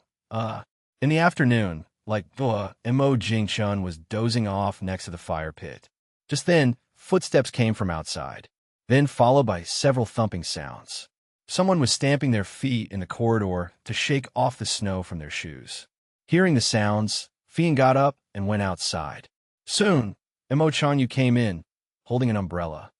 In the past, Mo Chanyu didn't need to make this trip.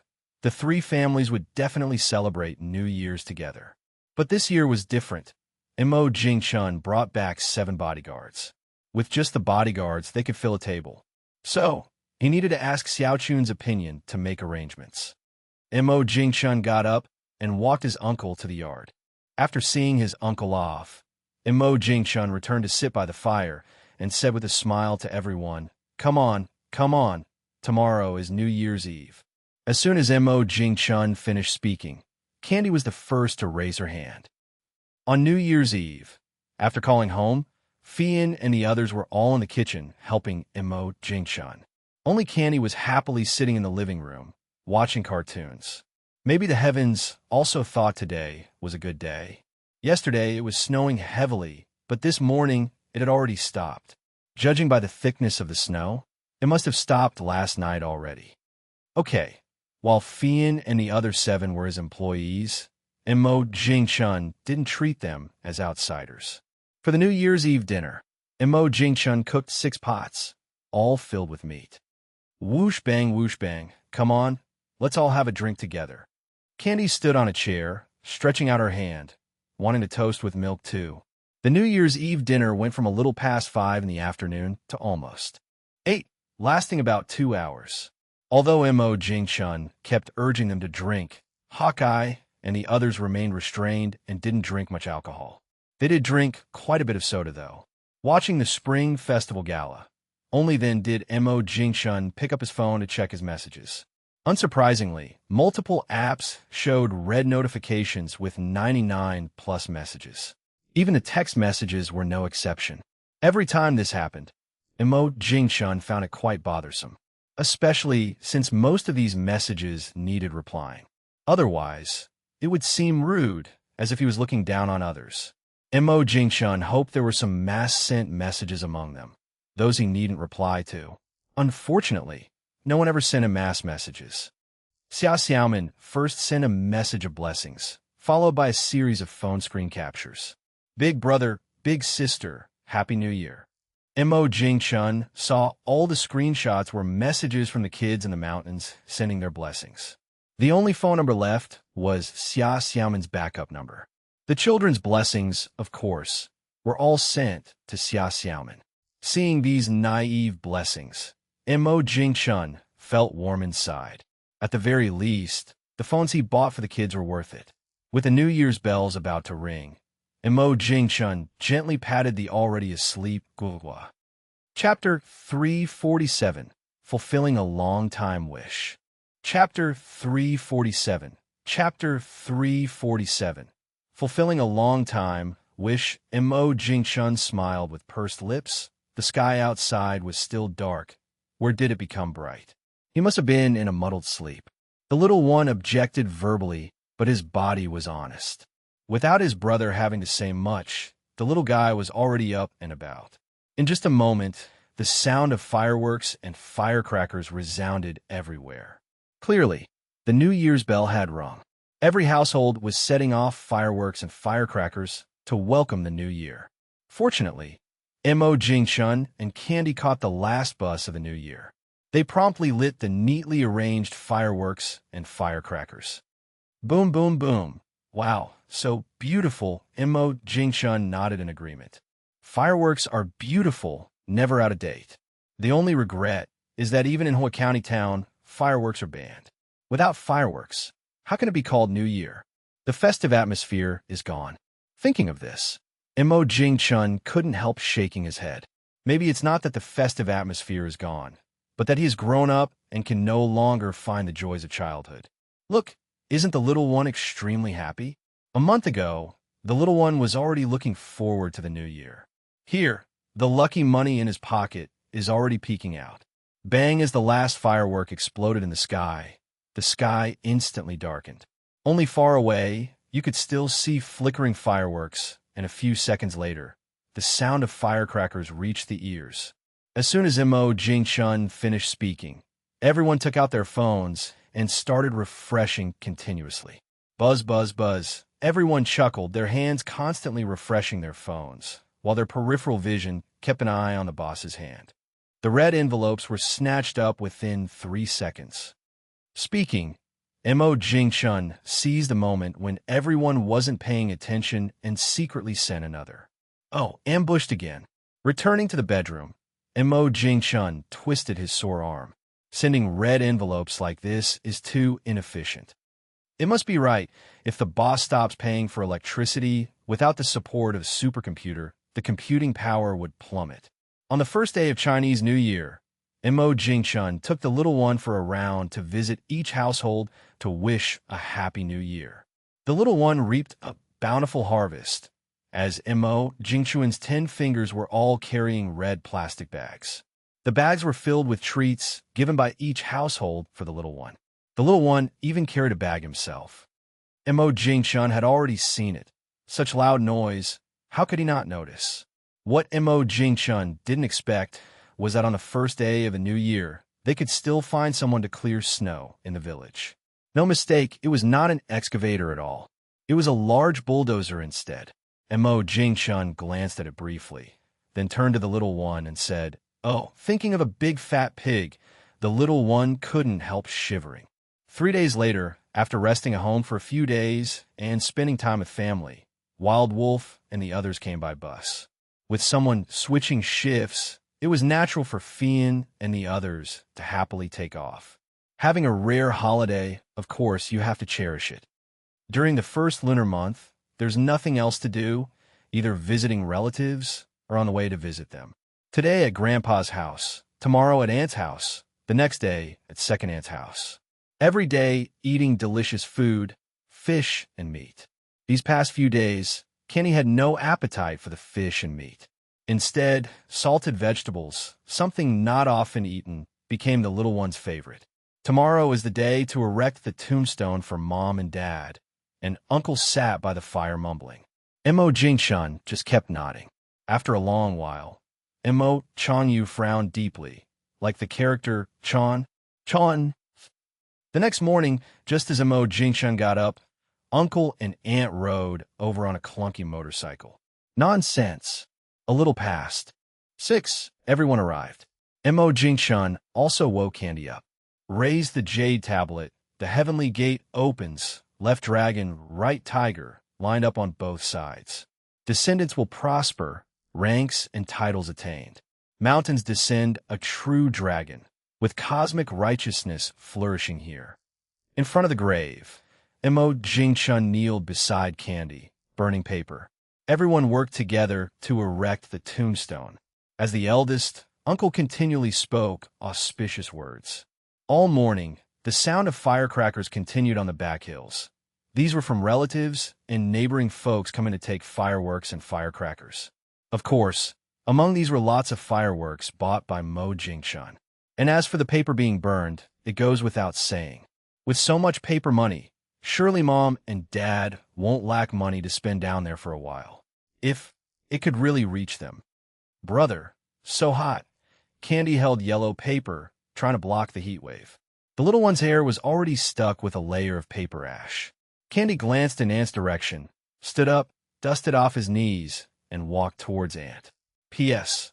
Thanks to Mies Sue, Strangeness, and Cat Who Likes Mice YML for the rewards and support. Chapter 348. What's the Rush? Chapter 348. Chapter 348. What's the rush? Mo Jingshun knew there would definitely be quite a few people today, but never expected there to be so many. He had no idea how those distant relatives found out he was setting up a tombstone for his parents today. Some he knew, some he didn't, but they all came. The most outrageous was a distant cousin he had never heard of, who had married to another province, and she even came.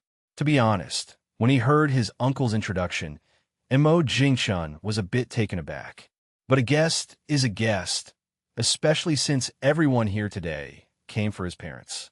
As their son, at the very least, he had to provide a meal at noon. Setting up a tombstone for his parents and going to a restaurant in town for a meal didn't seem quite right. Luckily, there were many people. Mo Jingshun asked his fourth uncle to go into town to buy some groceries and come back. Professional matters need to be handled by professionals.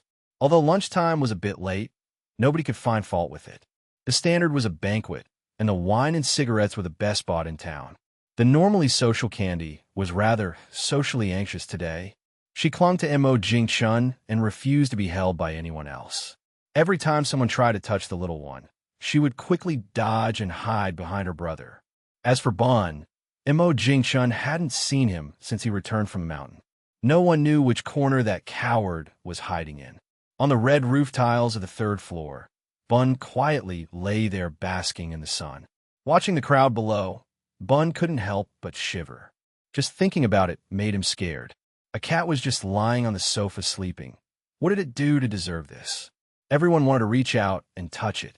And worse, there were even little brats who coveted its body. If it couldn't win, couldn't it at least hide? For a moment, Bun missed the tech park a bit. Such a big tech park, it could wander casually. No one ever bothered it. Except for one dog, a real dog. On the rooftop, Bun's ears perked up, and just as he was about to jump to the balcony, seemingly remembering something, Bun closed his eyes again and continued to sleep. Mo Jingshun, carrying his sister, directly went over to the table where his aunt and the others were sitting. All the other tables were drinking. Going over would only be a bother, even if others might not think so. Xiaochun, what's wrong with Candy today? Candy pouted aggrievedly, and always doted on Guogwa the most. Mo Jingshun picked a couple of fried meat pieces for his sister, and said somewhat helplessly, Mo Jingshun did not directly say it was because there were so many people today, and many wanted to tease Candy, trying to get close. If this got out, Mo Jingshun believed it wouldn't take long for the whole vicinity to know about it. By then, no one would be happy, so why bother? Hearing that she could return to her home in the county town tomorrow, Candy's eyes lit up, and she suddenly found the food in her bowl even more delicious. Humph! Back in the county, it was her territory. Let's see who dares to bully Guogwa there. If anyone dared to bully Guogwa, she'd cry and show them, and let her brother beat them up. It wasn't until after 3 in the afternoon that the relatives who had come from afar began to leave. Only his aunt, uncle, and granduncle stayed behind, as if by tacit agreement. The reason? Mo Jingchun knew without asking. His aunt had asked him at lunch when he would be leaving. Once she knew he was going back to the city the next day, there were naturally things to finalize. Meow. Holding his sister, Mo Jingchun heard the sound of a cat and looked down to see where Bun had come out from. Mo Jingchun put her down helplessly. Bun was so fat, missing one meal wouldn't kill him. Better to think of it as a diet, but when the little ancestor speaks, what else can he say? On the upper floor, Mo Jingchun sighed, saying they weren't in a rush, but they were shaking while holding their teacups. In the second-floor living room, Candy was scooping cat food, and when she saw her brother coming up, she asked curiously, "Brother, why did you come up too?" Before the little one could ask more, Mo Jingchun had already walked into the bedroom. In the living room, Candy, holding a bowl, scratched her head. "Is brother still doing homework? Meow, meow, meow. Guo just got a little distracted. Humph." Bun was a bit confused. How did it suddenly become its problem? Where exactly did it go wrong? Mo Changyu paused for a moment, then nodded, understanding Xiaochun's meaning. After all, he had told Xiaochun yesterday that the family was planning to start a business. With Xiaochun's memory, how could he have forgotten what was said yesterday? Clearly, Mo Jingchun was pretending not to know, just to get him to take the lead. Otherwise, everyone would be humble, and it would waste time, not to mention he might need to provide dinner. Haha. Oldest, look at what you're saying. You're the oldest. If you don't speak first, who would dare to? Everyone nodded in agreement. Mo Changyu chuckled softly, as everyone wasn't here just because they wanted Xiaochun to lead them to prosperity, while acting so hypocritical. Mo Jingchun quickly glanced around. When his uncle mentioned starting a business, some looked serious, some sneered, and some didn't care. "Uncle, are you sure?" Next, the crowd simply surrounded Mo Jingchun without any of the previous restraint. However, Mo Jingchun's uncle and aunt relaxedly sat there basking in the sun, not worried at all. Their precious daughter had said, sometimes not fighting for something results in getting more. Besides, their daughter wasn't doing badly. She had worked in the CEO's office before even graduating. Once she graduated, at the very least, she could have an office job in the CEO's office. P.S. Thanks to the support of Mishu, 陌生了喜欢耗子的猫 YML NYU 顽童.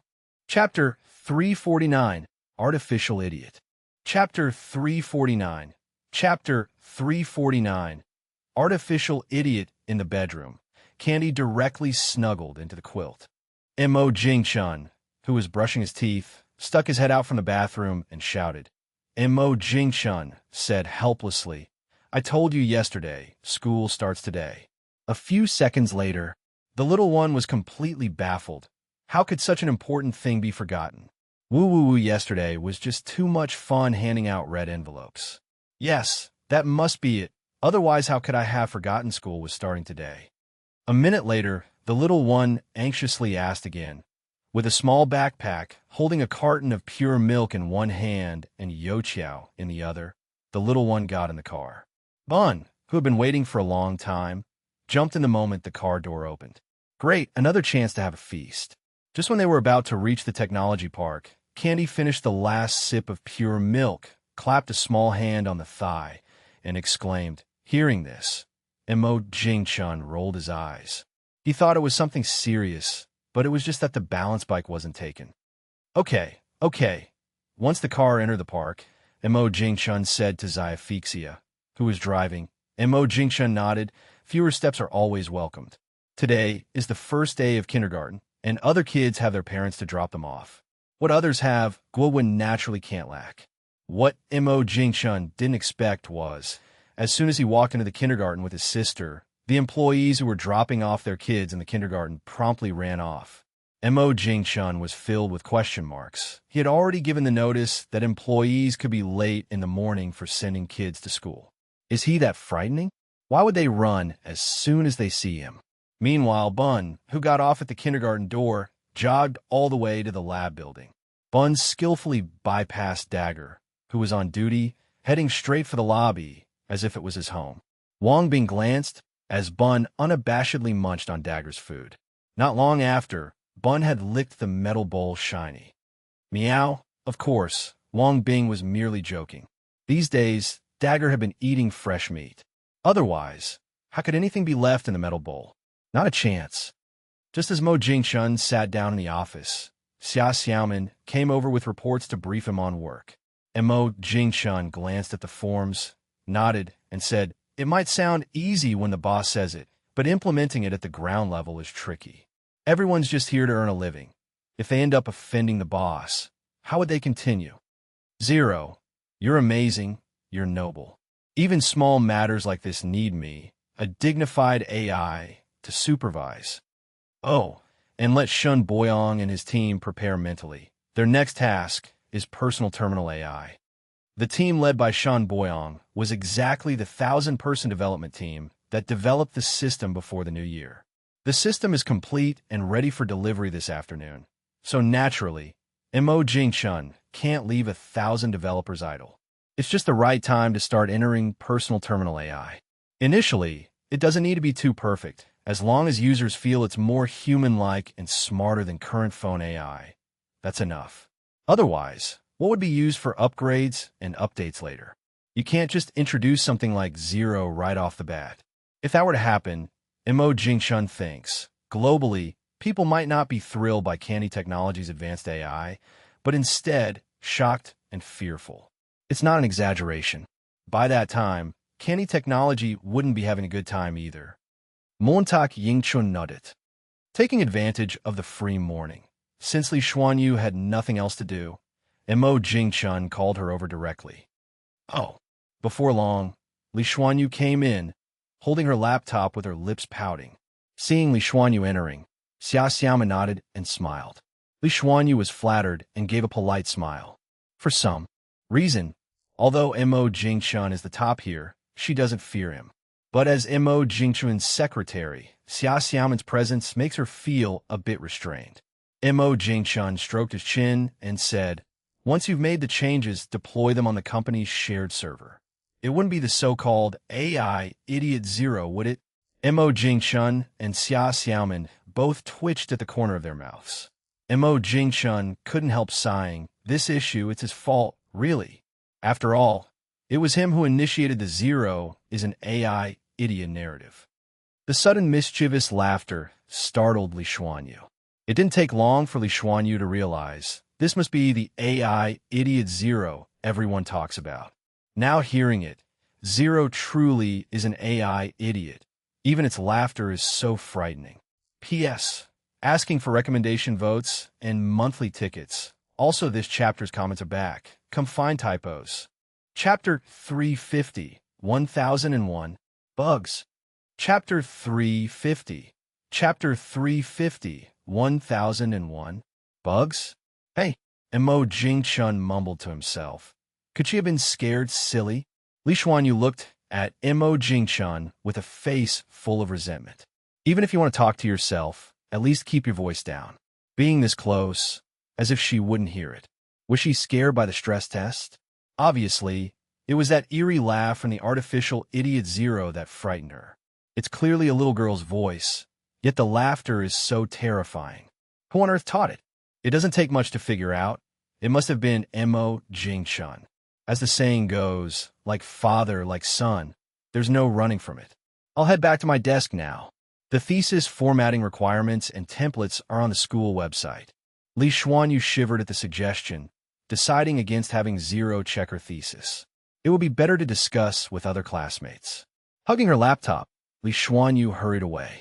As he watched the flustered Li Xuanyu leave, Mo Jingchun glanced at the hidden camera on the wall. Zero's voice reverberated through the office again. Novels.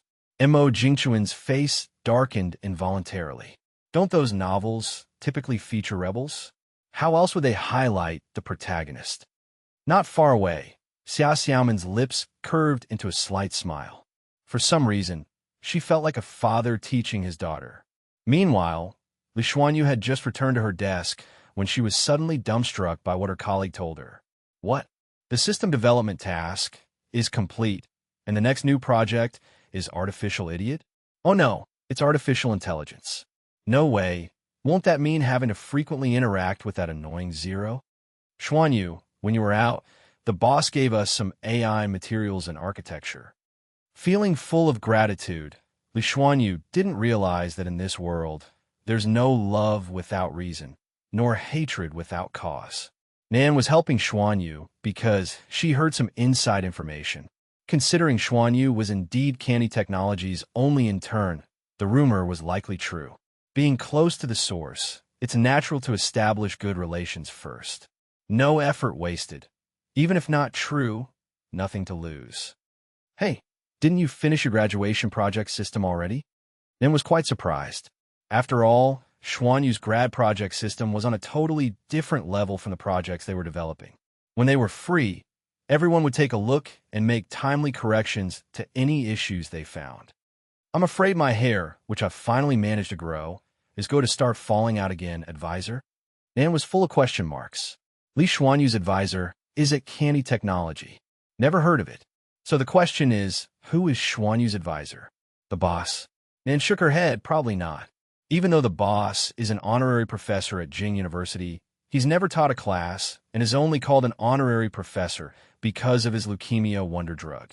If you were to mentor students, it would be in medical school.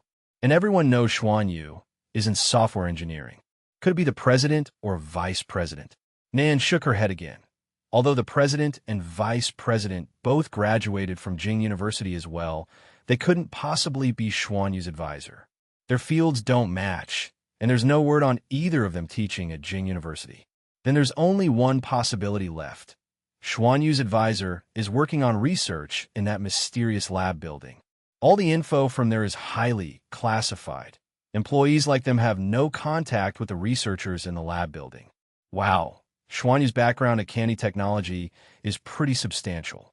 Xuanyu kept modifying until noon, finally fixing all the code as per Mo Jingchuan's instructions. Sitting in the same position for over an hour, Xuanyu felt her neck was about to break and her back was sore. After standing up to stretch, she felt a bit rejuvenated with a few sips of bubble tea Nan ordered. Phew! Xuanyu shrugged her shoulders and began deploying the system. Perfect, she thought.